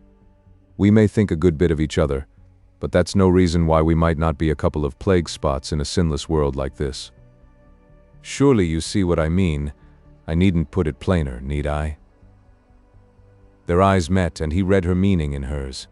He put his arm up over her shoulder and drew her down towards him. Their lips met, and then he got up and went down to the engine room. A couple of minutes later, the Astronef sprang upwards from the midst of the delightful valley in which she was resting. No lights were shown. In 5 minutes she had passed through the cloud veil, and the next morning, when their new friends came to visit them, and found that they had vanished back into space, there was sorrow for the first time among the sons and daughters of the Love Star.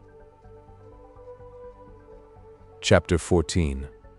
500 million miles from the Earth, and 47 million miles from Jupiter, said Redgrave as he came into breakfast on the morning of the 28th day after leaving Venus. During this brief period, the Astronef had recrossed the orbits of the Earth and Mars and had passed through that marvelous region of the solar system, the belt of the asteroides. Nearly 100 million miles of their journey had lain through this zone in which hundreds and possibly thousands of tiny planets revolve in vast orbits round the Sun. Then had come a world less void of over 300 million miles, through which they voyaged alone, surrounded by the ever-constant splendors of the heavens, and visited only now and then by one of those specters of space, which we call comets.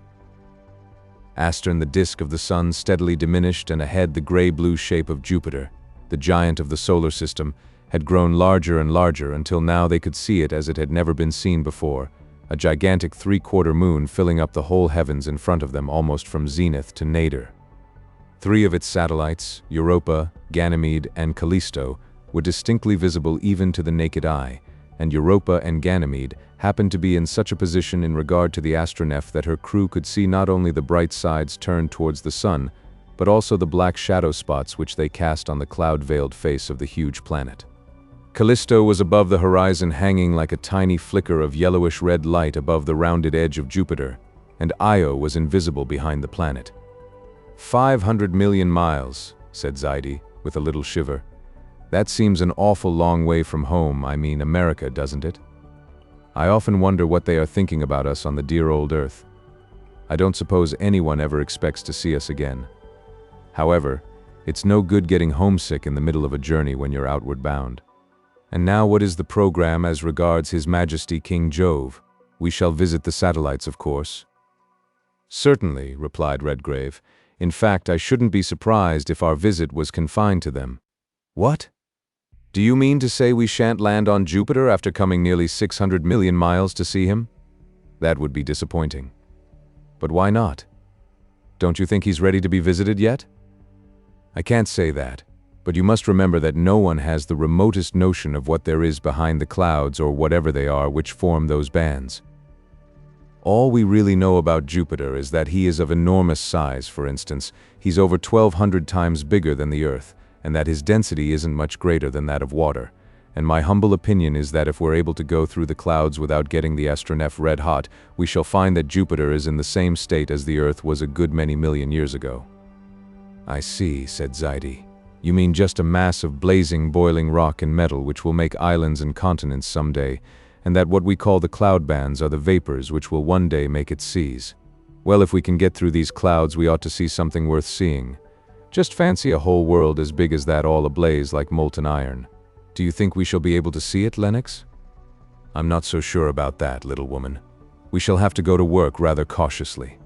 You see, Jupiter is far bigger than any world we've visited yet, and if we got too close to him, the Astronef's engines might not be powerful enough to drive us away again.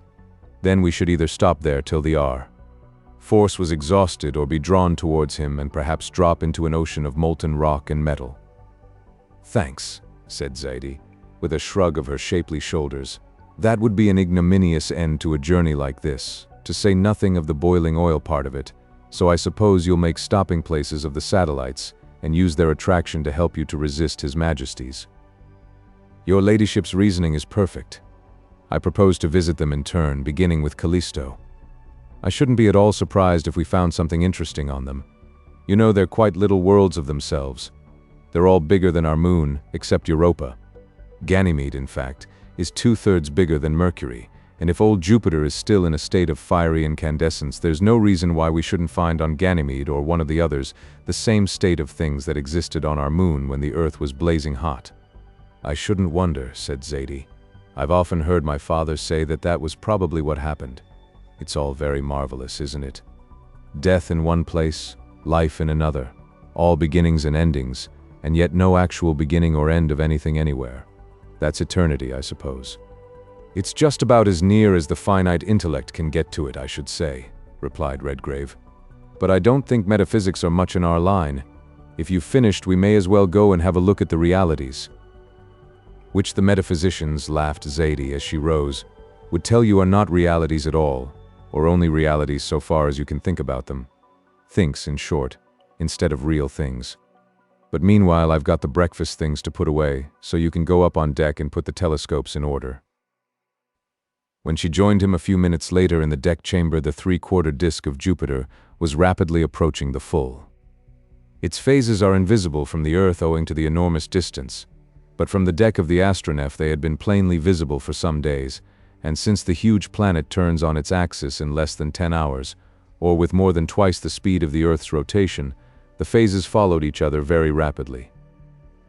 Thus, at 12 o'clock noon by Astronef time, they might have seen a gigantic rim of silver blue overarching the whole vault of heaven in front of them. By 5 o'clock it would be a hemisphere, and by 5 minutes to 10 the vast sphere would be once more shining full-orbed upon them. By 8 o'clock next morning they would find Jupiter new again. They were now falling very rapidly towards the huge planet, and since there is no up or down in space, the nearer they got to it, the more it appeared to sink below them and become, as it were, the floor of the celestial sphere. As the crescent approached the full, they were able to examine the mysterious bands as human observers had never examined them before. For hours they sat almost silent at their telescopes, trying to probe the mystery which has baffled human science since the days of Galileo, and gradually it became plain that Redgrave was correct in the hypothesis which he had derived from Flammarion and one or two others of the more advanced astronomers. I believe I was right, or, in other words, those that I got the idea from are, he said, as they approached the orbit of Callisto, which revolves at a distance of about 1,100,000 miles from the surface of Jupiter.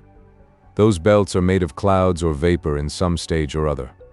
The highest, the ones along the equator and what we should call the temperate zones, are the highest, and therefore coolest and whitest. The dark ones are the lowest and hottest. I dare say they are more like what we should call volcanic clouds. Do you see how they keep changing? That's what's bothered our astronomers. Look at that big one yonder a bit to the north, going from brown to red. I suppose that's something like the famous red spot which they have been puzzling about. What do you make of it? Well, said Zaidie, looking up from her telescope, it's quite certain that the glare must come from underneath. It can't be sunlight, because the poor old sun doesn't seem to have strength enough to make a decent sunset or sunrise here. And look how it's running along to the westward. What does that mean, do you think? I should say it means that some half-formed Jovian continent has been flung sky-high by a big burst-up underneath. And that's the blaze of the incandescent stuff running along. Just fancy a continent, say 10 times the size of Asia, being split up and sent flying in a few moments like that. Look, there's another one to the north. On the whole, dear, I don't think we should find the climate on the other side of those clouds very salubrious. Still, as they say the atmosphere of Jupiter is about 10,000 miles thick, we may be able to get near enough to see something of what's going on. Meanwhile, here comes Callisto. Look at his shadow flying across the clouds. And there's Ganymede coming up after him, and Europa behind him. Talk about eclipses. They must be about as common here as thunderstorms are with us. We don't have a thunderstorm every day, at least not at home, corrected XVIII. But on Jupiter they must have 2 or 3 eclipses every day. Meanwhile, there goes Jupiter himself. What a difference distance makes. This little thing is only a trifle larger than our moon, and it's hiding everything else. As she was speaking, the full-orbed disk of Callisto, measuring nearly 3,000 miles across, swept between them and the planet. It shone with a clear, somewhat reddish light like that of Mars. The Astronef was feeling his attraction strongly, and Redgrave went to the levers and turned on about a fifth of the R-force to avoid too sudden contact with it. "Another dead world," said Redgrave, as the surface of Callisto revolved swiftly beneath them, or at any rate, a dying one. There must be an atmosphere of some sort, or else that snow and ice wouldn't be there, and everything would be either black or white as it was on the moon. We may as well land, however, and get a specimen of the rocks and soil to add to the museum, though I don't expect there will be very much to see in the way of life. In another hour or so, the Astronef had dropped gently onto the surface of Callisto at the foot of a range of mountains crowded with jagged and splintery peaks, and a mile or two from the edge of a sea of snow and ice which stretched away in a vast expanse of rugged frozen billows beyond the horizon. Redgrave, as usual, went into the air chamber and tried the atmosphere. A second's experience of it was enough for him. It was unbreathably thin and unbearably cold, although, when mixed with the air of the Astronef, it distinctly freshened it up. This proved that its composition was, or had been, fit for human respiration. "There's only one fault about it," he said, when he rejoined XVIII in the sitting room. "You know what the schoolboy said when he started kissing his first sweetheart. It takes too long to get enough of it. You seem to be very fond of referring to that particular subject, Lennox." "Well, yes. To tell you the truth, I am," and then he referred to it again in another form. After this, they went and put on their breathing dresses and went for a welcome stroll along the arid shores of the frozen sea after their lengthy confinement to the decks of the Astronef. The sun was still powerful enough to keep them comfortably warm in their dresses, and there was enough atmosphere to make this warmth diffused instead of direct. So they were able to step out briskly, and every now and then open their visors a little and take in a breath or two of the thin, sharp air, which they found quite exhilarating when mixed with the air supplied by their own oxygen apparatus. The attraction of the satellite being only a little more than that of the moon, or, say, about a fifth of that of the Earth, they were able to get along with a series of hops, skips, and jumps, which might have looked rather ridiculous to terrestrial eyes, but which they found a very pleasant mode of locomotion. They were also able to climb the steepest mountainsides with no more trouble than they would have had in walking along a terrestrial plain. On the heights they found no sign either of animal or vegetable life, only rocks and gravel and sand of a brownish red, apparently uniform in composition. They took a few lumps of rock and a canvas bag full of sand back with them from the mountainside. In the valleys sloping towards the ice sea they found what had once been watercourses opening out into rivers towards the sea, and in the lowest parts there was a kind of lichen growth clinging to the rocks under the snow. On the surface of the snow they saw traces of what might have been the tracks of animals, but, as there was no breath of wind in the attenuated atmosphere, it was quite possible that these might have been frozen into permanent shape hundreds or thousands of years before. It was also possible that if they had explored long enough, they might have found some low forms of animal life, but as they had landed almost on the equator of the satellite, under the full rays of the sun, and seen nothing, this was hardly likely. "I don't think it is worthwhile stopping here any longer," said XVIII, who was getting a little bit blasé with her interplanetary experiences. "We've got lots to see further on, so if you don't mind, I think I'll just take 2 or 3 photographs. Then we can get back to the ship and have dinner and go on and see what Ganymede is like. He's bigger than Mercury, and nearly as big as Mars, so we ought to find something interesting there. This is only a sort of combination of the moon and the polar regions, and I don't think very much of it. Suppose we go back." "Just as your ladyship pleases," laughed Redgrave over the wire which connected their helmets, as, with joined hands, They turned back and danced along the snow-covered ocean shore towards the Astronef. Zadie took a couple of photographs of the mountain range and the ice sea and another one of the general landscape of Callisto as they rose from the surface. Then, while she went to get lunch ready, Redgrave took the pieces of rock and the bag of dust into the laboratory which opened out of the main engine room and analyzed them. When he came out about an hour later, he saw Murgatroyd going through his beloved engines with an oil can and a piece of common cotton waste which had come from a faraway Yorkshire mill. "Andrew," he said, "should you be surprised if I told you that that moon we've just left seems to be mostly made of a spongy sort of alloy of gold and silver?" "My lord," said the old engineer, straightening himself up and looking at him with eyes in which this announcement had not seemed to kindle a spark of interest, "after what I have seen so far, there's nothing that'll surprise me unless it be that the grace of God allows us to get back safely." "Amen, Andrew, that's well said," replied Redgrave, and then he went back to the saloon and Murgatroyd went on with his oiling. When he told her ladyship of his discovery, she just looked up from the table she was laying and said, "Oh, indeed. Well, I'm very glad that it's 500 or 600 million miles from the Earth. A dead world bigger than the moon, and made of gold and silver sponge, wouldn't be a nice thing to have too near the Earth. There's trouble enough about that sort of thing at home as it is. Still, it'll be a nice addition to the museum, and if you'll put it away and go and wash your hands, lunch will be ready." When they got back to the deck chamber, Callisto was already a half-moon in the upper sky nearly 500,000 miles away, and the full orb of Ganymede, shining with a pale golden light, lay outspread beneath them. A thin, bluish-gray arc of the giant planet overarched its western edge. "I think we shall find something like a world here," said her ladyship, when she had taken her first look through her telescope. "There's an atmosphere and what look like thin clouds. Continents and oceans too, or something like them, and what is that light shining up between the breaks? Isn't it something like our aurora?" "It might be," replied Redgrave, turning his own telescope towards the northern pole of Ganymede, "though I never heard of a satellite having an aurora. Perhaps it's the sun shining on the ice." As the Astronef fell towards the surface of Ganymede, she crossed his northern pole, and the nearer they got the plainer it became that a light very like the terrestrial aurora was playing about it, illuminating the thin, yellow clouds with a bluish-violet light, which made magnificent contrasts of coloring amongst them. "Let us go down there and see what it's like," said Zadie. "There must be something nice under all those lovely colors." Redgrave checked the R-force and the Astronef fell obliquely across the pole towards the equator. As they approached the luminous clouds, Redgrave turned it on again, and they sank slowly through a glowing mist of innumerable colors until the surface of Ganymede came into plain view about 10 miles below them. What they saw then was the strangest sight they had beheld since they had left the Earth. As far as their eyes could reach, the surface of the Ganymede was covered with vast orderly patches, mostly rectangular, of what they at first took for ice, but which they soon found to be a something that was self-illuminating. "Glorified hothouses as I'm alive," exclaimed Redgrave. "Whole cities under glass, fields too, and lit by electricity or something very like it.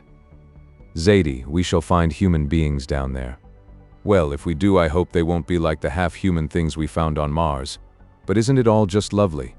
Only there doesn't seem to be anything outside the cities, at least nothing but bare, flat ground with a few rugged mountains here and there. See, there's a nice level plain there near the big glass city, or whatever it is. Suppose we go down there." Redgrave checked the after engine which was driving them obliquely over the surface of the satellite, and the Astronef fell vertically towards a bare, flat plain of what looked like deep yellow sand, which spread for miles alongside one of the glittering cities of glass. "Oh, look, they've seen us," exclaimed Zadie. "I do hope they're going to be as friendly as those dear people on Venus were." "I hope so," replied Redgrave, "but if they're not, we've got the guns ready." As he said this, about 20 streams of an intense bluish light suddenly shot up all round them, concentrating themselves upon the hull of the Astronef, which was now about 1.5 miles from the surface. The light was so intense that the rays of the sun were lost in it. They looked at each other, and found that their faces looked almost perfectly white in it. The plain and the city below had vanished. To look downwards was like staring straight into the focus of a 10,000 candle-power electric arc lamp. It was so intolerable that Redgrave closed the lower shutters, and meanwhile he found that the Astronef had ceased to descend. He shut off more of the R-force, but it produced no effect. The Astronef remained stationary. Then he ordered Murgatroyd to set the propellers in motion. The engineer pulled the starting levers, and then came up out of the engine room and said to him, "It's no good, my lord. I don't know what devil's world we've got into now, but they won't work. If I thought that engines could be bewitched—" "Oh, nonsense, Andrew," said his lordship rather testily. "It's perfectly simple. Those people down there, whoever they are, have got some way of demagnetizing us, or else they've got the R-force too, and they're applying it against us to stop us going down. Apparently they don't want us. No, that's just to show us that they can stop us if they want to. The light's going down. Begin dropping a bit. Don't start the propellers, but just go and see that the guns are all right in case of accidents." The old engineer nodded and went back to his engines, looking considerably scared. As he spoke, the brilliancy of the light faded rapidly, and the Astronef began to sink slowly towards the surface.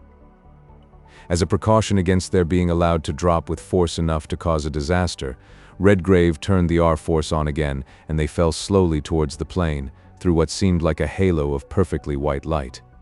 When she was within a couple of 100 yards of the ground, a winged car of exquisitely graceful shape rose from the roof of one of the huge glass buildings nearest to them, flew swiftly towards them, and after circling once round the dome of the upper deck, ran close alongside. The car was occupied by two figures of distinctly human form, but rather more than human stature. Both were dressed in long, close-fitting garments of what seemed like a golden-brown fleece. Their heads were covered with a close hood and their hands with gloves. "What an exceedingly handsome man," said Zaidie, as one of them stood up. "I never saw such a noble-looking face in my life. It's half philosopher, half saint. Of course, you won't be jealous?" "Oh, nonsense," he laughed. "It would be quite impossible to imagine you in love with either. But he is handsome, and evidently friendly. There's no mistaking that. Answer him, Zaidie. You can do it better than I can." The car had now come close alongside. The standing figure stretched its hands out, palms upward, smiled a smile which Zaidie thought was very sweetly solemn. Next, the head was bowed, and the gloved hands brought back and crossed over his breast. Zaidie imitated the movements exactly. Then, as the figure raised its head, she raised hers, and she found herself looking into a pair of large, luminous eyes, such as she could have imagined under the brows of an angel. As they met hers, a look of unmistakable wonder and admiration came into them. Redgrave was standing just behind her. She took him by the hand and drew him beside her, saying with a little laugh, "Now, please look as pleasant as you can. I am sure they are very friendly. A man with a face like that couldn't mean any harm." The figure repeated the motions to Redgrave, who returned them, perhaps a trifle awkwardly. Then the car began to descend, and the figure beckoned to them to follow. "You'd better go and wrap up, dear. From the gentleman's dress it seems pretty cold outside, though the air is evidently quite breathable," said Redgrave, as the Astronef began to drop in company with the car. "At any rate, I'll try it first, and if it isn't, we can put on our breathing dresses." When Zaidie had made her winter toilet, and Redgrave had found the air to be quite respirable, but of Arctic cold, they went down the gangway ladder about 20 minutes later. The figure had got out of the car, which was laying a few yards from them on the sandy plain, and came forward to meet them with both hands outstretched. Zaidie unhesitatingly held out hers, and a strange thrill ran through her as she felt them for the first time clasped gently by other than earthly hands, for the Venus folk had only been able to pat and stroke with their gentle little paws, somewhat as a kitten might do. The figure bowed its head again and said something in a low, melodious voice, which was, of course, quite unintelligible save for the evident friendliness of its tone. Then, releasing her hands, he took Redgrave's in the same fashion, and then led the way towards a vast, domed building of semi-opaque glass, or rather a substance that seemed to be something like a mixture of glass and mica, which appeared to be one of the entrance gates of the city. Chapter 15. The wondering visitors from far-off Terra had hardly halted before the magnificent portal when a huge sheet of frosted glass rose silently from the ground. They passed through, and it fell behind them. They found themselves in a great oval antechamber, along each side of which stood triple rows of strangely shaped trees whose leaves gave off a subtle and most agreeable scent. The temperature here was several degrees higher, in fact about that of an English spring day, and Zadie immediately threw open her big fur cloak, saying, "These good people seem to live in winter gardens, don't they? I don't think I shall want these things much while we're inside. I wonder what dear old Andrew would have thought of this if we could have persuaded him to leave the ship." They followed their host through the antechamber towards a magnificent pointed arch raised on clusters of small pillars, each of a differently colored, highly polished stone, which shone brilliantly in a light which seemed to come from nowhere. Another door, this time of pale transparent blue glass, rose as they approached. They passed under it, and as it fell behind them, half a dozen figures, considerably shorter and slighter than their host, came forward to meet them. He took off his gloves and cape and thick outer covering, and they were glad to follow his example, for the atmosphere was now that of a warm June day. The attendants, as they evidently were, took their wraps from them, looking at the furs and stroking them with evident wonder, but with nothing like the wonder which came into their big soft gray eyes when they looked at Zadie, who, as usual when she arrived on a new world, was arrayed in one of her daintiest costumes. Their host was now dressed in a tunic of a light blue material, which glistened with a luster greater than that of the finest silk. It reached a little below his knees, and was confined at the waist by a sash of the same color but of somewhat deeper hue. His feet and legs were covered with stockings of the same material and color, and his feet, which were small for his stature and exquisitely shaped, were shod with thin sandals of a material which looked like soft felt, and which made no noise as he walked over the delicately colored mosaic pavement of the street, for such it actually was, which ran past the gate. When he removed his cape, they expected to find that he was bald like the Martians, but they were mistaken. His well-shaped head was covered with long, thick hair of a color something between bronze and gray. A broad band of metal looking like light gold passed round the upper part of his forehead, and from under this the hair fell in gentle waves to below his shoulders. For a few moments Zadie and Redgrave stared about them in frank and silent wonder.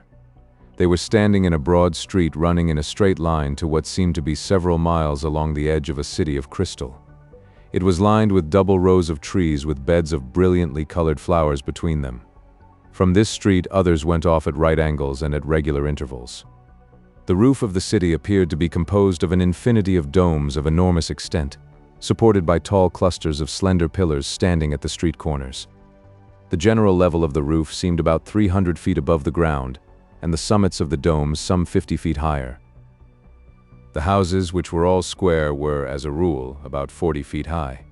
The roofs were covered with gardens and shrubberies from which creepers, bearing brilliantly colored leaves and flowers, hung down about the windows in carefully arranged festoons. The walls were composed of the opaque mica-like glass, relieved by pillars and arched doorways and windows. The windows of French form were of clear glass and mostly stood open. A sweet, cool zephyr of hardly perceptible strength appeared to be blowing along the street and over the housetops and in the vast, airy space above the roofs. Brightly plumaged birds were flitting about among the branches of giant trees and keeping up a perpetual chorus of song. Presently their host touched Redgrave on the shoulder and pointed to a four-wheeled car of light framework and exquisite design, containing seats for four besides the driver, or guide, who sat behind. He held out his hand to Zadie and handed her to one of the front seats just as an earth-born gentleman might have done. Then he motioned to Redgrave to sit beside her and mounted behind them.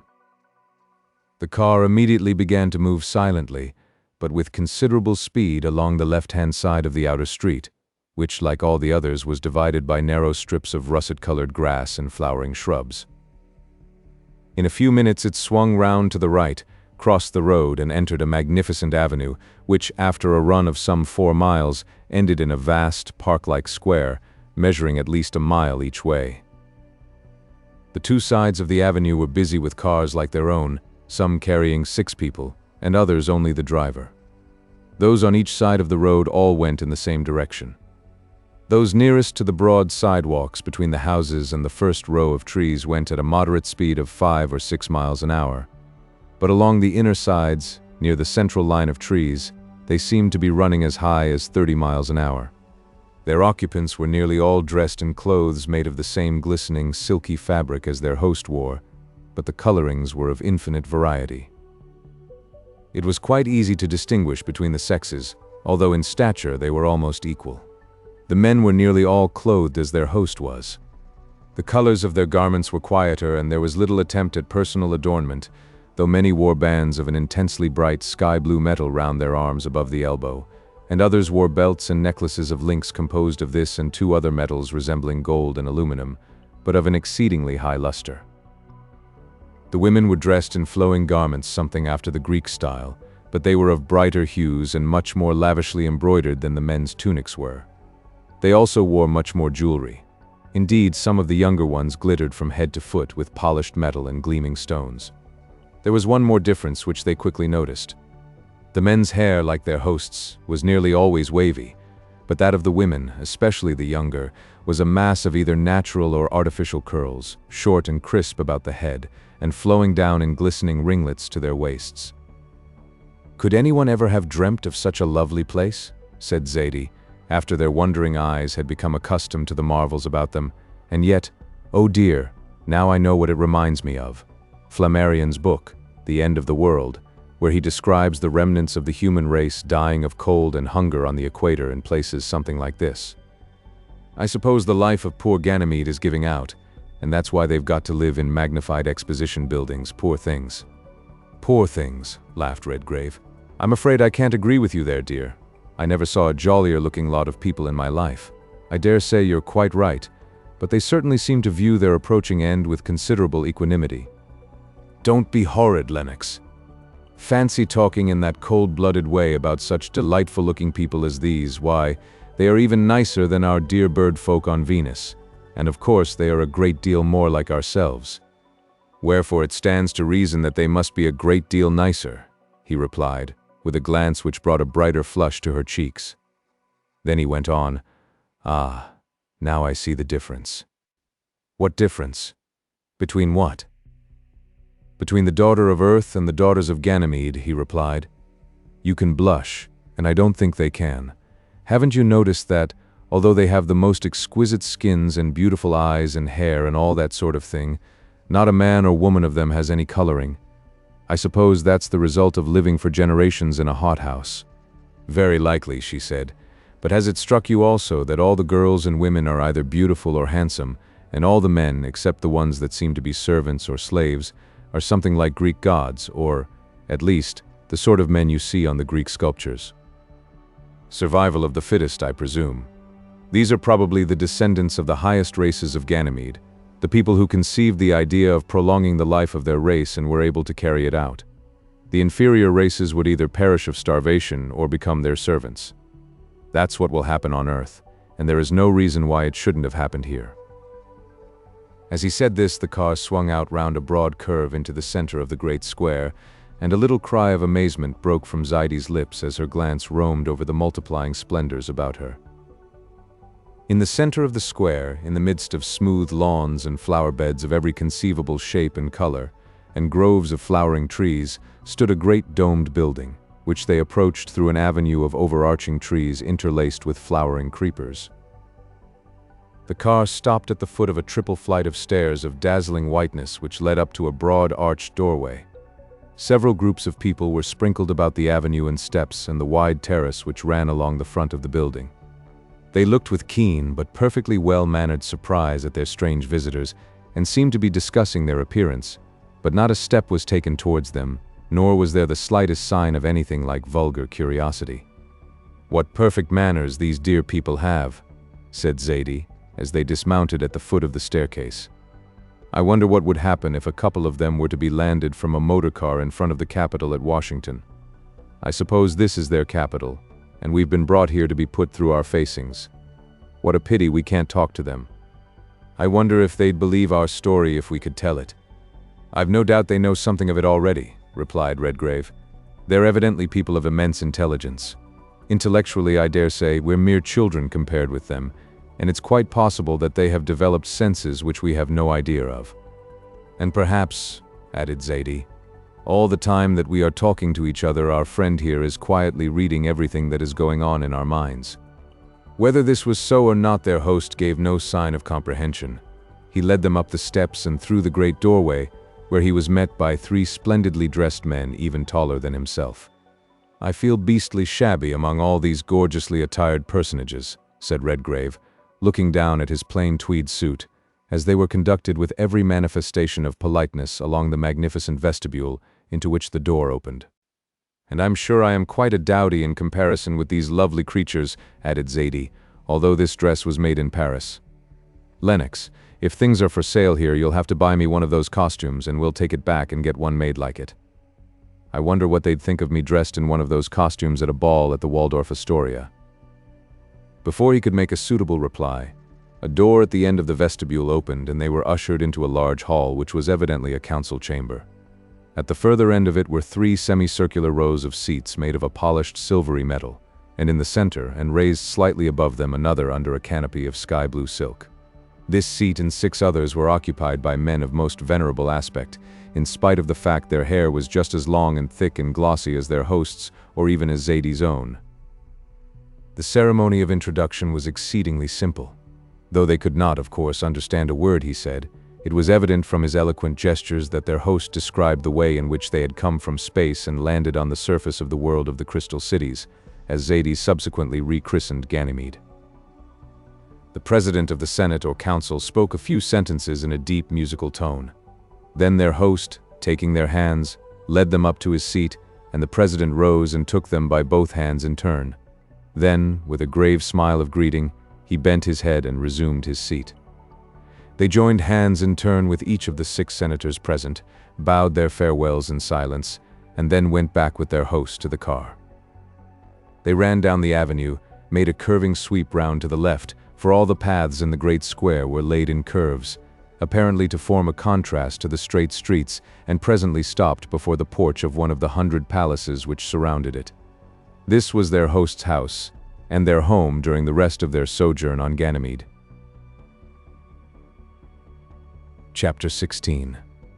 The period of Ganymede's revolution round its gigantic primary is 7 days, 3 hours, and 43 minutes, practically a terrestrial week. And on their return to their native world, both the daring navigators of space described this as the most interesting and delightful week in their lives, excepting always the period which they spent in the Eden of the Morning Star. Yet in one sense, it was even more interesting. There the inhabitants had never learnt to sin. Here they had learnt the lesson that sin is mere foolishness, and that no really sensible or properly educated man or woman thinks crime worth committing. The life of the Crystal Cities, of which they visited 4 in different parts of the satellite, using the Astronef as their vehicle, was one of peaceful industry and calm, innocent enjoyment. It was quite plain that their first impressions of this aged world were correct. Outside the cities spread a universal desert on which life was impossible. There was hardly any moisture in the thin atmosphere. The rivers had dwindled into rivulets and the seas into vast, shallow marshes. The heat received from the sun was only about a 25th of that which falls on the surface of the earth, and this was drawn to the cities and collected and preserved under their glass domes by a number of devices which displayed superhuman intelligence. The dwindling supplies of water were hoarded in vast subterranean reservoirs, and by means of a perfect system of redistillation, the priceless fluid was used over and over again both for human purposes and for irrigating the land within the cities. Still, the total quantity was steadily diminishing, for it was not only evaporating from the surface, but, as the orb cooled more and more rapidly towards its center, it descended deeper and deeper below the surface, and could now only be reached by means of marvelously constructed borings and pumping machinery, which extended several miles below the surface. The fast-failing store of heat in the center of the little world, which had now cooled through more than half its bulk, was utilized for warming the air of the cities, and to drive the machinery which propelled it through the streets and squares. All work was done by electric energy developed directly from this source, which also actuated the repulsive engines which had prevented the Astronef from descending. In short, the inhabitants of Ganymede were engaged in a steady, ceaseless struggle to utilize the expiring natural forces of their world to prolong their own lives and the exquisitely refined civilization to which they had attained to the latest possible date. They were, indeed, in exactly the same position in which the distant descendants of the human race may one day be expected to find themselves. Their domestic life, as XVIII and Redgrave saw it while they were the guests of their host, was the perfection of simplicity and comfort, and their public life was characterized by a quiet but intense intellectuality which, as XVIII had said, made them feel very much like children who had only just learned to speak. As they possessed magnificent telescopes, far surpassing any on Earth, their guests were able to survey not only the solar system, but the other systems far beyond its limits, as no others of their kind had ever been able to do before. They did not look through or into the telescopes. The lens was turned upon the object, and this was thrown, enormously magnified, upon screens of what looked something like ground glass, some 50 feet square. It was thus that they saw not only the whole visible surface of Jupiter as he revolved above them and they about him, but also their native Earth, sometimes a pale silver disk or crescent close to the edge of the sun, visible only in the morning and the evening of Jupiter, and at other times like a little black spot crossing the glowing surface. But there was another development of the science of the crystal cities which interested them far more than this, for after all, they could not only see the worlds of space for themselves, but circumnavigate them if they chose. During their stay, they were shown on these same screens the pictorial history of the world whose guests they were. These pictures, which they recognized as an immeasurable development of what is called the cinematograph process on Earth, extended through the whole gamut of the satellite's life.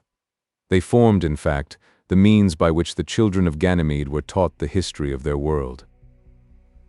It was, of course, inevitable that the Astronef should prove an object of intense interest to their hosts. They had solved the problem of the resolution of forces, as Professor Rennick had done, and, as they were shown pictorially, a vessel had been made which embodied the principles of attraction and repulsion. It had risen from the surface of Ganymede, and then, possibly because its engines could not develop sufficient repulsive force, the tremendous pull of the giant planet had dragged it away. It had vanished through the cloud belts towards the flaming surface beneath, and the experiment had never been repeated. Here, however, was a vessel which had actually, as Redgrave had convinced his hosts by means of celestial maps and drawings of his own, left a planet close to the sun, and safely crossed the tremendous gulf of 650 million miles which separated Jupiter from the center of the system.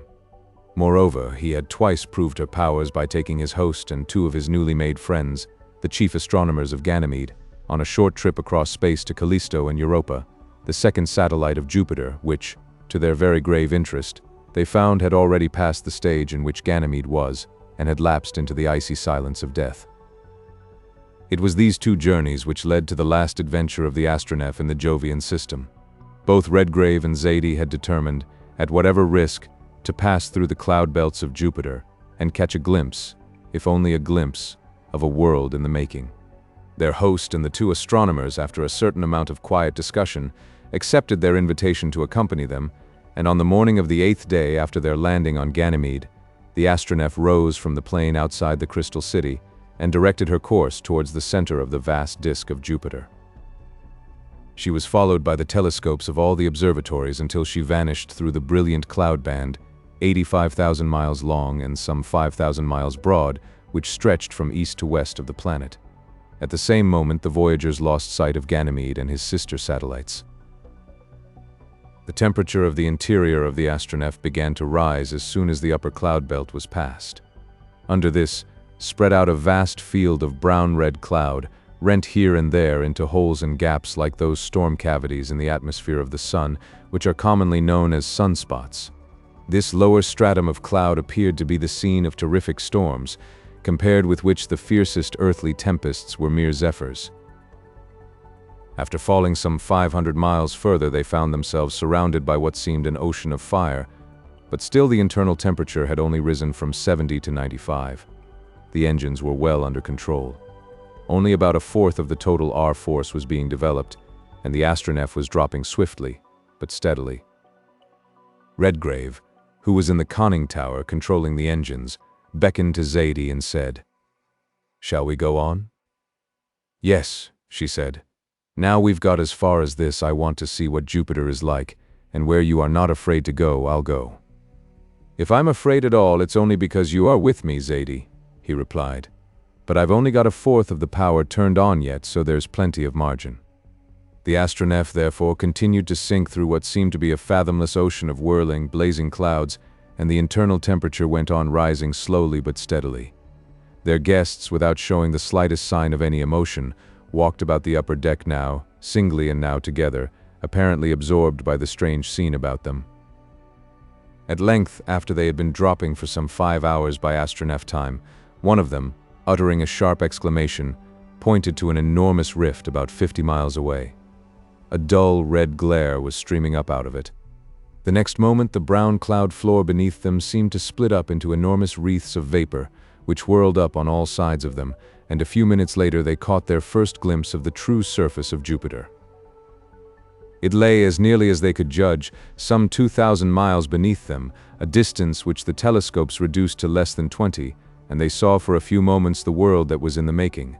Through floating seas of misty steam they beheld what seemed to them to be vast continents shape themselves and melt away into oceans of flames. Whole mountain ranges of glowing lava were hurled up miles high to take shape for an instant and then fall away again, leaving fathomless gulfs of fiery mist in their place. Then waves of molten matter rose up again out of the gulfs, tens of miles high and hundreds of miles long, surged forward, and met with a concussion like that of millions of earthly thunderclouds. Minute after minute they remained writhing and struggling with each other, flinging up spurts of flaming matter far above their crests.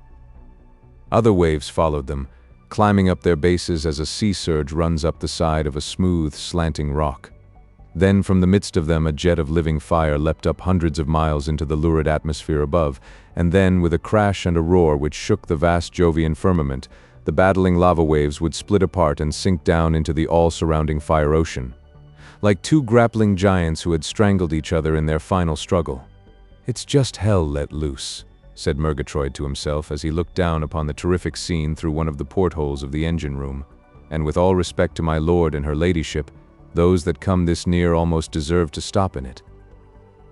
Meanwhile, Redgrave and Zaidie and their 3 guests were so absorbed in the tremendous spectacle that for a few moments no one noticed that they were dropping faster and faster towards the world which Murgatroyd, according to his lights, had not inaptly described.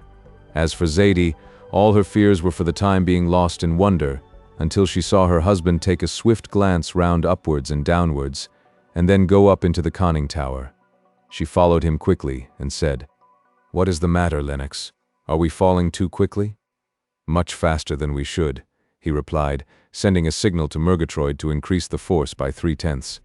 The answering signal came back, but still the Astronef continued to fall with terrific rapidity, and the awful landscape beneath them, a landscape of fire and chaos, broadened out and became more and more distinct. He sent 2 more signals down in quick succession. 3/4 of the whole repulsive power of the engines was now being exerted, a force which would have been sufficient to hurl the Astronef up from the surface of the earth like a feather in a whirlwind. Her downward course became a little slower, but still she did not stop. Zaidie, white to the lips, looked down upon the hideous scene beneath and slipped her hand through Redgrave's arm. He looked at her for an instant and then turned his head away with a jerk and sent down the last signal. The whole energy of the engines was now directing the maximum of the R-force against the surface of Jupiter, but still, as every moment passed in a speechless agony of apprehension, it grew nearer and nearer. The fire waves mounted higher and higher. The roar of the fiery surges grew louder and louder. Then, in a momentary lull, he put his arm round her, drew her close up to him and kissed her and said, "That's all we can do, dear. We've come too close and he's too strong for us." She returned his kiss and said quite steadily, "Well, at any rate, I'm with you, and it won't last long, will it?" "Not very long now, I'm afraid," he said between his clenched teeth. And then he pulled her close to him again, and together they looked down into the storm-tossed hell towards which they were falling at the rate of nearly 100 miles a minute. Almost the next moment they felt a little jerk beneath their feet, a jerk upwards, and Redgrave shook himself out of the half-stupor into which he was falling and said, "Hello, what's that? I believe we're stopping, yes, we are, and we're beginning to rise, too. Look, dear, the clouds are coming down upon us fast, too. I wonder what sort of miracle that is. Aye, what's the matter, little woman?" Zaidie's head had dropped heavily on his shoulder. A glance showed him that she had fainted. He could do nothing more in the conning tower, so he picked her up and carried her towards the companionway, past his 3 guests, who were standing in the middle of the upper deck round a table on which lay a large sheet of paper. He took her below and laid her on her bed, and in a few minutes he had brought her to and told her that it was all right. Then he gave her a drink of brandy and water and went back to the upper deck. As he reached the top of the stairway, one of the astronomers came towards him with a sheet of paper in his hand, smiling gravely and pointing to a sketch upon it. He took the paper under one of the electric lights and looked at it. The sketch was a plan of the Jovian system. There were some signs written along one side which he did not understand, but he divined that they were calculations. Still, there was no mistaking the diagram. There was a circle representing the huge bulk of Jupiter. There were 4 smaller circles at varying distances in a nearly straight line from it, and between the nearest of these and the planet was the figure of the Astronef, with an arrow pointing upwards. "Ah, I see," he said, forgetting for a moment that the other did not understand him. That was the miracle. The 4 satellites came into line with us just as the pull of Jupiter was getting too much for our engines, and their combined pull just turned the scale. Well, thank God for that, sir, for in a few minutes more we should have been cinders. The astronomer smiled again as he took the paper back. Meanwhile, the Astronef was rushing upward like a meteor through the clouds. In 10 minutes, the limits of the Jovian atmosphere were passed. Stars and suns and planets blazed out of the black vault of space, and the great disk of the world that is to be once more covered the floor of space beneath them, an ocean of cloud, covering continents of lava and seas of flame, the scene of the natal throes of a world which someday will be. They passed Io and Europa, which changed from new to full moons as they sped by towards the sun, and then the golden yellow crescent of Ganymede also began to fill out to the half and full disk, and by the 10th hour of Earth time, after they had risen from its surface, the Astronef was once more lying beside the gate of the Crystal City.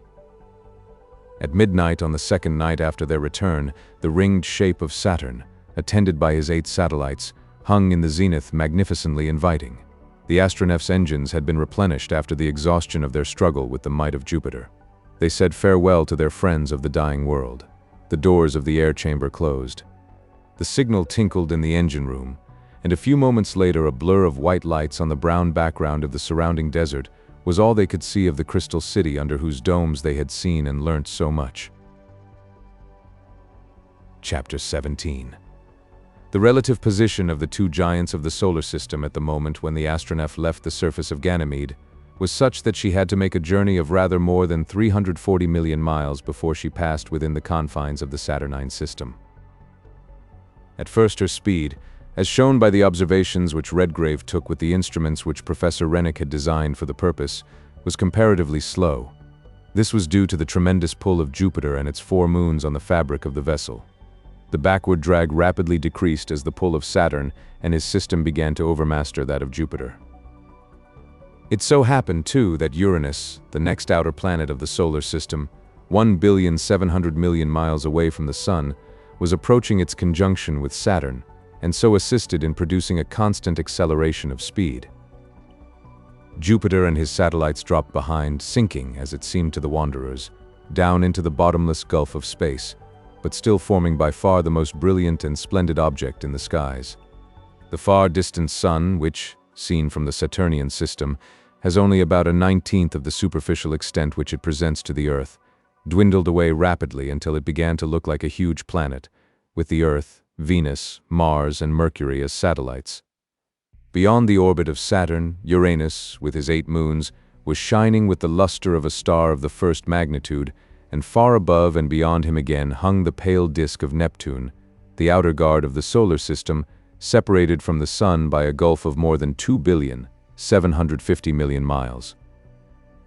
When 2/3 of the distance between Jupiter and Saturn had been traversed, ringed orb lay beneath them like a vast globe surrounded by an enormous circular ocean of many-colored fire, divided, as it were, by circular shores of shade and darkness.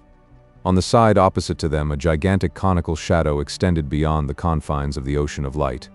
It was the shadow of half the globe of Saturn cast by the Sun across his rings. 3 little dark spots were also traveling across the surface of the rings. They were the shadows of Mimas, Enceladus, and Tethys, the 3 inner satellites. Japetus, the most distant, which revolves at a distance 10 times greater than that of the Moon from the Earth, was rising to their left above the edge of the rings, a pale, yellow, little disk shining feebly against the black background of space. The rest of the 8 satellites were hidden behind the enormous bulk of the planet, and the infinitely vaster area of the rings. Day after day, Zadie and her husband had been exhausting the possibilities of the English language in attempting to describe to each other the multiplying marvels of the wondrous scene which they were approaching at a speed of more than 100 miles a second, and at length Zadie, after nearly an hour's absolute silence, during which they sat with eyes fastened to their telescopes, looked up and said, "It's no use, Lennox. All the fine words that we've been trying to think of have just been wasted. The angels may have a language that you could describe that in, but we haven't. If it wouldn't be something like blasphemy, I should drop down to the commonplace and call Saturn a celestial spinning top, with bands of light and shadow instead of colors all round it." "Not at all a bad simile either," laughed Redgrave, as he got up from his chair with a yawn and a stretch of his long limbs. "Still, it's as well that you said celestial, for, after all, that's about the best word we've found yet. Certainly the ringed world is the most nearly heavenly thing we've seen so far. But," he went on, "I think it's about time we were stopping this headlong fall of ours.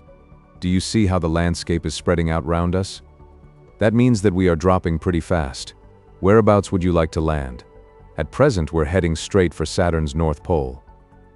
"I think I'd rather see what the rings are like first," said Zadie. "Couldn't we go across them?" "Certainly we can," he replied. "Only we'll have to be a bit careful." "Careful? What of collisions?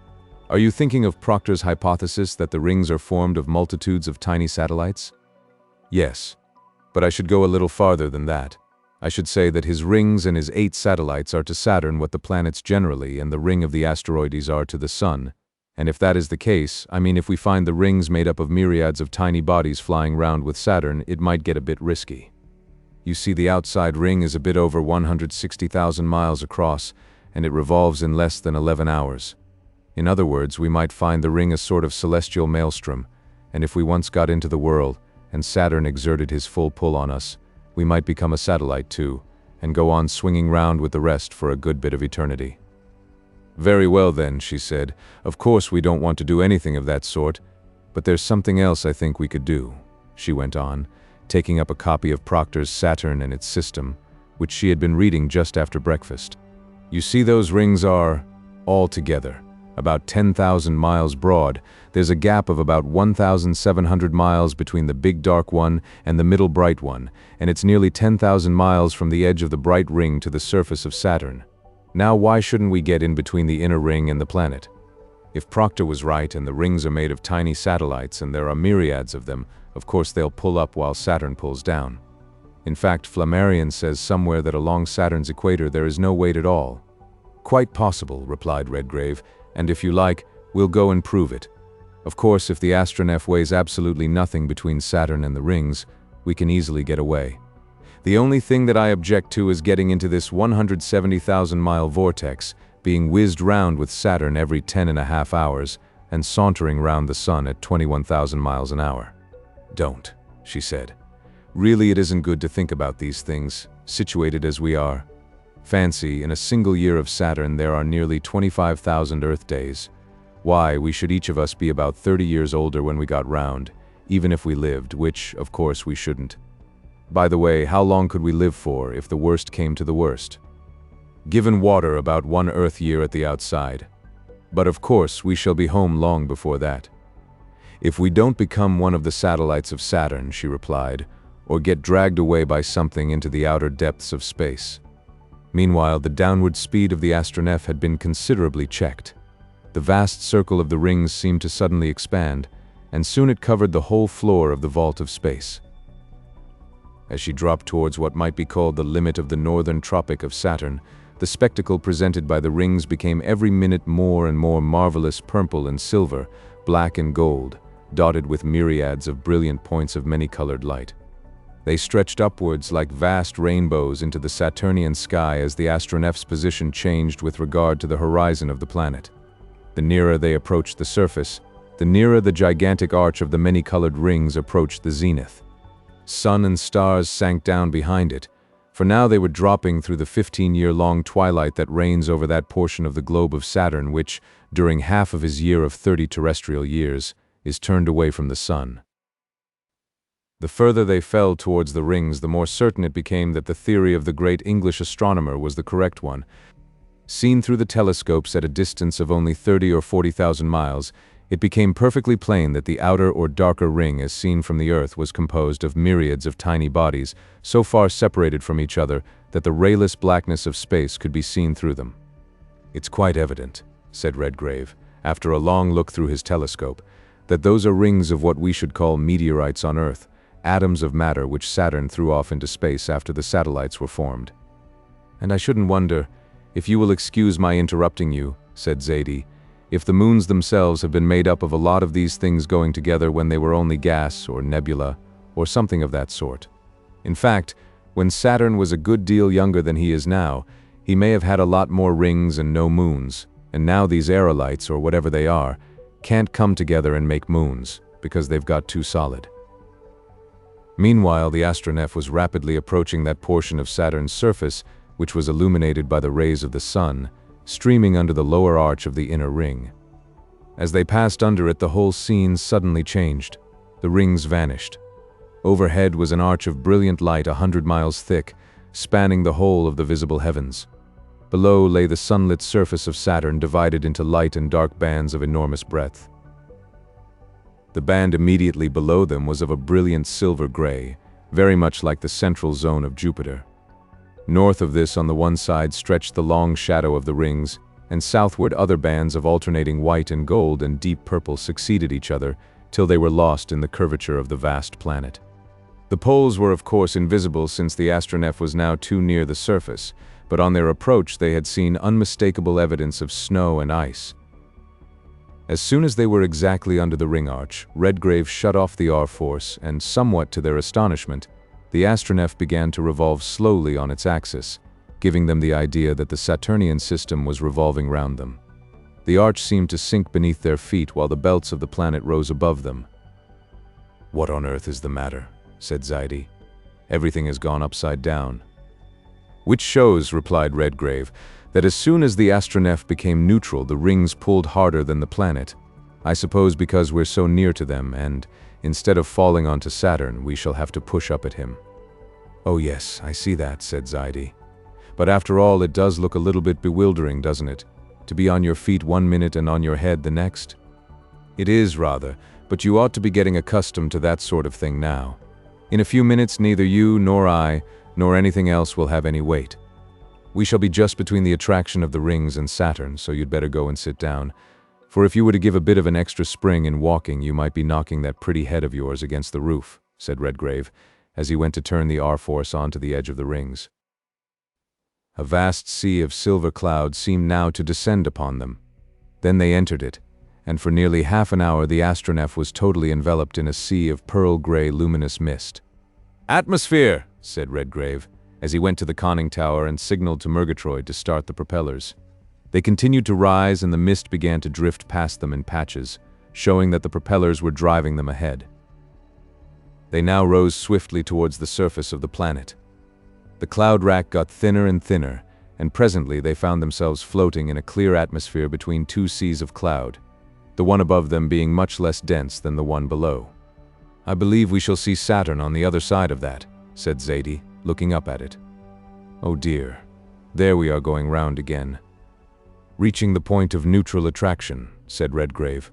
"Once more you'd better sit down in case of accidents." Instead of dropping into her deck chair as she would have done on Earth, she took hold of the arms and pulled herself into it, saying, "Really, it seems rather absurd to have to do this sort of thing. Fancy having to hold yourself into a chair. I suppose I hardly weigh anything at all now."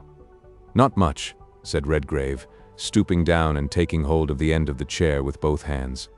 Without any apparent effort, he raised her about 5 feet from the floor and held her there while the Astronef made another revolution. For a moment he let go, and she and the chair floated between the roof and the floor of the deck chamber. Then he pulled the chair away from under her, and as the floor of the vessel once more turned towards Saturn, he took hold of her hands and brought her to her feet on deck again. "I ought to have had a photograph of you like that," he laughed. "I wonder what they'd think of it at home. If you had taken one, I should certainly have broken the negative. The very idea, a photograph of me standing on nothing. Besides, they'd never believe it on Earth." "We might have got old Andrew to make an affidavit as to the true circumstances," he began. "Don't talk nonsense, Lennox. Look, there is something much more interesting. There's Saturn at last. Now I wonder if we shall find any sort of life there, and shall we be able to breathe the air?" "I hardly think so," he said, as the Astronef dropped slowly through the thin cloud veil. "You know, spectrum analysis has proved that there is a gas in Saturn's atmosphere which we know nothing about, and however good it may be for the Saturnians, it's not very likely that it would agree with us, so I think we'd better be content with our own.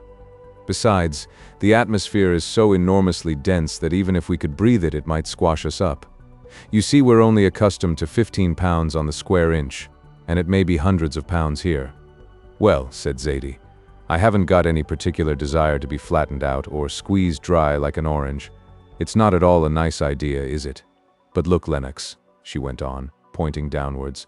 "Surely this isn't air at all, or at least it's something between air and water. Aren't those things swimming about in it? Something like fish in the sea? They can't be clouds, and they aren't either fish or birds. They don't fly or float. Well, this is certainly more wonderful than anything else we've seen, though it doesn't look very pleasant. They're not nice looking, are they? I wonder if they are at all dangerous." While she was saying this, Zadie had gone to her telescope and was sweeping the surface of Saturn, which was now about 100 miles distant. Her husband was doing the same. In fact, for the time being, they were all eyes, for they were looking on a stranger sight than man or woman had ever seen before. Underneath the inner cloud veil, the atmosphere of Saturn appeared to them somewhat as the lower depths of the ocean would appear to a diver, granted that he was able to see for hundreds of miles about him. Its color was a pale greenish yellow. The outside thermometers showed that the temperature was 175 Fahrenheit. In fact, the interior of the Astronef was getting uncomfortably like a Turkish bath, and Redgrave took the opportunity of at once freshening and cooling the air by releasing a little oxygen from the cylinders. From what they could see of the surface of Saturn, it seemed to be a dead level, grayish-brown in color, and not divided into oceans and continents. In fact, there were no signs whatever of water within range of their telescopes. There was nothing that looked like cities or any human habitations, but the ground, as they got nearer to it, seemed to be covered with a very dense vegetable growth, not unlike gigantic forms of seaweed, and of somewhat the same color. In fact, as Zadie remarked, the surface of Saturn was not at all unlike what the floors of the ocean of the Earth might be if they were laid bare. It was evident that the life of this portion of Saturn was not what, for want of a more exact word, might be called terrestrial. Its inhabitants, however they were constituted, floated about in the depths of this semi-gaseous ocean as the denizens of earthly seas did in the terrestrial oceans. Already their telescopes enabled them to make out enormous moving shapes, black and gray-brown and pale red, swimming about, evidently by their own volition, rising and falling and often sinking down onto the gigantic vegetation which covered the surface, possibly for the purpose of feeding. But it was also evident that they resembled the inhabitants of earthly oceans in another respect, since it was easy to see that they preyed upon each other. "I don't like the look of those creatures at all," said Zadie, when the Astronef had come to a stop and was floating about 10 miles above the surface. "They're altogether too uncanny. They look to me something like jellyfish about the size of whales, only they have eyes and mouths. Did you ever see such awful-looking eyes, bigger than soup plates and as bright as a cat's? I suppose that's because of the dim light, and the nasty wormy sort of way they swim, or fly, or whatever it is. Lennox, I don't know what the rest of Saturn may be like, but I certainly don't like this part. It's quite too creepy and unearthly for my taste. Look at the horrors fighting and eating each other. That's the only bit of earthly character they've got about them, the big ones eating the little ones. I hope they won't take the Astronef for something nice to eat. They'd find her a pretty tough morsel if they did," laughed Redgrave. "But still, we may as well get some steering way on her in case of accident." Chapter 18. A few moments later, he sent a signal to Murgatroyd in the engine room. The propellers began to revolve slowly, beating the dense air and driving the Astronef at a speed of about 20 miles an hour through the depths of this strangely peopled ocean. They approached nearer and nearer to the surface, and as they did so, the uncanny creatures about them grew more and more numerous. They were certainly the most extraordinary living things that human eyes had ever looked upon. Zadie's comparison to the whale and the jellyfish was by no means incorrect. Only when they got near enough to them they found, to their astonishment, that they were double-headed, that is to say, they had a head with a mouth, nostrils, ear holes, and eyes at each end of their bodies. The larger of the creatures appeared to have a certain amount of respect for each other. Now and then they witnessed a battle royal between two of the monsters who were pursuing the same prey. Their method of attack was as follows. The assailant would rise above his opponent or prey, and then, dropping onto its back, envelop it and begin tearing at its sides and underparts with huge beak-like jaws, somewhat resembling those of the largest kind of the earthly octopus, only infinitely more formidable. The substance composing their bodies appeared to be not unlike that of a terrestrial jellyfish, but much denser. It seemed from their motions to have the tenacity of soft India rubber save at the headed ends, where it was much harder. The necks were protected for about 50 feet by huge scales of a dull greenish hue. When one of them had overpowered an enemy or a victim, the two sank down into the vegetation, and the victor began to eat the vanquished.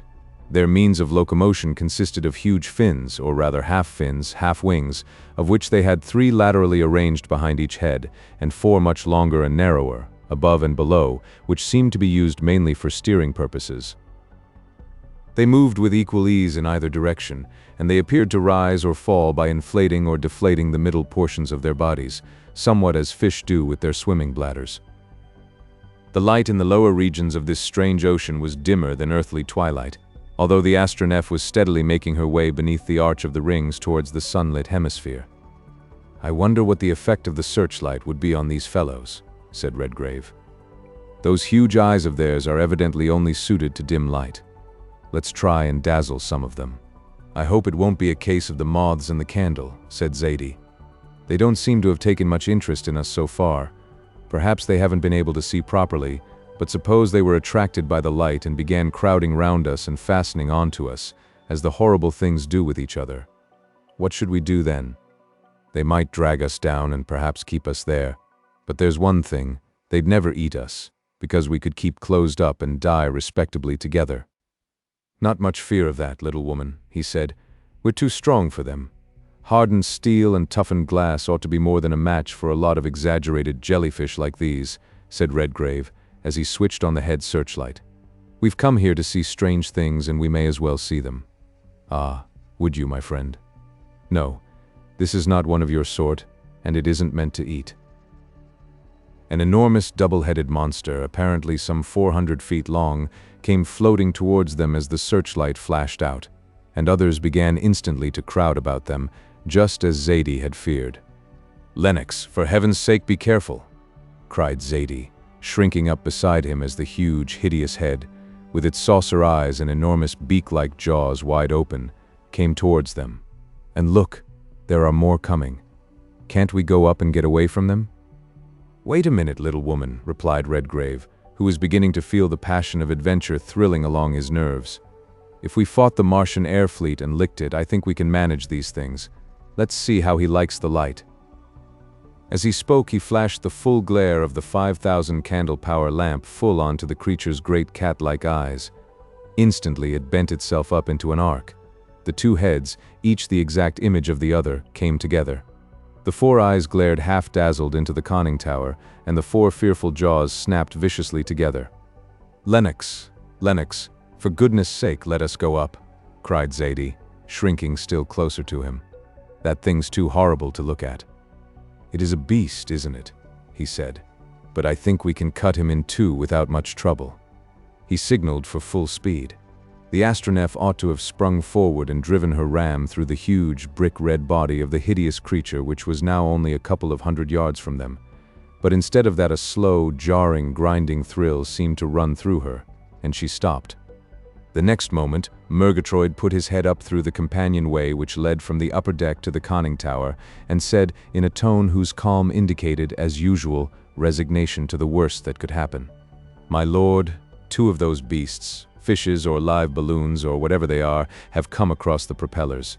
They're cut up a good bit, but I've had to stop the engines, and they're clinging all round the afterpart. We're going down, too.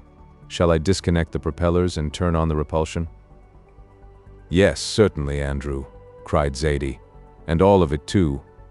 Look, Lennox, that horrible thing is coming. Suppose it broke the glass, and we couldn't breathe this atmosphere." As she spoke, the enormous, double-headed body advanced until it completely enveloped the forward part of the Astronef. The two hideous heads came close to the sides of the conning tower. The huge, palely luminous eyes looked in upon them. Zadie, in her terror, even thought that she saw something like human curiosity in them. Then, as Murgatroyd disappeared to obey the orders which Redgrave had sanctioned with a quick nod, the heads approached still closer, and she heard the ends of the pointed jaws, which she now saw were armed with shark-like teeth, striking against the thick glass walls of the conning tower. "Don't be frightened, dear," he said, putting his arm round her, just as he had done when they thought they were falling into the fiery seas of Jupiter. "You'll see something happen to this gentleman soon.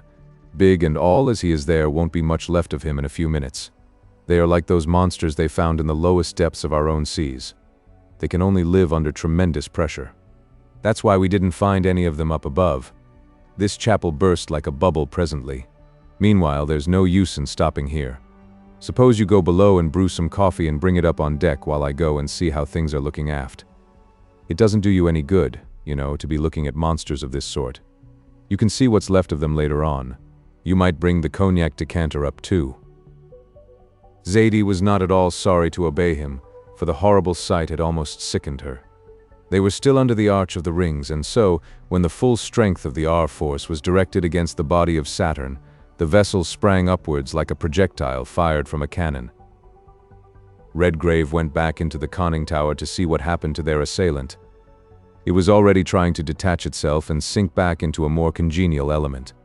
As the pressure of the atmosphere decreased, its huge body swelled up into still huger proportions. The scaly skin on the two heads and necks puffed up as though air was being pumped in under it. The great eyes protruded out of their sockets. The jaws opened widely as though the creature were gasping for breath. Meanwhile, Murgatroyd was seeing something very similar at the after end and wondering what was going to happen to his propellers, the blades of which were deeply embedded in the jelly-like flesh of the monsters. The Astronef leaped higher and higher, and the hideous bodies which were clinging to her swelled out huger and huger. Redgrave even fancied that he heard something like the cries of pain from both heads on either side of the conning tower. They passed through the inner cloud veil, and then the Astronef began to turn on her axis. And just as the outer envelope came into view, the enormously distended bulk of the monsters collapsed, and their fragments, seeming now like the tatters of a burst balloon than portions of a once-living creature, dropped from the body of the Astronef and floated away down into what had been their native element. "Difference of environment means a lot, after all," said Redgrave to himself. "I should have called that either a lie or a miracle if I hadn't seen it, and I'm jolly glad I sent Zadie down below." "Here's your coffee, Lennox," said her voice from the upper deck the next moment. "Only it doesn't seem to want to stop in the cups, and the cups keep getting off the saucers. I suppose we're turning upside down again."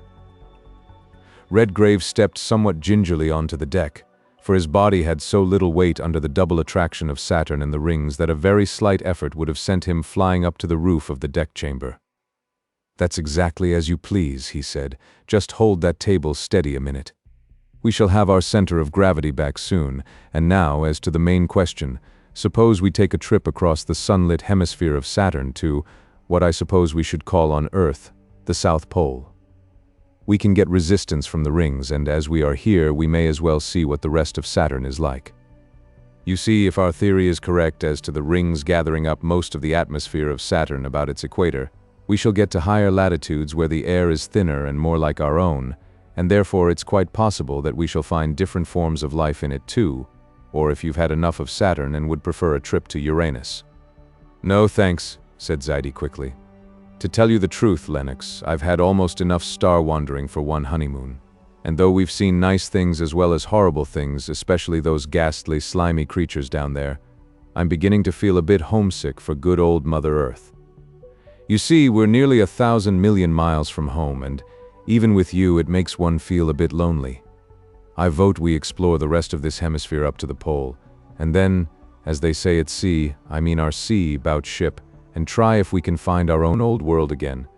After all, it is more home-like than any of these, isn't it?" "Just take our telescope and look at it," said Redgrave, pointing towards the sun, with its little cluster of attendant planets. "It looks something like one of Jupiter's little moons down there, doesn't it? Only not quite as big, Yes, it does, but that doesn't matter. The fact is that it's there, and we know what it's like. And it's home, if it is 1,000 million miles away, and that's everything. By this time they had passed through the outer band of clouds. The vast, sunlit arch of the rings towered up to the zenith, apparently spanning the whole visible heavens. Below and in front of them lay the enormous semicircle of the hemisphere, which was turned towards the sun, shrouded by its many-colored bands of clouds. The R-force was directed strongly against the lower ring, and the Astronef descended rapidly in a slanting direction through the cloud bands towards the southern temperate zone of the planet. They passed through the second or dark cloud band at the rate of about 3,000 miles an hour, aided by the repulsion against the rings and the attraction of the planets. And soon after lunch, the materials of which now consented to remain on the table, they passed through the clouds and found themselves in a new world of wonders. On a far vaster scale, it was the Earth during that period of its development which is called the Reptilian Age. The atmosphere was still dense and loaded with aqueous vapor, but the waters had already been divided from the land. They passed over vast marshy continents and islands and warm seas, above which thin clouds of steam still hung, and as they swept southward with the propellers working at their utmost speed, they caught glimpses of giant forms rising out of the steamy waters near the land, of others crawling slowly over it, dragging their huge bulk through a tremendous vegetation, which they crushed down as they passed, as a sheep on earth might push its way through a field of standing corn. Other and even stranger shapes, broad-winged and ungainly, fluttered with a slow, bat-like motion through the lower strata of the atmosphere. Every now and then during the voyage across the temperate zone, the propellers were slowed down to enable them to witness some titanic conflict between the gigantic denizens of land and sea and air. But XVIII had had enough of horrors on the Saturnian equator, and so she was content to watch this phase of evolution working itself out, as it had done on the Earth thousands of ages ago, from a convenient distance. Wherefore the Astronef sped on without approaching the surface nearer than was necessary to get a clear general view. "It'll be all very nice to see and remember and dream about afterwards," she said. "But I don't think I can stand any more monsters just now, at least not at close quarters, and I'm quite sure that if those things can live there we couldn't, any more than we could have lived on Earth 1,000,000 years or so ago. No, really I don't want to land, Lennox. Let's go on." They went on at a speed of about 100 miles an hour, and as they progressed southward, both the atmosphere and the landscape rapidly changed. The air grew clearer and the clouds lighter. Land and sea were more sharply divided, and both teeming with life. The seas still swarmed with serpentine monsters of the saurian type, and the firmer lands were peopled by huge animals, mastodons, bears, giant tapirs, mylodons, dinotheriums, and a score of other species too strange for them to recognize by any earthly likeness, which roamed in great herds through the vast twilit forests and over boundless plains covered with gray-blue vegetation. Here, too, they found mountains for the first time on Saturn, mountains steep-sided and many Earth miles high. As the Astronef was skirting the side of one of these ranges, Redgrave allowed it to approach more closely than he had so far done to the surface of Saturn.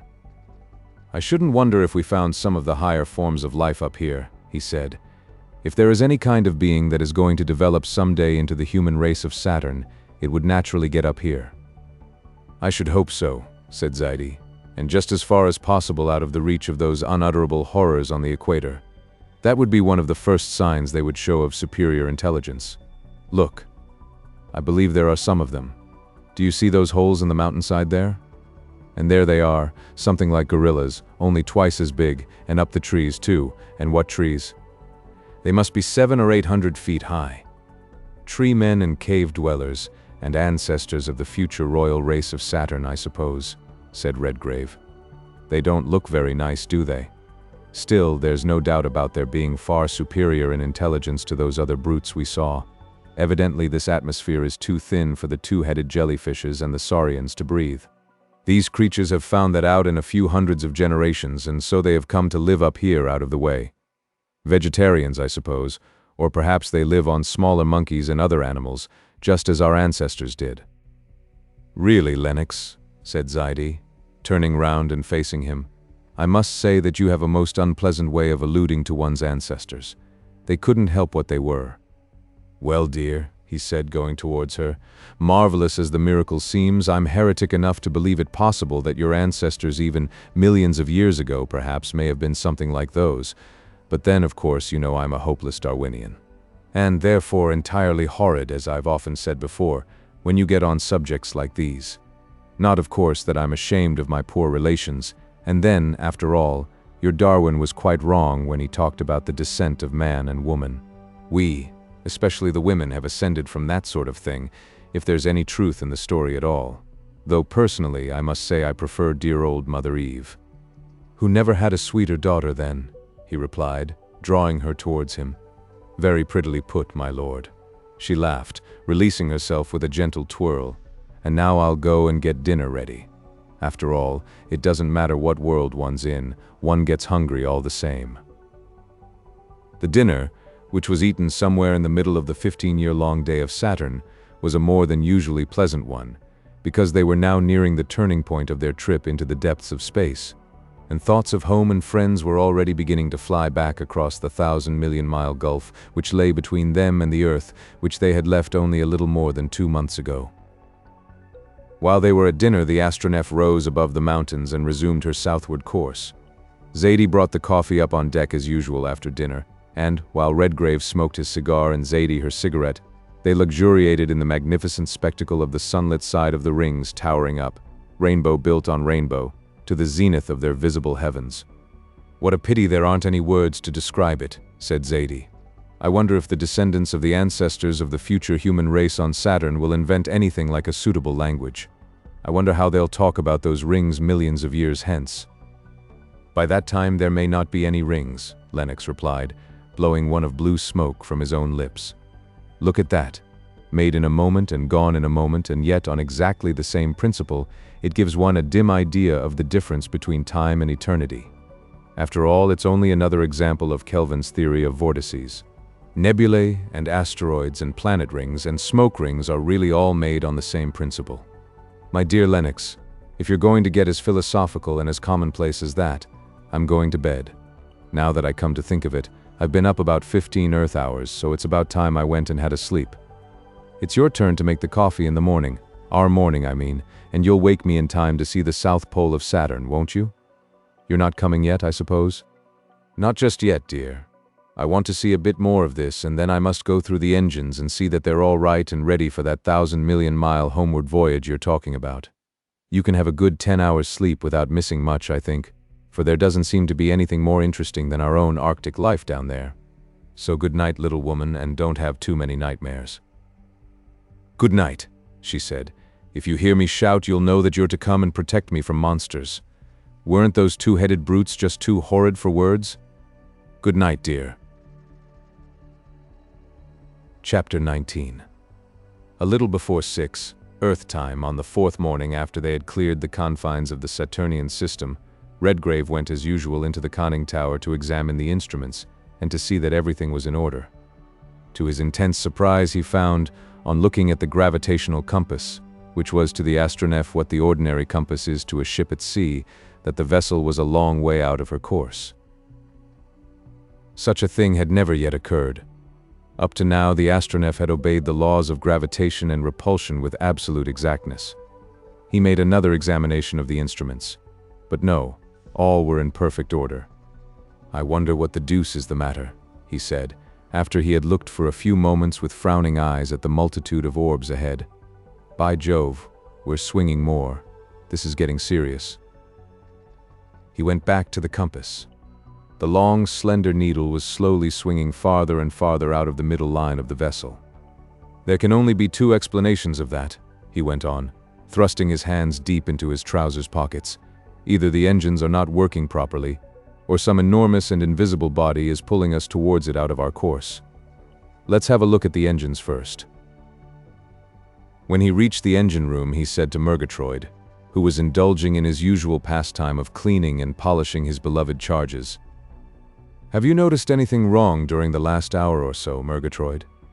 "No, my lord, at least not so far as concerns the engines. They're all right. Hark, now, they're not making more noise than a lady's sewing machine," replied the old Yorkshireman, with a note of resentment in his voice. The suspicion that anything could be wrong with his shining darlings was almost a personal offense to him. "But is anything the matter, my lord, if I might ask?" "We're a long way off our course, and for the life of me I can't understand it," replied Redgrave. "There's nothing about here to pull us out of our line. Of course the stars, good lord, I never thought of that. Look here, Murgatroyd, not a word about this to her ladyship, and stand by to raise the power by degrees, as I signal to you." "Aye, my lord. I hope it's nothing bad." Redgrave went back to the conning tower without replying. The only possible solution of the mystery of the deviation had suddenly dawned upon him, and a very serious solution it was.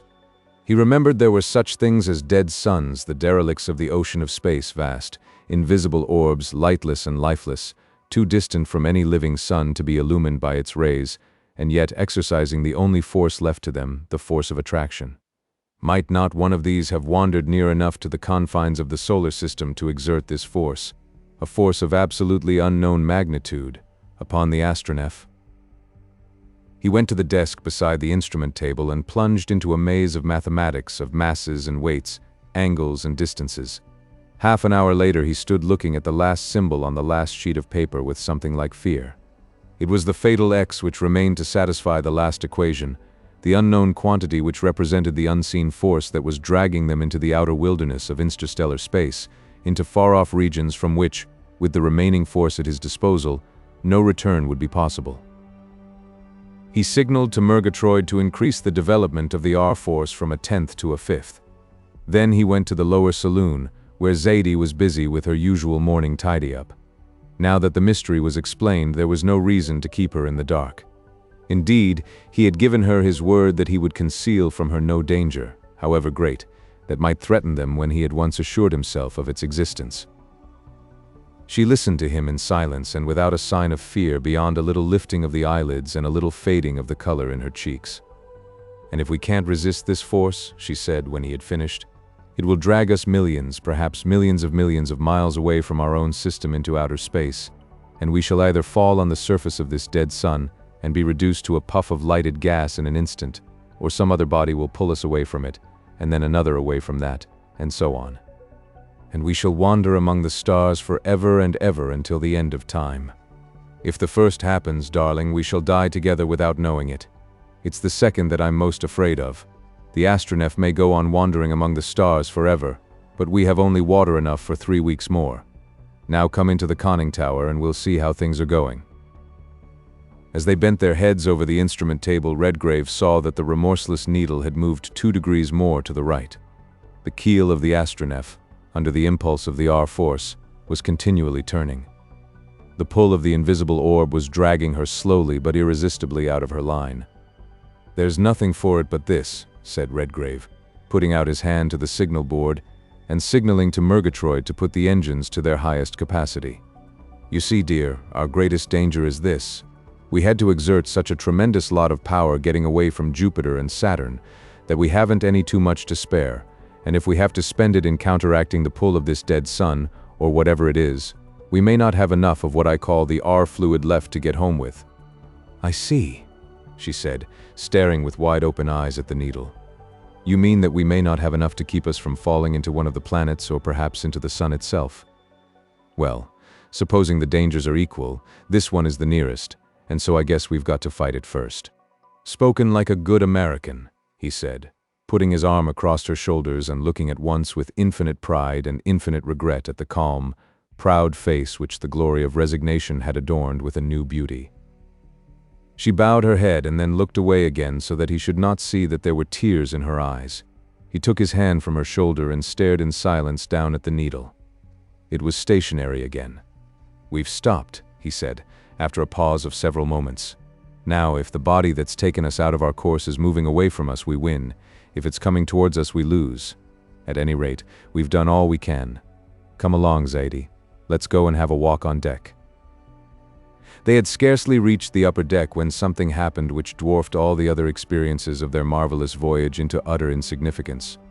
Above and around them the constellations blazed with a splendor inconceivable to an observer on Earth, but ahead of them gaped the vast black void which sailors call the coal hole, and in which the most powerful telescopes have only discovered a few faintly luminous bodies.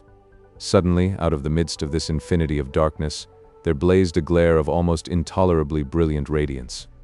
Instantly, the forward end of the Astronef was bathed in light and heat, the light and heat of a recreated sun, whose elements had been dark and cold for uncounted ages. Hundreds of tiny points of light, unknown worlds which had been dark for myriads of years, twinkled out of the blackness. Then the fierce glare grew dimmer. A vast mantle of luminous mist spread out with inconceivable rapidity, and in the midst of this blazed the central nucleus, the sun which in far-off ages to come would be the giver of light and heat, of life and beauty to worlds unborn, to planets which were now only little eddies of atoms whirling in that ocean of nebulous flame. For more than an hour the two wanderers from the far-off Earth stood motionless and silent, gazing on the indescribable splendors of the fearfully magnificent spectacle before them. Every mundane thought seemed burnt out of their souls by the glory and the wonder of it. It was almost as though they were standing in the very presence of God. Indeed, were they not witnessing the supreme act of omnipotence, a new creation? Their peril, a peril such as had never threatened mortals before, was utterly forgotten. They had even forgotten each other's presence. For the time being they existed only to look and to wonder. They were called at length out of their trance by the matter-of-fact voice of Murgatroyd saying, "My lord, she's back to her course. Will I keep the power on full?" "Eh? What's that?" exclaimed Redgrave, as they both turned quickly round. "Oh, it's you, Murgatroyd. The power?" "Yes, keep it on full till I have taken the bearings." "Aye, my lord, very good," replied the engineer. As he left the deck, Redgrave put his arm round Zaidie and drew her gently towards him and said, "Zaidie, truly you are favored among women. You have seen the beginning of a new creation. You will certainly be saved somehow after that." "Yes, and you too, dear," she murmured, as though still half dreaming. "It is very glorious and wonderful. But what is it all, I mean? What is the explanation of it?" "The merely scientific explanation, dear, is very simple. I see it all now. The force that was dragging us out of our course was the united pull of two dead stars approaching each other in the same orbit. They may have been doing that for millions of years. The shock of their meeting has transformed their motion into light and heat. They have united to form a single sun and a nebula, which will someday condense into a system of planets like ours. Tonight the astronomers on Earth will discover a new star, a variable star as they'll call it, for it will grow dimmer as it moves away from our system. It has often happened before." Then they turned back to the conning tower. The needle had swung to its old position. The new star, henceforth to be known in the annals of astronomy as Lilla Zaidie, had already set for them to the right of the Astronef and risen on the left, and at a distance of more than 900 million miles from the Earth, the corner was turned and the homeward voyage began. Chapter 20. A week later they crossed the path of Jupiter, but the giant was invisible, far away on the other side of the sun. Redgrave laid his course so as to avail himself to the utmost of the pull of the planets without going near enough to them to be compelled to exert too much of the priceless R-force, which the indicators showed to be running perilously low. Between the orbits of Jupiter and Mars they made a most valuable economy by landing on Ceres, one of the largest of the asteroids, and traveling about 50 million miles on her towards the orbit of the Earth without any expenditure of force whatever. They found that the tiny world possessed a breathable atmosphere and a fluid resembling water, but nearly as dense as mercury. A couple of flasks of it form the greatest treasures of the British Museum and the National Museum at Washington. The vegetable world was represented by coarse grass, lichens and dwarf shrubs, and the animal by different species of worms, lizards, flies, and small burrowing animals of the rodent type. As the orbit of Ceres, like that of the other asteroids, is considerably inclined to that of the Earth, the Astronef rose from its surface when the plane of the Earth's revolution was reached, and the glittering swarm of miniature planets plunged away into space beneath them. "Where to now?" said Zaidie, as her husband came down on deck from the conning tower. "I'm going to try to steer a middle course between the orbits of Mercury and Venus," he replied. "They just happen to be so placed now that we ought to be able to get the advantage of the pull of both of them as we pass, and that will save us a lot of power. The only thing I'm afraid of is the pull of the sun, equal to goodness knows how many times the attraction of all the planets put together. You see, little woman, it's like this," he went on, taking out a pencil and going down on one knee on the deck. Here's the Astronef, there's Venus, there's Mercury, there's the Sun, and there, away on the other side of him, is Mother Earth. If we can turn that corner safely, and without expending too much power, we ought to be all right. And if we can't, what will happen? It will be a choice between morphine and cremation in the atmosphere of the Sun, dear, or rather gradually roasting as we fall towards it. Then, of course, it will be morphine, she said quite quietly, as she turned away from his diagram and looked at the now fast increasing disk of the Sun. A well-balanced mind speedily becomes accustomed even to the most terrible perils, and Zadie had now looked this one so long and so steadily in the face that for her, it had already become merely the choice between two forms of death with just a chance of escape hidden in the closed hand of fate. 36 Earth hours later, the glorious golden disk of Venus lay broad and bright beneath them. Above was the blazing orb of the Sun, nearly half as big again as it appears from the Earth, with Mercury, a round black spot, traveling slowly across it. "My dear bird folk," said Zadie, looking down at the lovely world below them. "If home wasn't home." "We can be back among them in a few hours with absolute safety," interrupted her husband, catching at the suggestion. "I've told you the truth about the bare possibility of getting back to the Earth. It's only a chance at best, and even if we pass the Sun, we may not have force enough left to prevent the Astronef from being smashed to dust or burnt up in the atmosphere. After all, we might do worse." "What would you do if you were alone, Lennox?" she said, interrupting him in turn. "I should take my chance and go on. After all, home's home and worth a struggle. But you, dear, I am you, and so I take the same chances as you do. Besides, we're not perfect enough for a world where there isn't any sin. We should probably get quite miserable there. No, home's home, as you say." "Then home it is, dear," he replied. The resplendent hemisphere of the love star sank swiftly down into the vault of space, growing smaller and dimmer as the Astronef sped towards the little black spot on the face of the Sun, which to them was like a buoy marking a place of utter and hopeless shipwreck in the ocean of immensity. The chronometer, still set to Earth time, had now begun to mark the last hours of the Astronef's voyage. She was not only traveling at a speed of which figures could give no comprehensible idea, but the Sun, Mercury, and the Earth were rushing towards her with a compound velocity composed of the movement of the solar system through space and of the movement of the two planets round the Sun. Murgatroyd was at his post in the engine room. Redgrave and Zadie had gone into the conning tower, perhaps for the last time. For good fortune or evil, for life or death, they would see the end of the voyage together. "How far yet, dear?" she said, as Venus began to slip away behind them, rising like a splendid moon in their wake. "Only 60 million miles or so, a matter of a few hours, more or less, it all depends," he replied, without taking his eyes off the compass. 60 millions. Why, I feel almost at home again. But we have to turn the corner of the street yet, dear, and after that there's a fall of more than 25 million miles on to the more or less kindly breast of Mother Earth. A fall. It does sound rather awful when you put it that way, but I am not going to let you frighten me. I believe Mother Earth will receive her wandering children quite as kindly as they deserve. The moon-like disk of Venus grew swiftly smaller, and the black spot on the face of the Sun larger and larger as the Astronef rushed silently and imperceptibly, and yet with almost inconceivable velocity towards doom or fortune. Neither Zadie nor Redgrave spoke again for nearly 3 hours, hours which to them seemed to pass like so many minutes. Their eyes were fixed on the black disk of Mercury, which, as they approached it, expanded with magical rapidity till it completely eclipsed the blazing orb behind it. Their thoughts were far away on the still invisible Earth and all the splendid possibilities that it held for two young lives like theirs.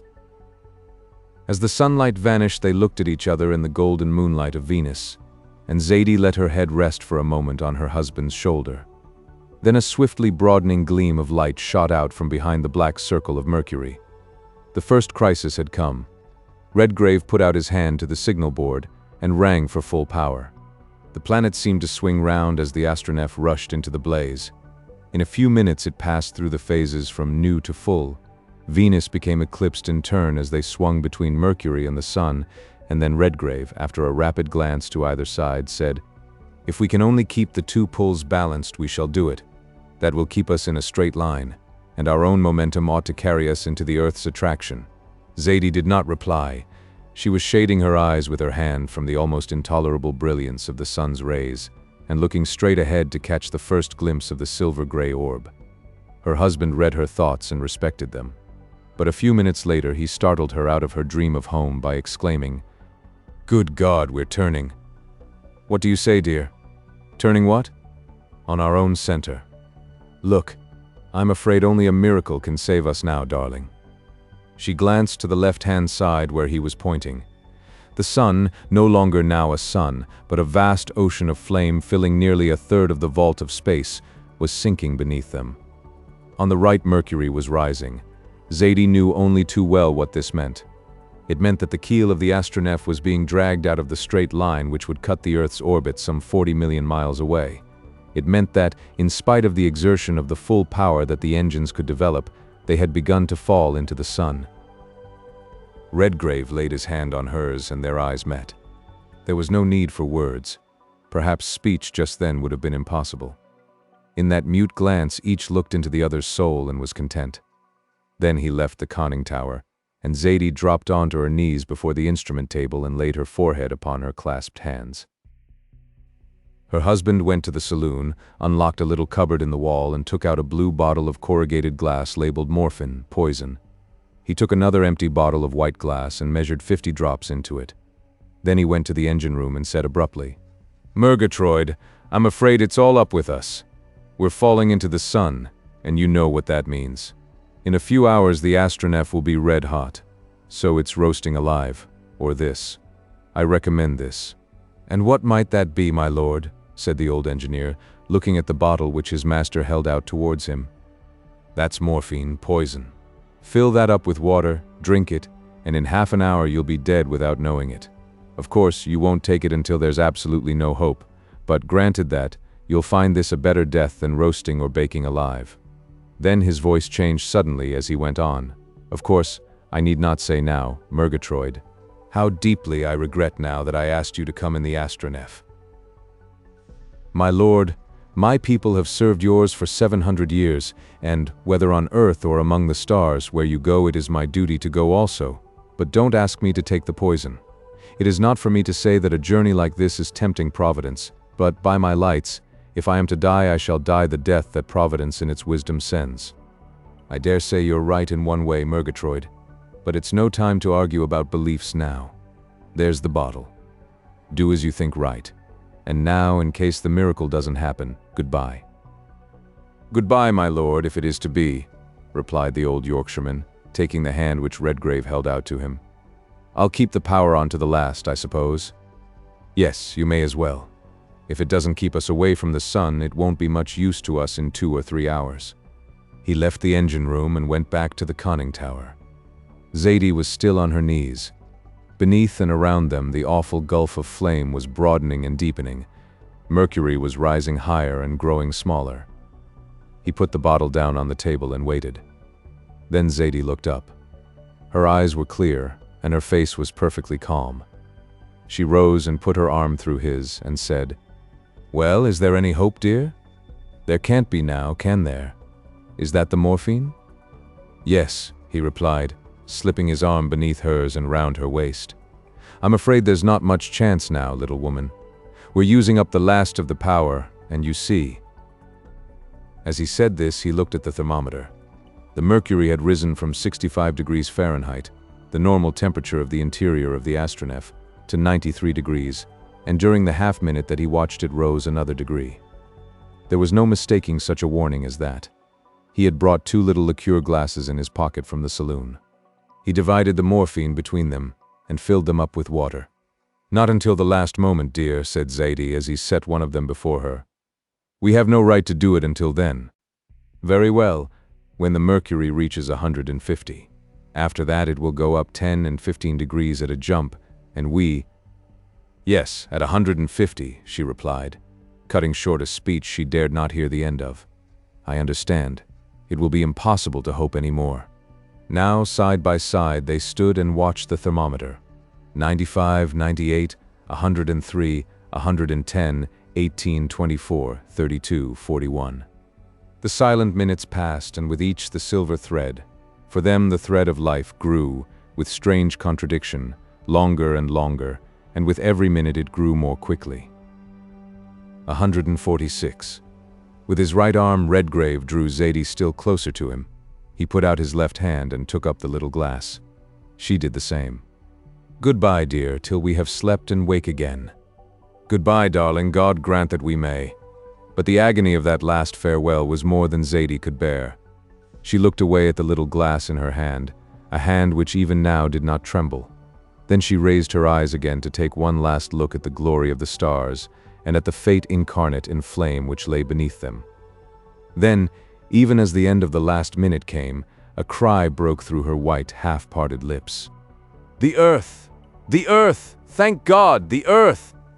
With the hand that held the draught of Lethe, which in another moment she would have swallowed, she caught at her husband's hand, pulled the glass out of it, and then with a little sigh she dropped senseless on the floor of the conning tower.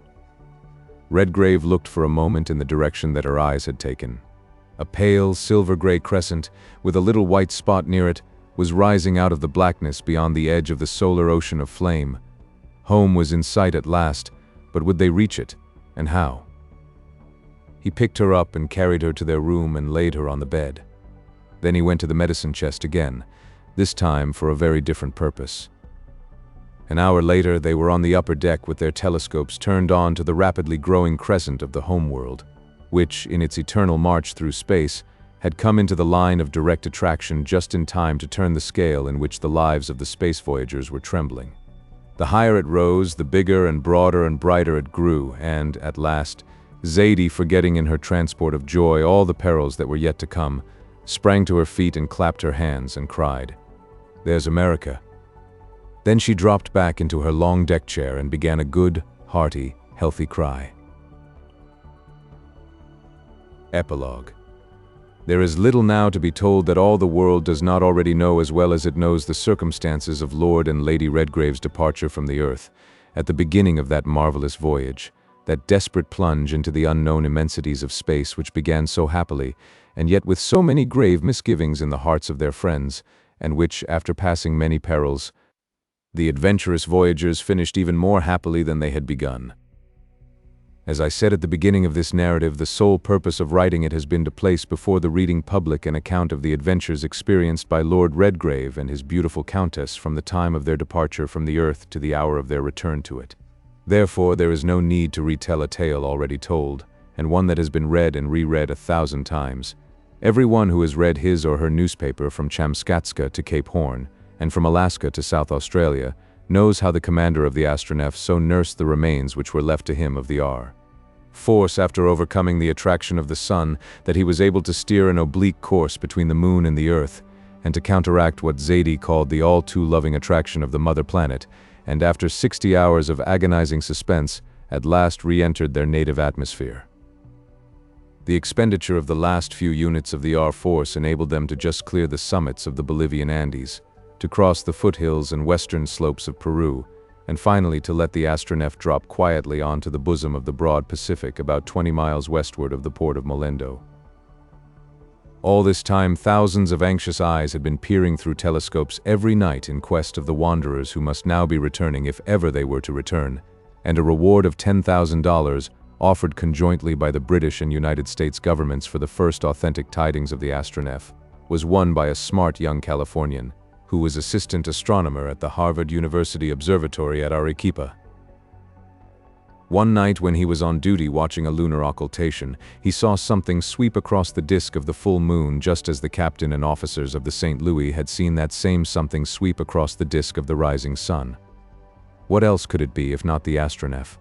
He rang for another assistant to go on with the occultation, and wired down to the coast, requesting the British consul at Molendo to look out for an arrival from the skies. 3 hours later, the gleam of an electric searchlight flickered down over the huge black cone of the Misty, and by dawn the next morning one of Her Majesty's cruisers, most appropriately named Estrella, attached to the Pacific Squadron then en route from Lima to Valparaiso, steamed out westward from Molendo and found the long, shining hull of the Astronef waiting quietly on the unrippled rollers of the Pacific, and Lord and Lady Redgrave having breakfast in the deck chamber. Compliments and congratulations having been duly exchanged, she was taken in tow by the cruiser, and so reached Valparaiso. Here she lay for a few days while the wires of the world were being kept hot with telegraphic accounts of her return to Earth, and while her commander, with the assistance of the officers of the National Laboratory, was replenishing his stock of the fluid from the chemicals which they had placed at his disposal. It would, of course, have been quite possible for him and Zaidie to have taken steamer northward to Panama, crossed the isthmus, and returned to New York and Washington via Jamaica. The British admiral even offered to place his fastest cruiser at their disposal for a run to San Francisco, whence the Overland Limited would have landed them in New York in 4 days and a half, but Zaidie vetoed this as quickly as she had done the other proposition. If she had her way, the Astronef should go back to Washington as she had left it, by means of her own motive force, and so, of course, it came to pass.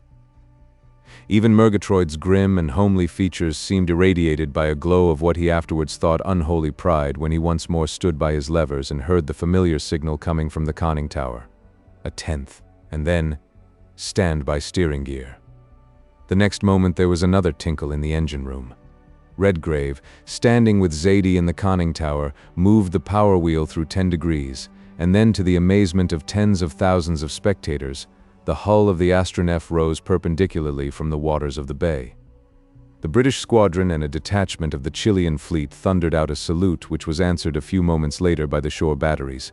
Redgrave went down into the deck chamber and fired 21 shots from one of the Maxim Nordenfeldts, the same with which he had mown down the crowds of Martians in the square of their great city 130 million miles away. And while he was doing this, Zaidie in the conning tower ran the white ensign up to the top of the flagstaff. Then the glass doors were closed again, the propellers began to revolve at their utmost speed, and the space navigator with one tremendous leap cleared the double chain of the Andes and vanished to the northeastward. To describe the reception of Lord and Lady Redgrave when the Astronef dropped a few hours later, onto the very spot in front of the steps of the Capitol at Washington from which she had risen just 4 months before, would only be to repeat what has already been told in the press of the world, and especially of the United States, with a far more luxuriant wealth of detail than could possibly be emulated here. Suffice it to say that the first human form that Zaidie embraced after her long wanderings was that of Mrs. Van Stuyler, whom the President of the United States had escorted to the gangway. The most marvelous of human adventures become commonplace by repetition, and Mrs. Van Stuyler had already spent nearly a fortnight devouring every item, whether of fact or fancy, with which the American press had embroidered the adventures of the Astronef and her crew. And so when the first embracings and emotions were over, all she could find to say was, "Well, Zaidie dear, and how did you enjoy it after all?" "It was just gorgeous, Mrs. Van, and if there was a more gorgeous word than that in the American language, I'd use it," replied Zaidie, with another hug. "Why didn't you come? You'd have been, well, no, perhaps I'd better not say what you would have been. But just think of it. Or try to, a honeymoon trip of over 2,000 million miles, and back, safe, thank God." As she said this, Zaidie threw her arm over Mrs. Van Stuyler's shoulder and drew her away towards the forward end of the deck chamber. At the same moment, the President's hand met Lord Redgrave's in a long, strong grip. They didn't say anything just then. Men seldom do under such circumstances. The end.